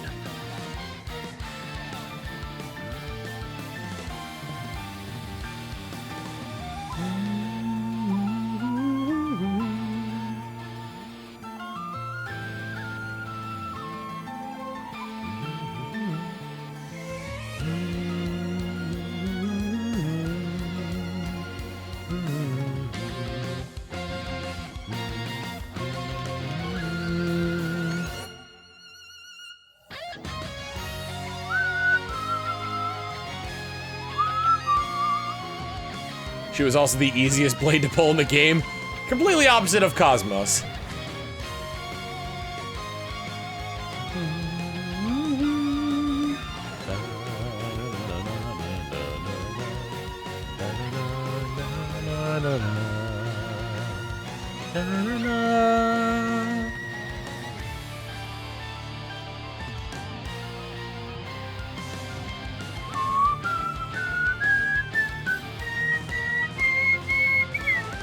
Nope.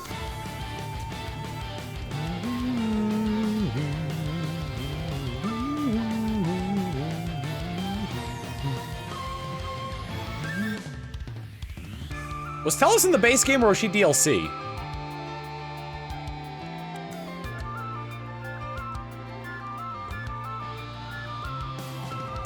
She was DLC, okay. Makes sense.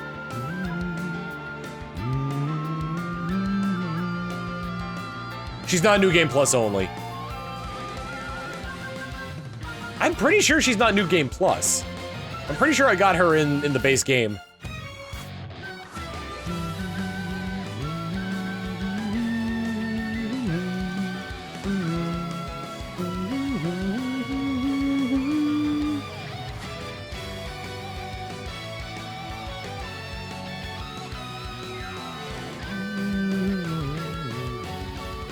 Telos is post-game, okay.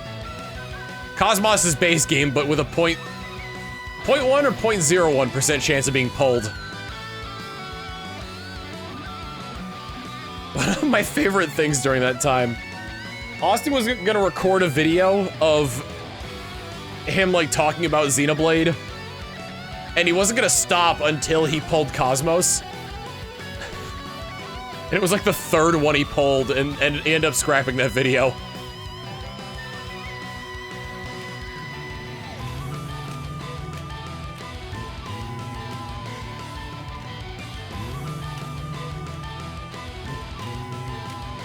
I think I got really lucky with Cosmos.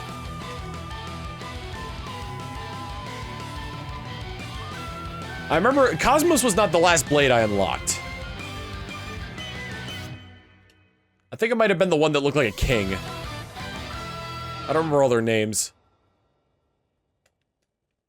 No, the last one I unlocked was Newt.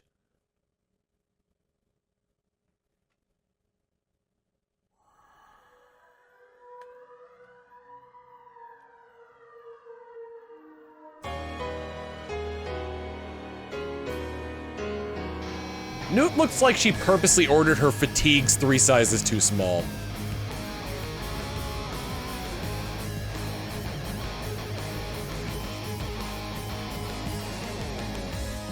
Nope.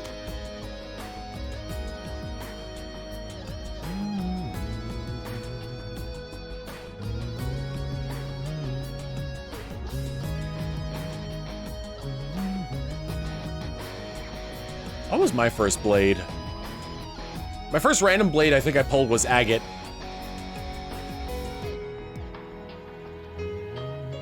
Newt is the army girl with the giant arms, yes. The giant arms that are not attached to her in any way, shape, or form.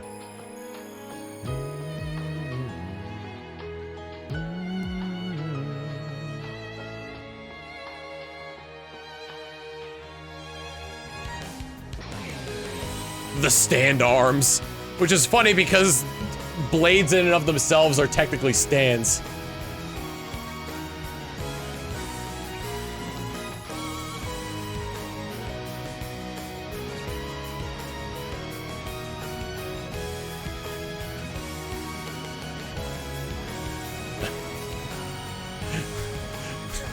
The Malos!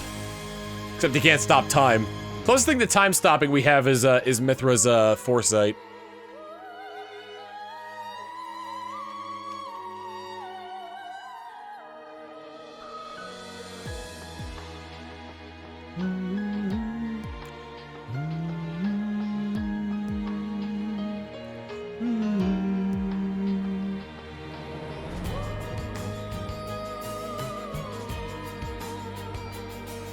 Sound like you're summoning a persona? Zawardo! Tokyo Tomare! I don't remember what he says. I don't remember the direct translation of time starts to move again.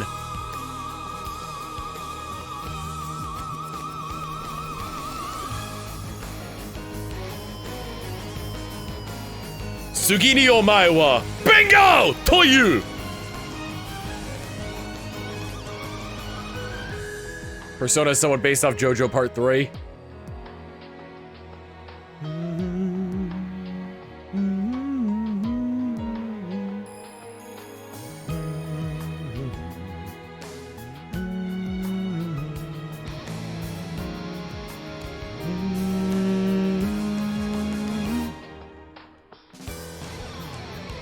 Nope.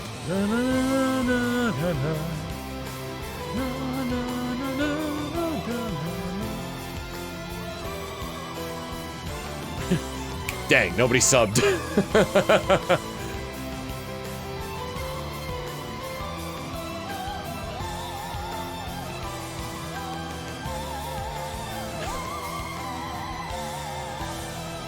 Sugini omae wa, oh, booblust, toyu!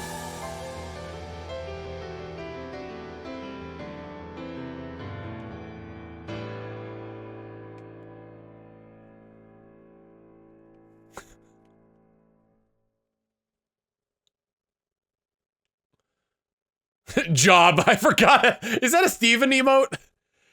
Job.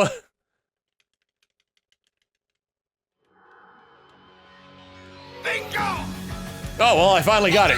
Thank you for the community sub, Irrational Soup.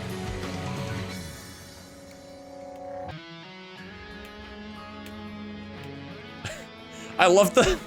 Some of the ones are so like the ones that are in like broken English are so funny to me. Sugini omae wa. Yes, I am! Toyu! And it's like Muhammad Avdal when he comes back.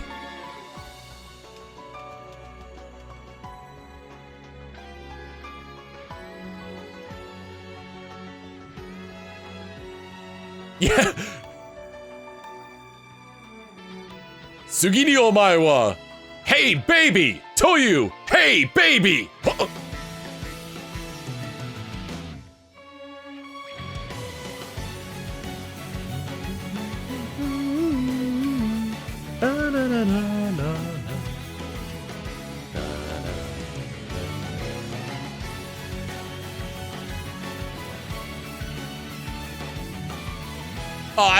Oh, God, that's one of the best ones. Oh, that's a baseball.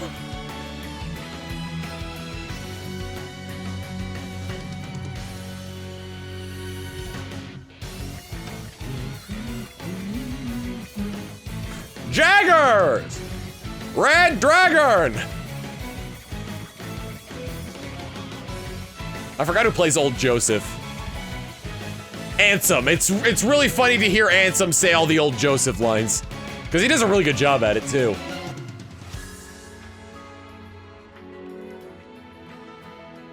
Nope. Go ahead, Mr. Joester. Richard Epcar, that's right. And young Joseph is played by Ben Diskin. Because whenever he talks, I hear number one.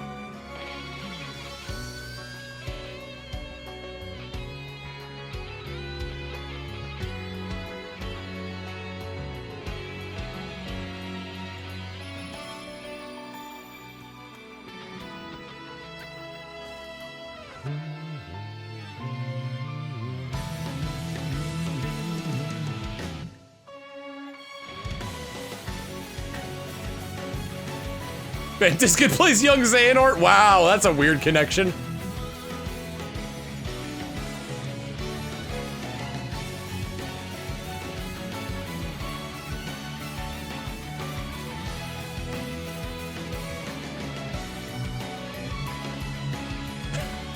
Oh, the one he does for Iggy. Sugi ni omae wa toyu!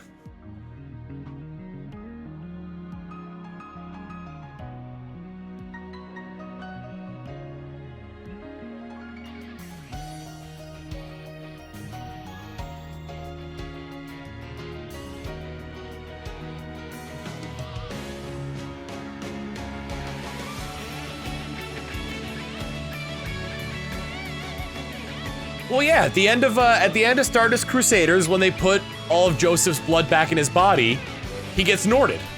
Remember?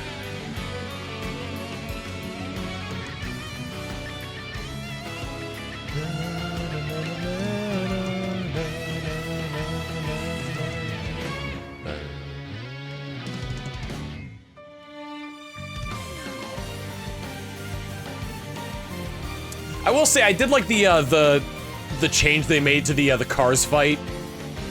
It's a very small change, but I like it just because it gives a little bit more character. When he's fighting Cars and like the Joseph's hand gets launched up by the severed hand gets launched by the volcano and impales Cars in the neck. And Joseph says, next you'll say, like, was this part of your plan too?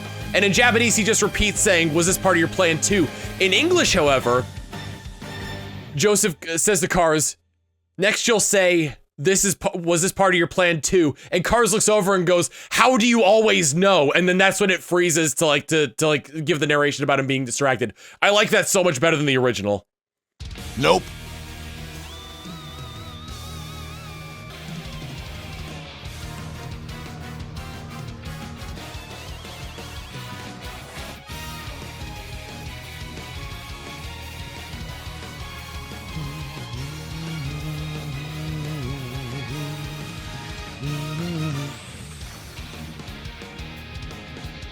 I can't imagine that. I realize now I can't imagine that graveyard scene at the end of Battle Tendency where Joseph is yelling at Susie Q, but it's #1 yelling at Lizzie.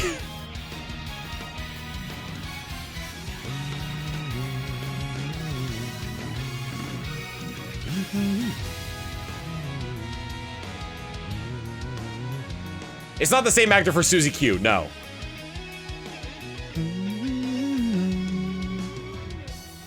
Ever get weird I'll roll in JoJo somewhere? No, but they mentioned him.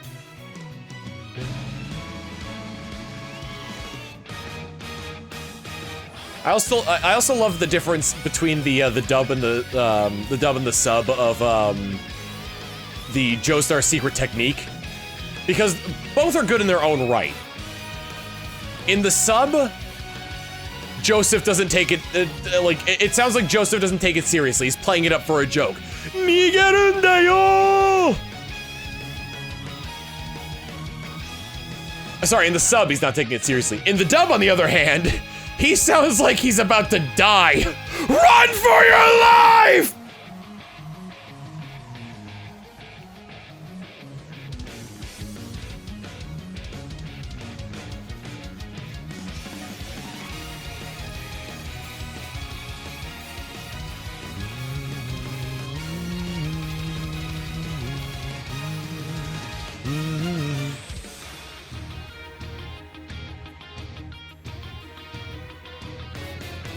Joshua, son of Joseph, aka Jesus, aka JoJo.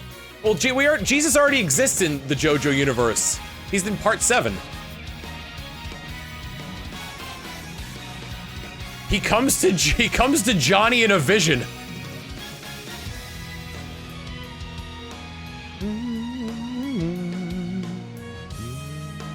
And I think that's how he unlocks Tuskak 3. Give us your cash! 500 bits from Dual Analyte saying, hey Tom, here's hoping for the sire comes home. I'm hoping so too. Nope. Not this time though. When do you think we get a part 7 anime? I have no idea. Cause honestly, like, No offense to Araki, but JoJo's overall popularity kind of rode on part 3.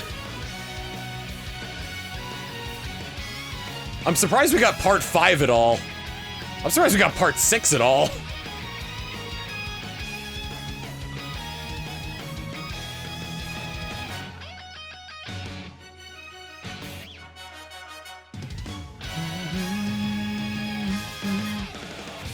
Part 7 will come once the new season of Cells at Work is done. Is that like official? Like, has an animation company picked it up?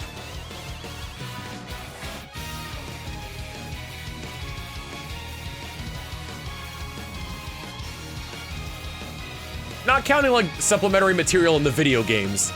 Parts 7, 8, and 9 are not connected to parts 1 through 6 at all, correct?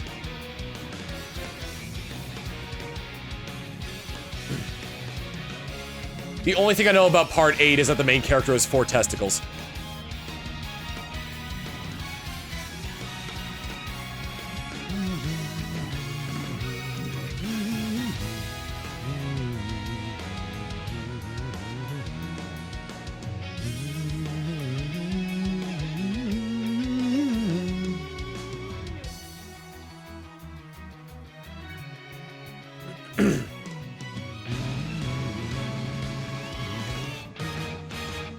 And here's the thing, it is spoilers as to why he has 4 testicles. That part I know too.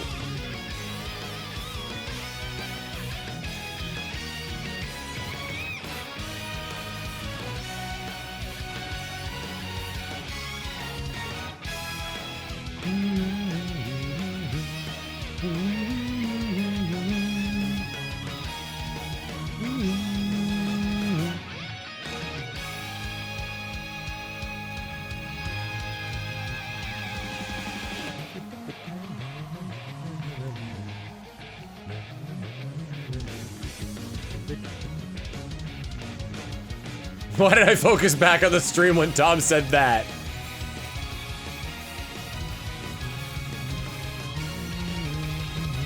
Nope. It's kind of funny, like I can't remember which JoJo game it was, but they focused on the Holy Corpse parts, which are a staple of part 7, but the focus was on the Stardust Crusader characters. Like, the other characters were there, but most of the focus was on Joseph. That was Eyes of Heaven?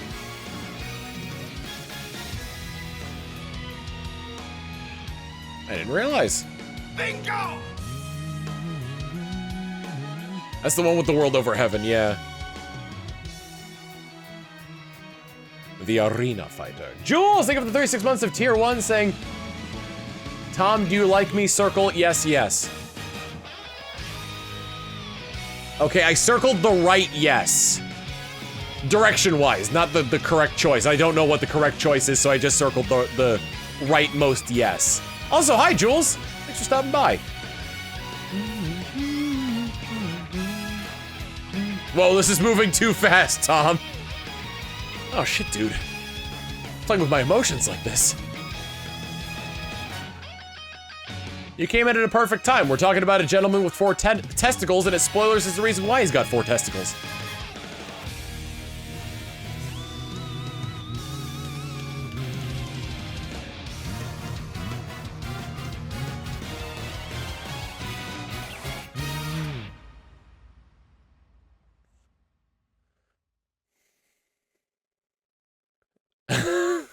My name means testicles. Perfect. Incredible.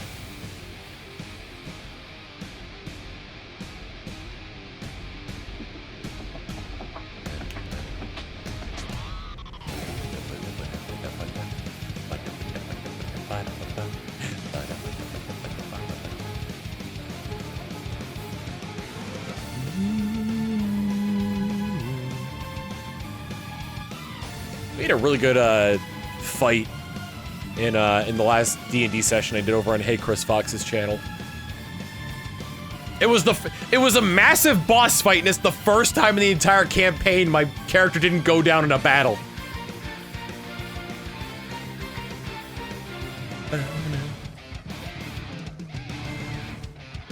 Hogsmuff stayed alive.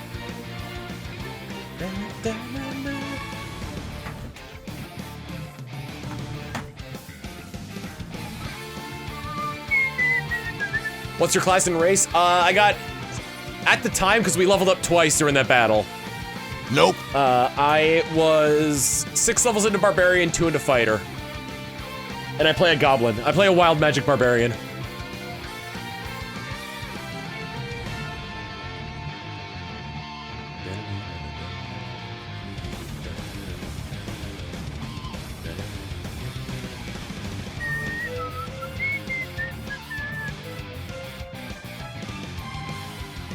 I love that, like, as a non-spellcaster, I can restore spell slots to my spellcaster party members.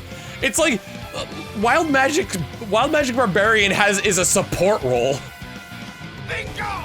Mostly Barbarian. I've got 6 levels in Barbarian, 2 in Fighter. I took 2 in Fighter because I wanted Action Surge. Zio, think of the 21 months of Prime saying 15 to go. 15 to go. Until 3 years?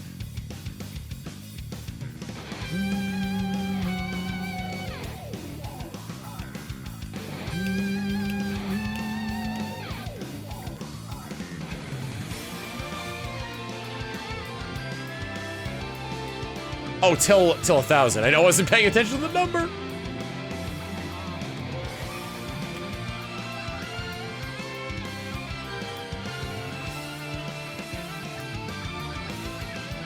I've got, what the hell's the hammer called? Sunforger, Sunburster, something along those lines. It's a +2 hammer that can, where I can throw it up to 120 meters and it explodes in a 20-foot radius for 66 damage. I think I can only do that once per day, though. If we weren't in cutscene mode during that fight, I could have killed the Vampire Lord. Sunforger, yeah.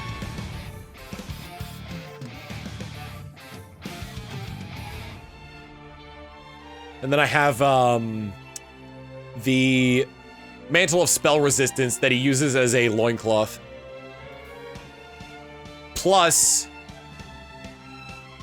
he had a Ring of Jumping, but he gave it to, I don't remember what Masei's character is called.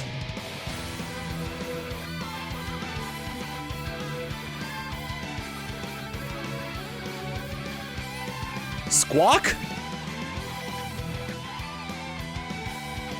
Does anyone remember what Masei's character is called in that D&D game? Scraw? I think it's Scraw.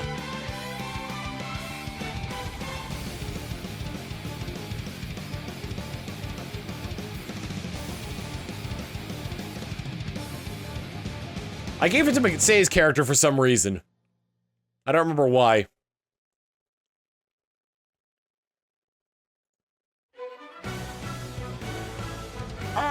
Underbits from Cody Vic saying, I love your round glasses.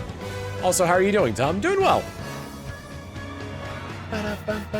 My name is Cleveland Brown, and I am proud to be back here in my hometown with my new family. There's old friends and new friends and even a bear. Through good times and bad times, it's true love we share. Found a place where everyone can see my smiling mustache face. This is the Cleveland Show, Cleveland Show Show. This is the Cleveland Show, the Cleveland Show. This is the Cleveland Show, Cleveland Show, Cleveland Show.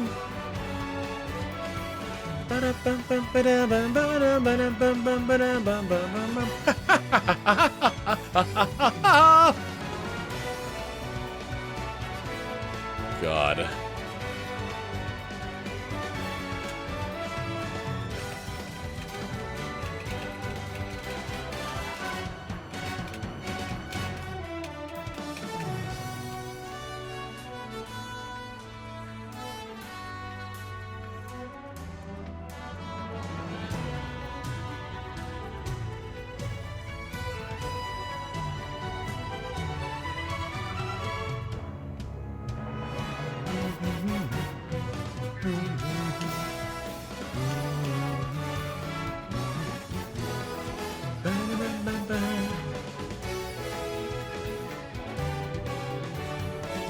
Maybe able to change from the first episode from Happy Black Guy Face to Happy Mustache Face. I didn't even know there was a difference. I didn't watch the first few episodes of the Cleveland Show. I didn't watch a lot of the Cleveland Show. I mostly know the theme song from the More Ardain mix.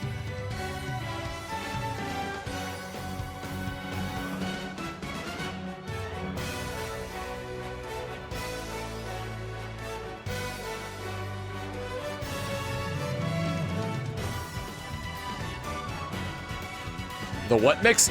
This song mixed with the Cleveland Show intro.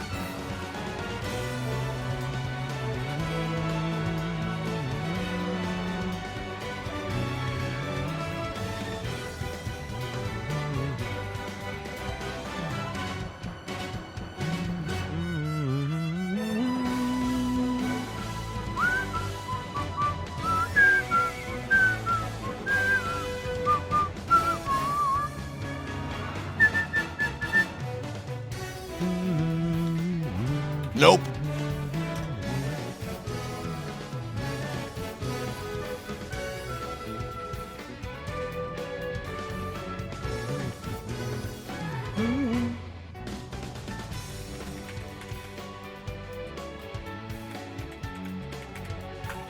I'm gonna risk a Crush 40 copyright claim.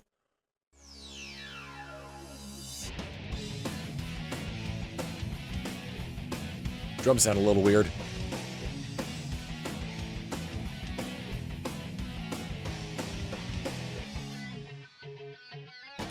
Life is like a hurricane here in Duckburg. Hey Josh! Race cars, lasers, aeroplanes. It's a duck blur. Might solve a mystery or rewrite history. DuckTales, woo! Hanging on the edge of tomorrow, DuckTales, woo! From the words of yesterday, DuckTales, woo! If you beg or if you borrow, you may. Damn it.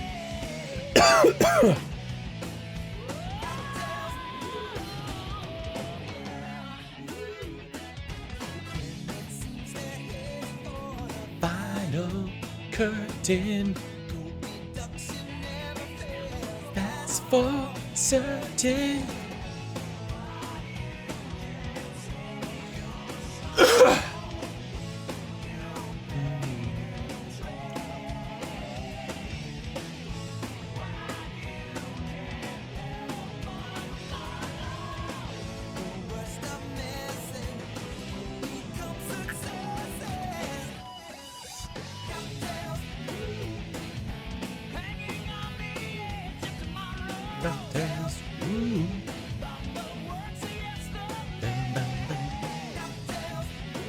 What a jam. I love these mashups. One of my favorite ones that I probably can't play on stream anymore is Through the Safety and the Dance. It's on SoundCloud. It's by an artist named Crap Mashups.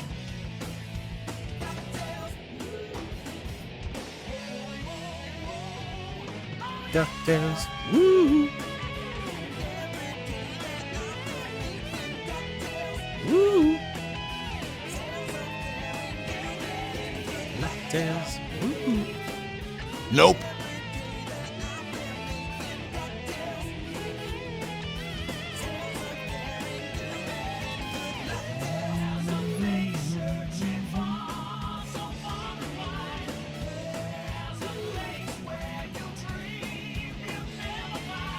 Hold on to what if, hold on to what if. DuckTales, woo, hanging. I have you on my computer as I lay down, and I don't know why I thought you were singing DuckTales. I was! Works of yesterday, DuckTales, woo. If you beg or if you borrow, you may never find your way. Day they're out there making DuckTales, woo! Tales of daring, do bad, and good luck tales, woo!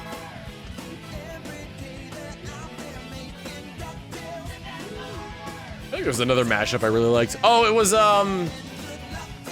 City Escape Act 1 from Sonic Generations mixed with Fuck You by CeeLo Green.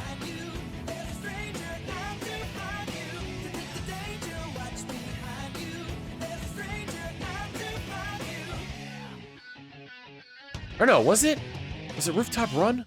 I don't remember which song it was. All I know is I'm playing this next.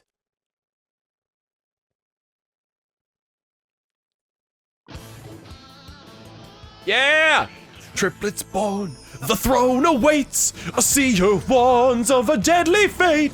Give up your children, separate. Bide your time, lie in wait. Sonic Underground. Sonic Underground. They made a vow their mother would be found. Children grow, learn what's right. Leaders of the freedom fight. They miss their mother, she knows they do.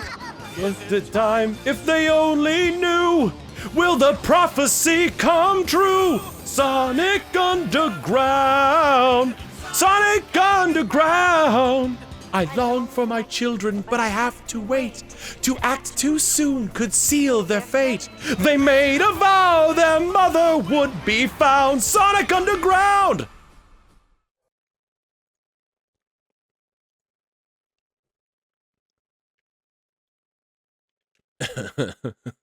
Nope.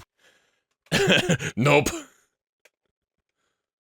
Oh man, Sonic Underground I had to repress. Listen, the theme was a banger, the show was awful. You ever see that one clip? Ever see that one clip of like Knuckles falling off the cliff and Sonic saves him? It's like how poorly it was scaled, where like Knuckles is like so small and like his arm stretches and the grab. Yes, the grab.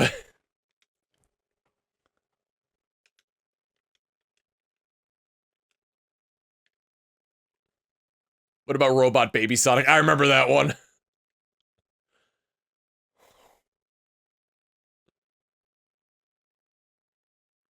I have seen the clip of the falling baby. It explodes and Manic cries.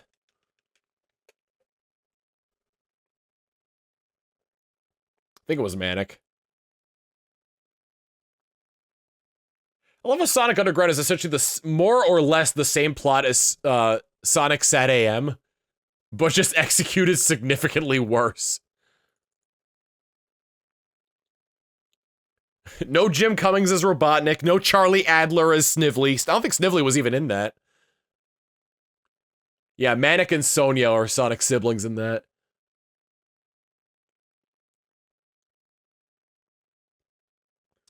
You want to know something really funny? So all three characters in Sonic Underground played by Jaleel. All three of the main characters all played by Jaleel White.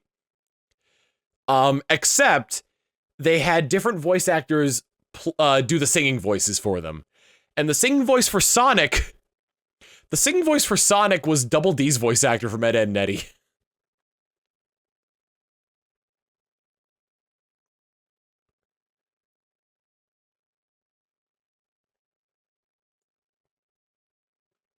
Yeah, Sam Vincent.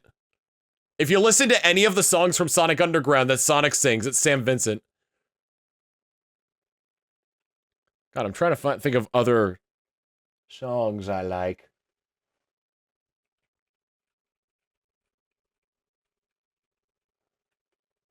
I don't know, man.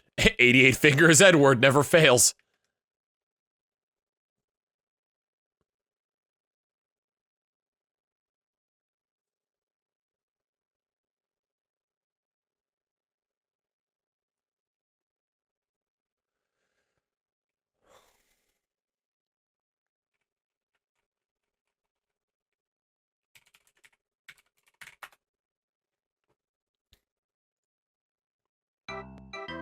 That's not what I wanted.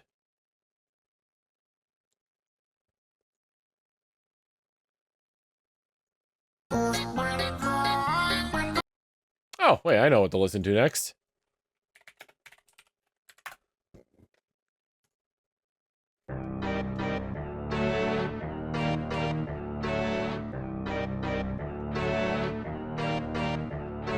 $99 Panasonic Blu-ray. $99 Panasonic Blu-ray. $99, Panasonic Blu-ray. $99, Panasonic Blu-ray.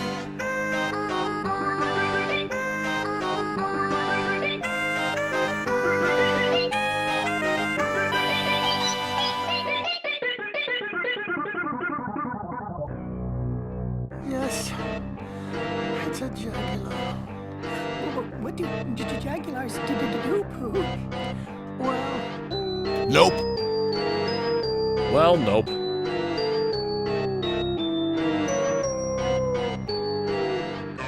$99 Panasonic Blu-ray. $99 Panasonic Blu-ray. $99, Panasonic Blu-ray.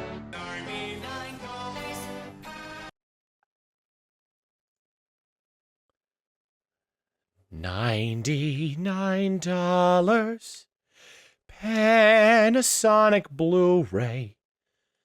$99 Panasonic Blu-ray.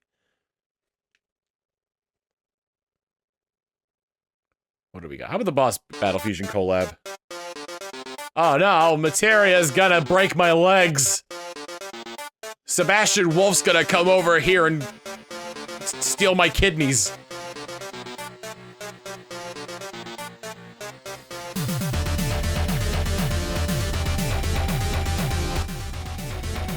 Sebastian Wolf is Sebastian Wolf just sent me an email. He's gonna take my fingernails as payment. Not just the clippings, the entire thing.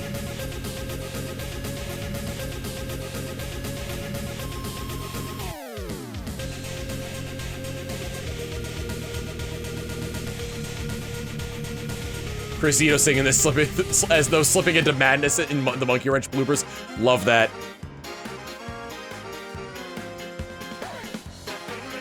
I love Zito.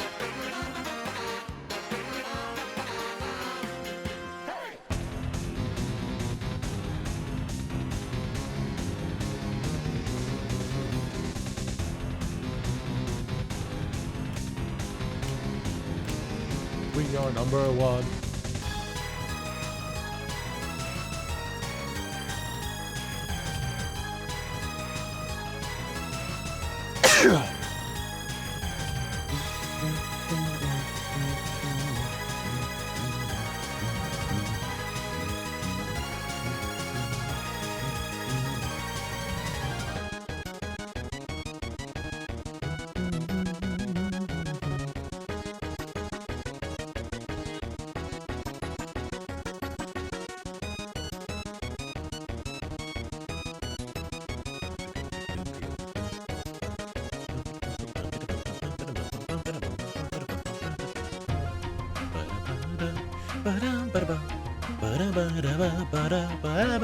Yada da da da da da da da da da.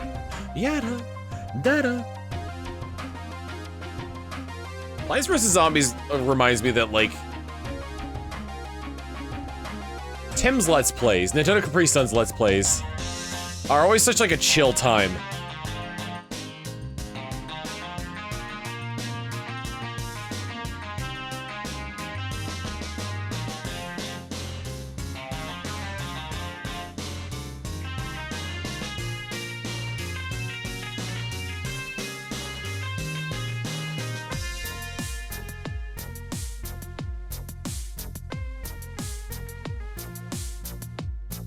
What is this a cover of? It's a bunch of different songs in different styles.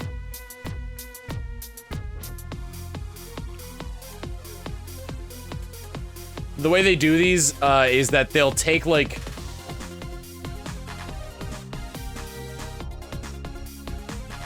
they'll take the style of the previous song and use the tune of that song for the next style. Ah, yes. That stupid MIDI program.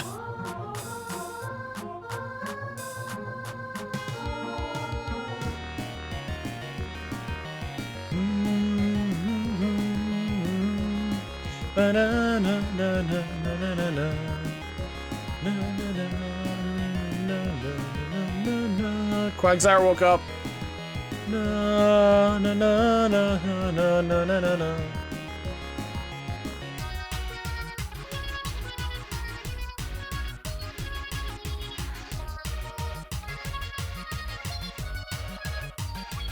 Spore.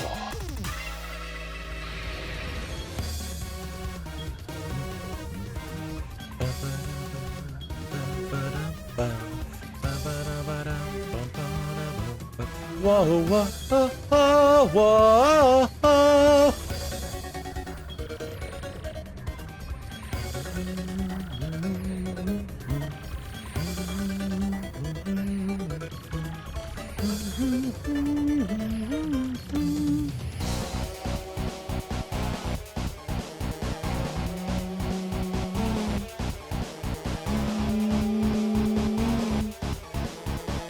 Do we have a release date for the 1,000-Year Door remaster?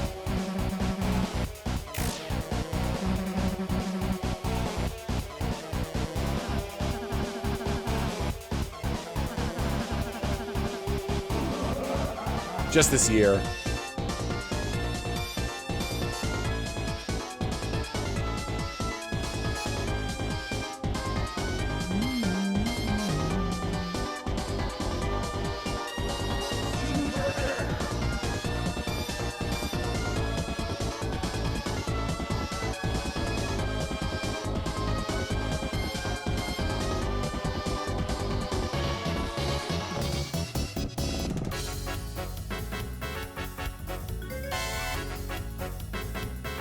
Be wary, fighter. Here comes the Master Hand. What say you, Del Coniger? Nope. I guess not.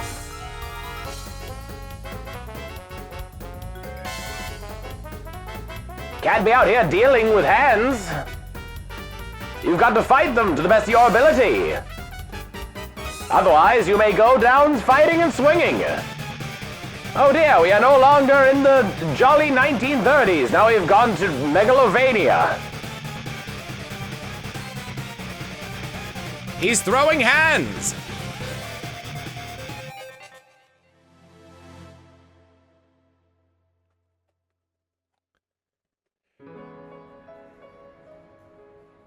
Cass's theme fusion collab.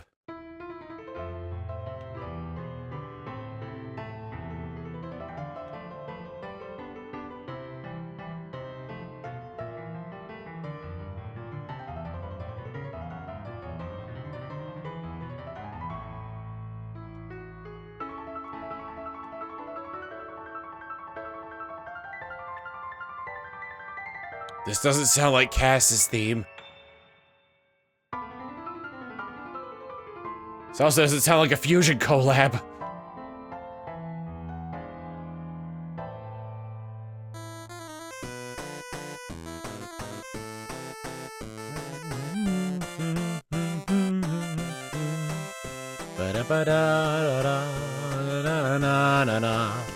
Ya-da-da-da-da-da-da-da-da.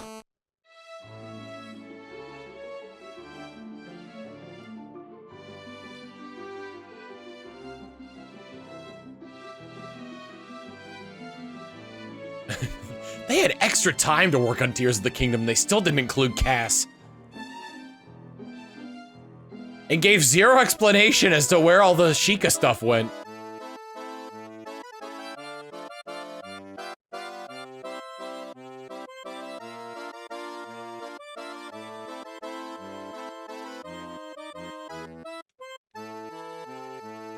How long is it between Breath of the Wild and Tears of the Kingdom? It's like 5 years, right?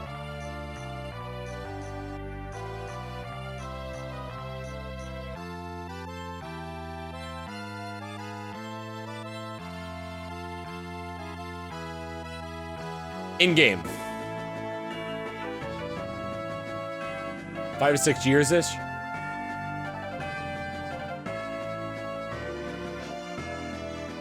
God, imagine if the Calamity just solved itself while Link was in stasis. Nope. Like, cause like, didn't like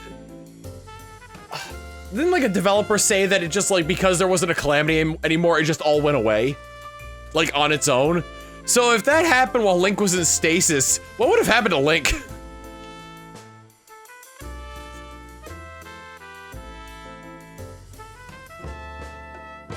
Would have woken up and be like another dimension. Or like very far underground. Farther than the depths will take him.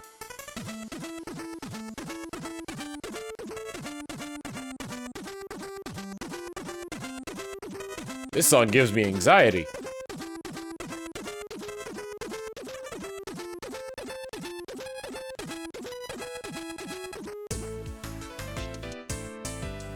Sleep until the next crisis? Well, he'd still be inside the recovery tank.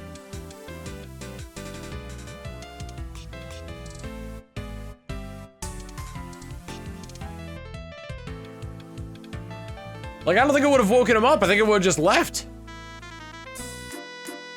God damn it.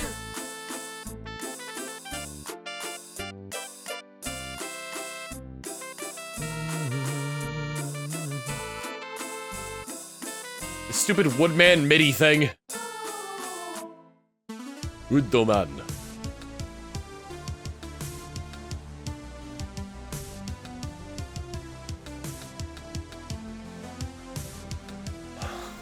Bingo! Game Master 9498 with the 56 months of Prime.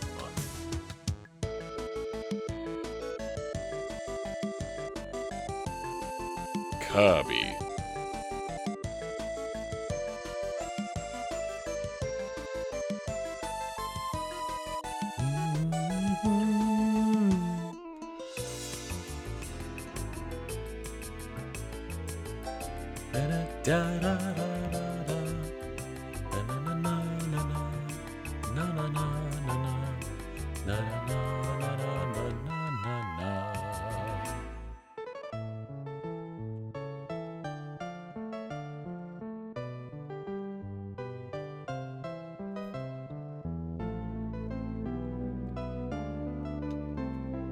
Nope. So, like, Calamity Ganon was essentially like the darkness from Ganondorf leaking out into the world.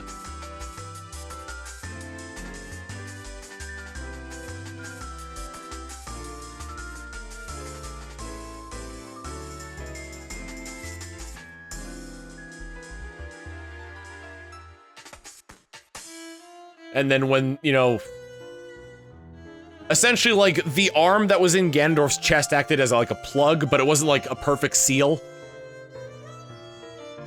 And then when the arm was removed, the plug came out and everything, like, leaked out again.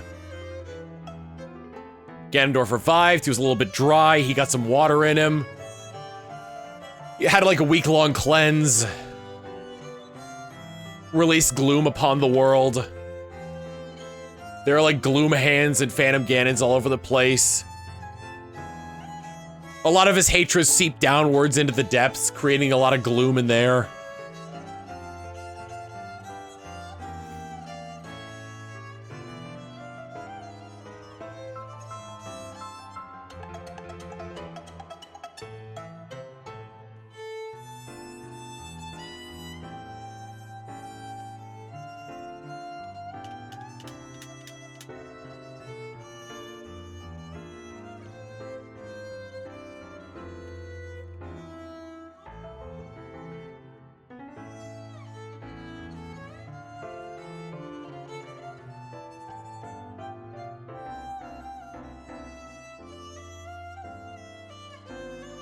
And of course, Ganondorf danced to Suavemente, yes.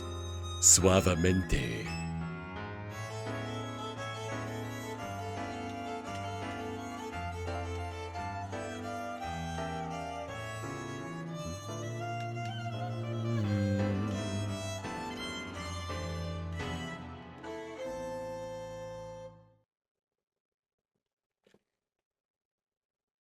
Let's see.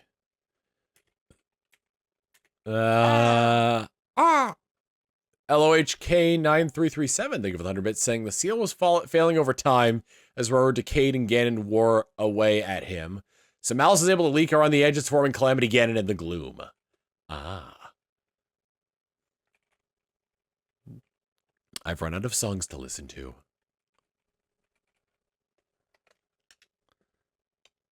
Anything on this front? Nope. I didn't think so, Dell.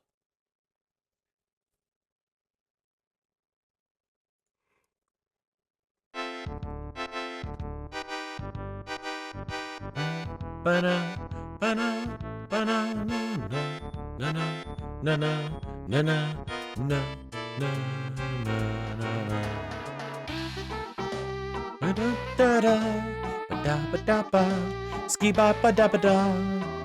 Boom, boom, boom, boom, boom.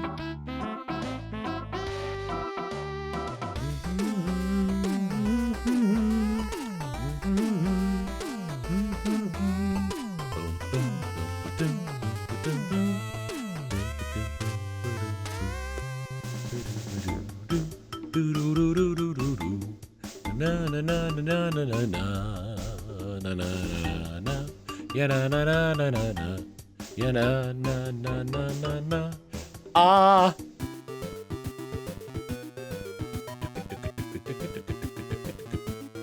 It's funny to think of the first Kirby game was for the Game Boy, right?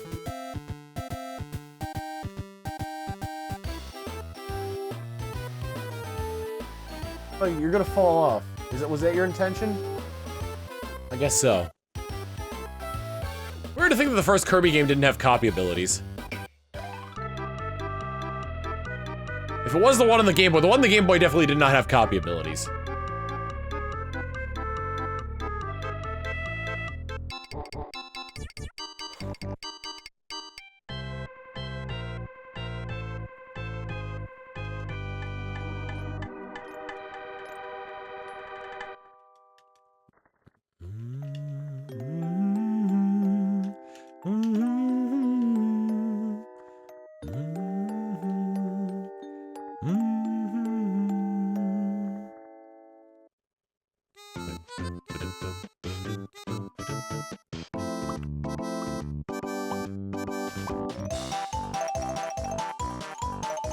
Is Jepsen still here?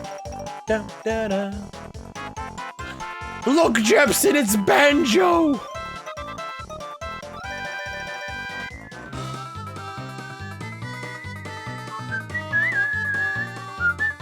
Nope.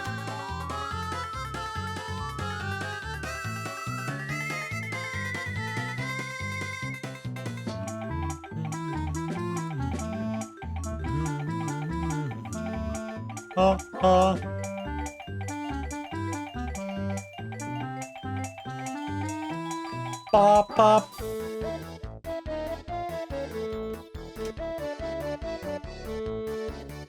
The chance for a shiny that's the same as in mainline Gen 3, yes! Except I've got to catch the Pokemon before I know if it's shiny.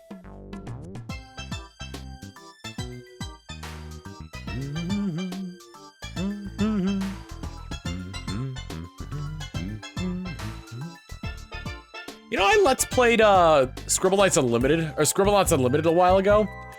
I should Let's Play Scribblenauts, the DC Scribblenauts game, Scribblenauts Unmasked. I like DC Comics.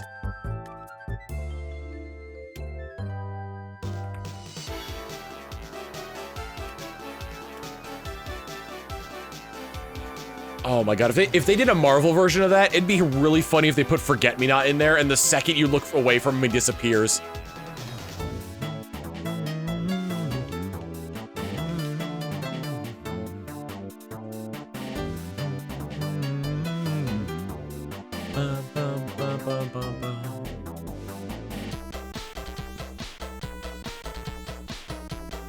You're a hero slash family in DC. Specifically like the DC animated universe's, The Question. The Question was a really good character in the DC animated universe. I don't know much about him in the comics. I mostly know, I'm not terribly, I haven't read a lot of the comics. Like, barely any of them. Hey, happy birthday, Jacob. There's two The Questions, which one? The one from the DC animated universe. The one that was dating Huntress.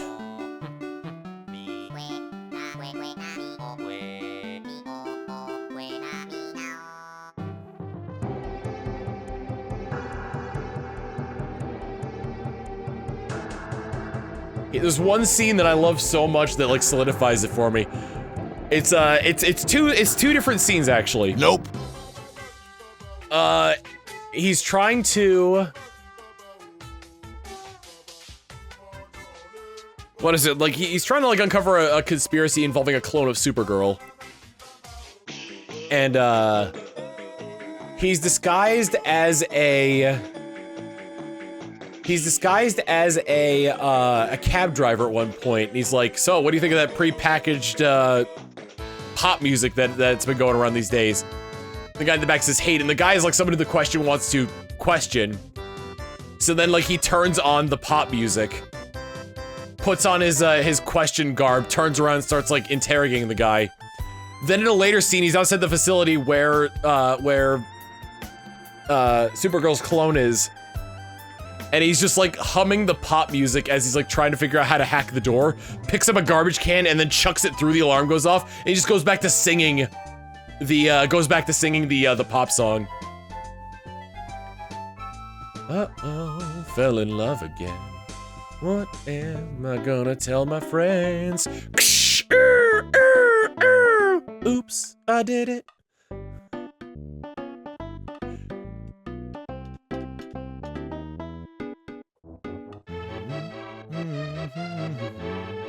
Did you go through my trash? Please. I go through everyone's trash. Yeah, when he's at the ice cream parlor. Aha! 32 flavors.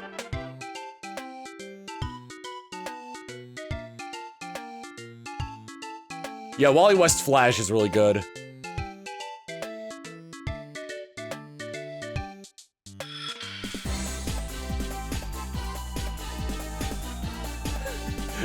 I know what you meant to say, Sharon, you corrected it later, but... Fun fact, the question in Spider-Man, a creator!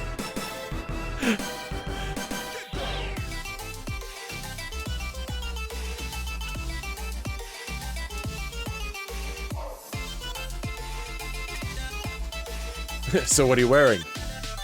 Sport coat, trench coat, tie. You're really bad at this, you know that? Hat? Oh god, Lex is the Flash is one of the best episodes. Lex, you're having a bad day. Well, if nothing else, I could find out the Flash's secret identity. I have no idea who this is. You know what the funny thing about that is? The voice actor for the Flash played Lex Luthor in Smallville.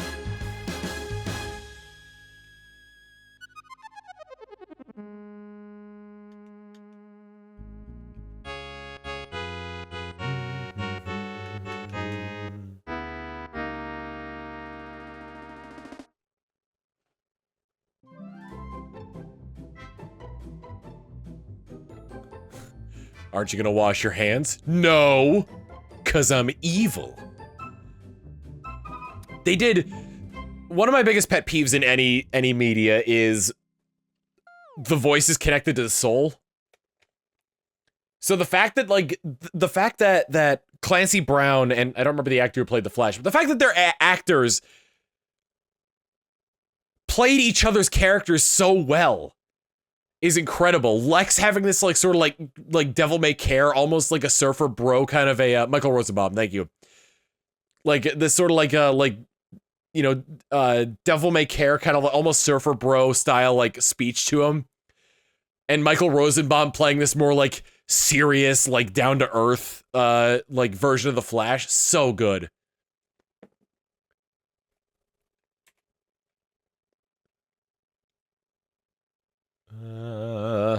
Oh, I know.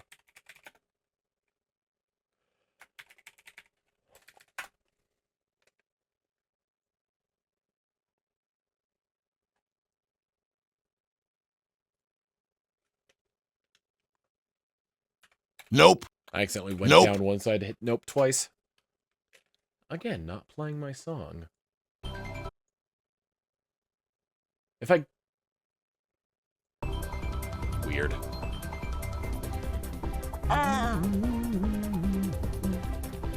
100% Mules, your Brian. Now let's see who the Flash really is. I have no idea who this is.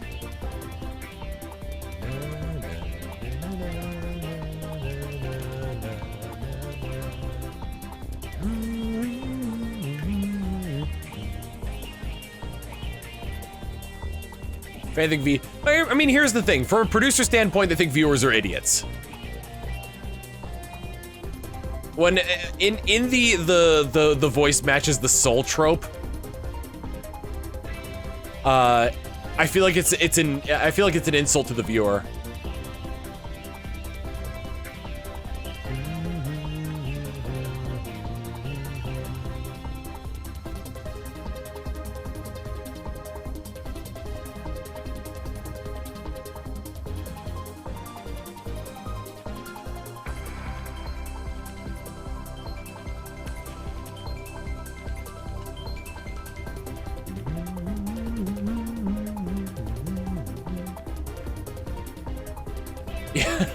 This is the DC short where the Joker and the Trickster kidnap Mark Hamill. And he manages, the short is based around Mark Hamill, like, making them, fight each other because he's voiced both characters.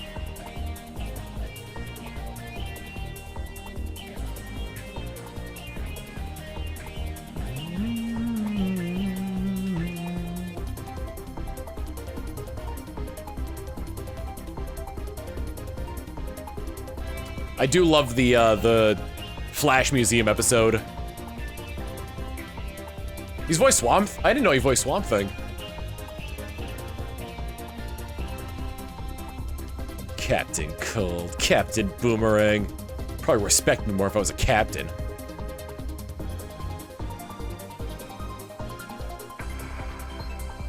James, you're off your meds again. No, I'm not. You wanna play darts? No. James, you're wearing the costume. I am? Oh, would you look at that? Nope.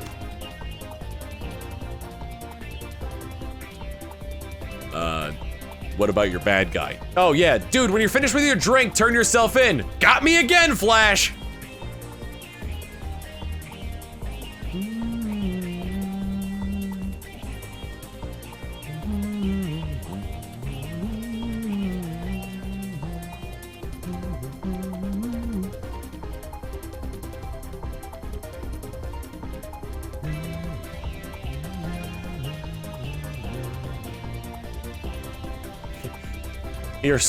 Flash, you're slow as ever. Yeah, well, you're not all there.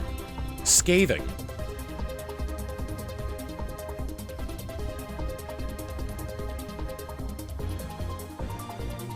The Christmas episode is also really good. Honestly, like, I feel like DCAU did the best when it came to like villains sort of like regretting their actions.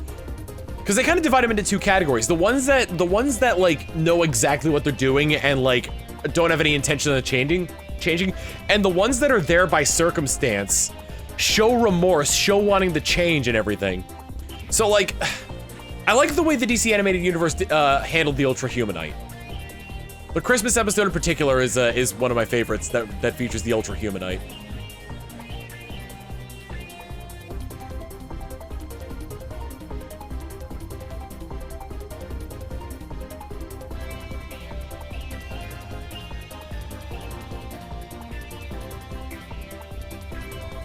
Hey kids, I got you your present along with my what do you call Ultra Humanite?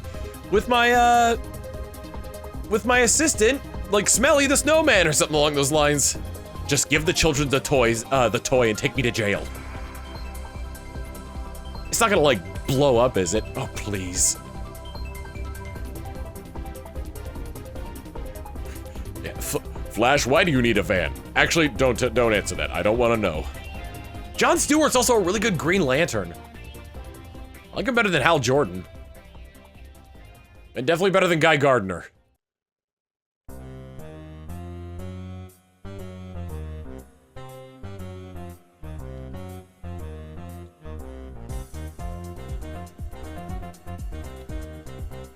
Nope.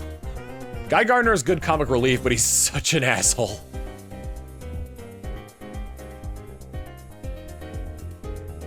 What about Kyle Rayner? I don't know enough about Kyle Rayner.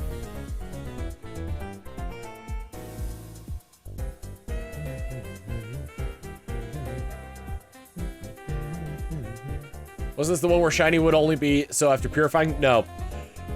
I have I've had people come in here who have shiny hunted in this game not correct me on how I'm doing this.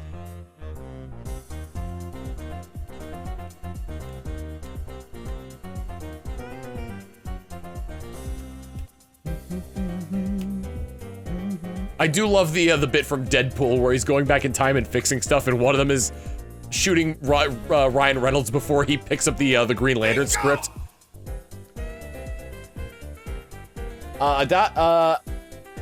Adenagnia, thank you for the 13 months of Prime, saying, come on, 999. We're at the 1,000. This is the 1,000th one.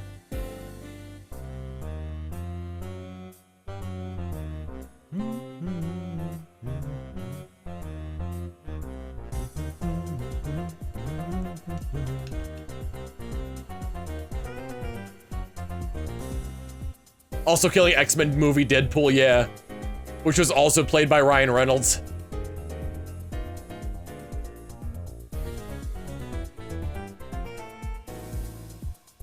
Yeah, Cal's girlfriend got stuffed in a fridge. It didn't become a term other heroes use. It became a term that, like, that comic book fans use as well.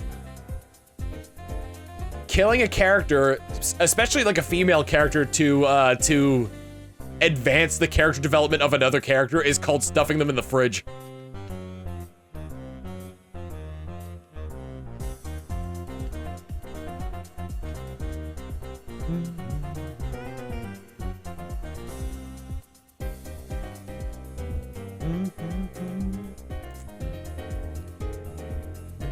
It was coined by that Green Lantern comic.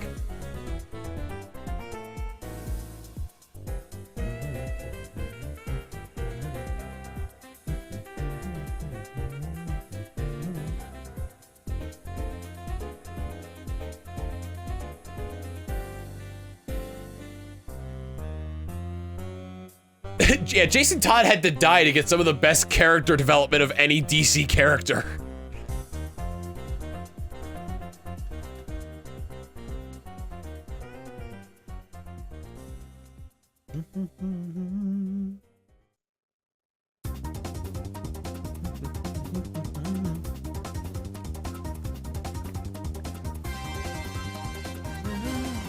Man, this the 1,000th Quagsire is tough.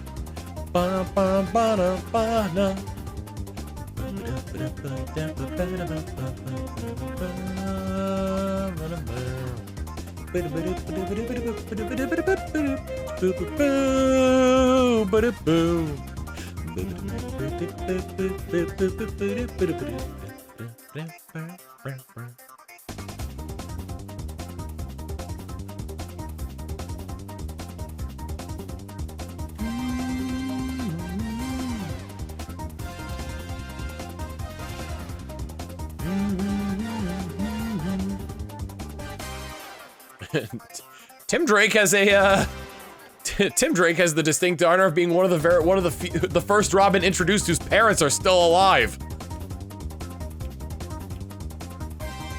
or at least in his life. Because Jason Todd's parents were still damn alive. At least his mother was.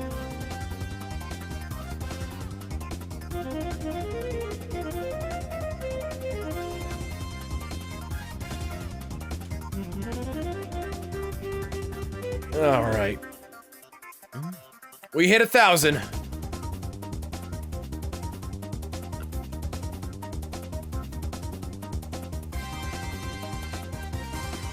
Only 80 more 100 Quag screams to go full odds. Oh, it's closer to 70. Give it up for Quag 1000. Woo! Oh, Lord.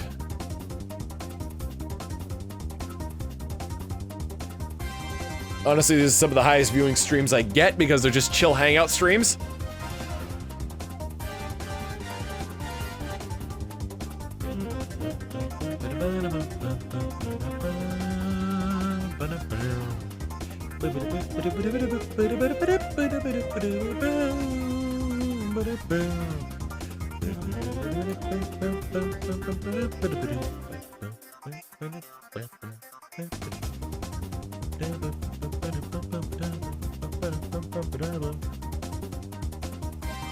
Oh, we probably have fan art.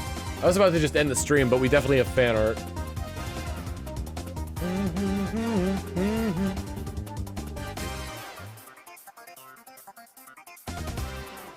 That's a real good one. That's another real good one. By the same person.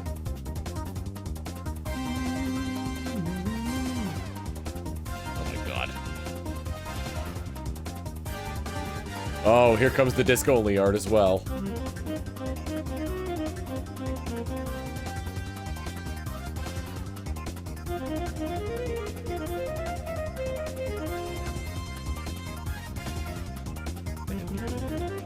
There's some video ones, so I'll have to show those like separately. Let me see, scenes, fan art. I got the camera on, okay. This first one is from Dorkchild saying, new to the Discord channel, so I made some fan art. So good. I love this so much. I like the bucket hat. I don't normally wear bucket hats, but they made bucket hat look good. I also like the brown hat and pants to signify the ground typing of Quagsire. They made another one, a Clodsire variant with, I guess, my children. There's a little I can see a little purple accent under the arm there for the poison.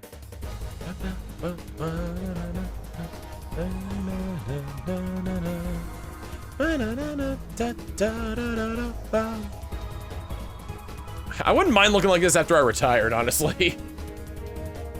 Something close to it. Maybe like a same face, but a little more wrinkled and gray. Next up from Jack's Pool. Tom being the Blubbo's whale for a bit in today's Among Us was incredible. Whatever you're like, please. It's the greatest day. Thank you very much for that, Jax. I know Jax is in chat right now, so thank you very much, Jax. There it is. What do you mean this isn't the tape Jared put over his nips? Surely, he was already around when cassettes were in their heyday. Visit the Wizard puts tape on his nips.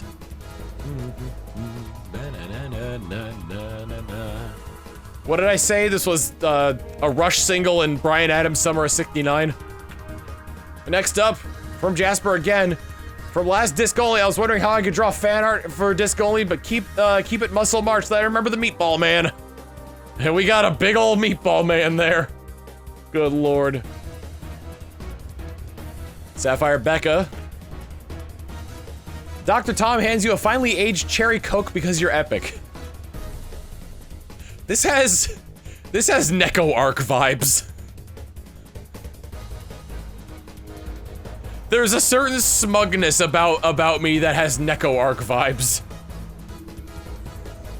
And the fact that the hands are like either a ball or like a mitten. Steel Bouncer with this one saying, since I drew when Tom talked about the unhinged items, I decided to draw YT Quag smacking another Quag with demonetization. There it is, yeah, I can see them. There it is.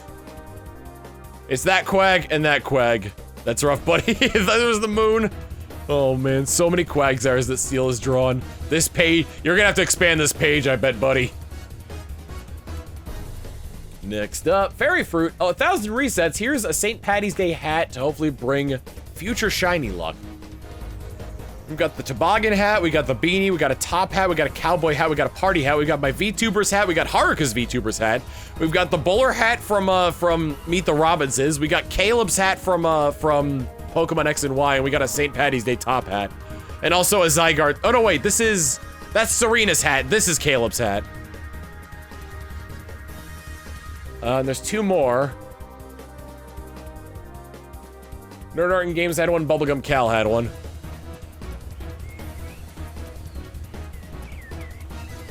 Ah! Perfect! Perfect! Ah! It's the Quagsire scream and the Clodsire scream. Finally, since, that was from Nerd Art Games, finally from Bubblegum Cal, since Autumn is Tom's Fiona, I'd figure an Adventure Time style was appropriate for an autumn VTuber. Or a PNG tuber, excuse me.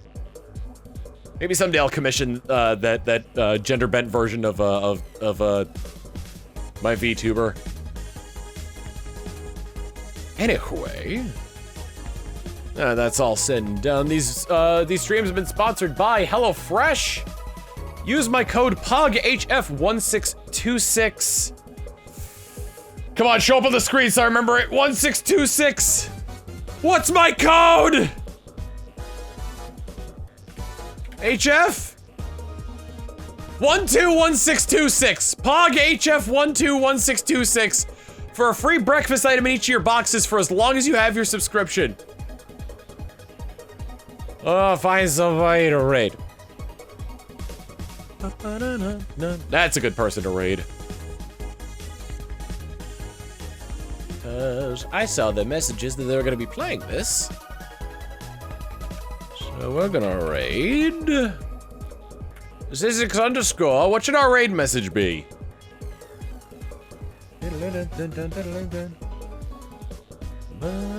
Anything cursed from the fan art that we should put on there?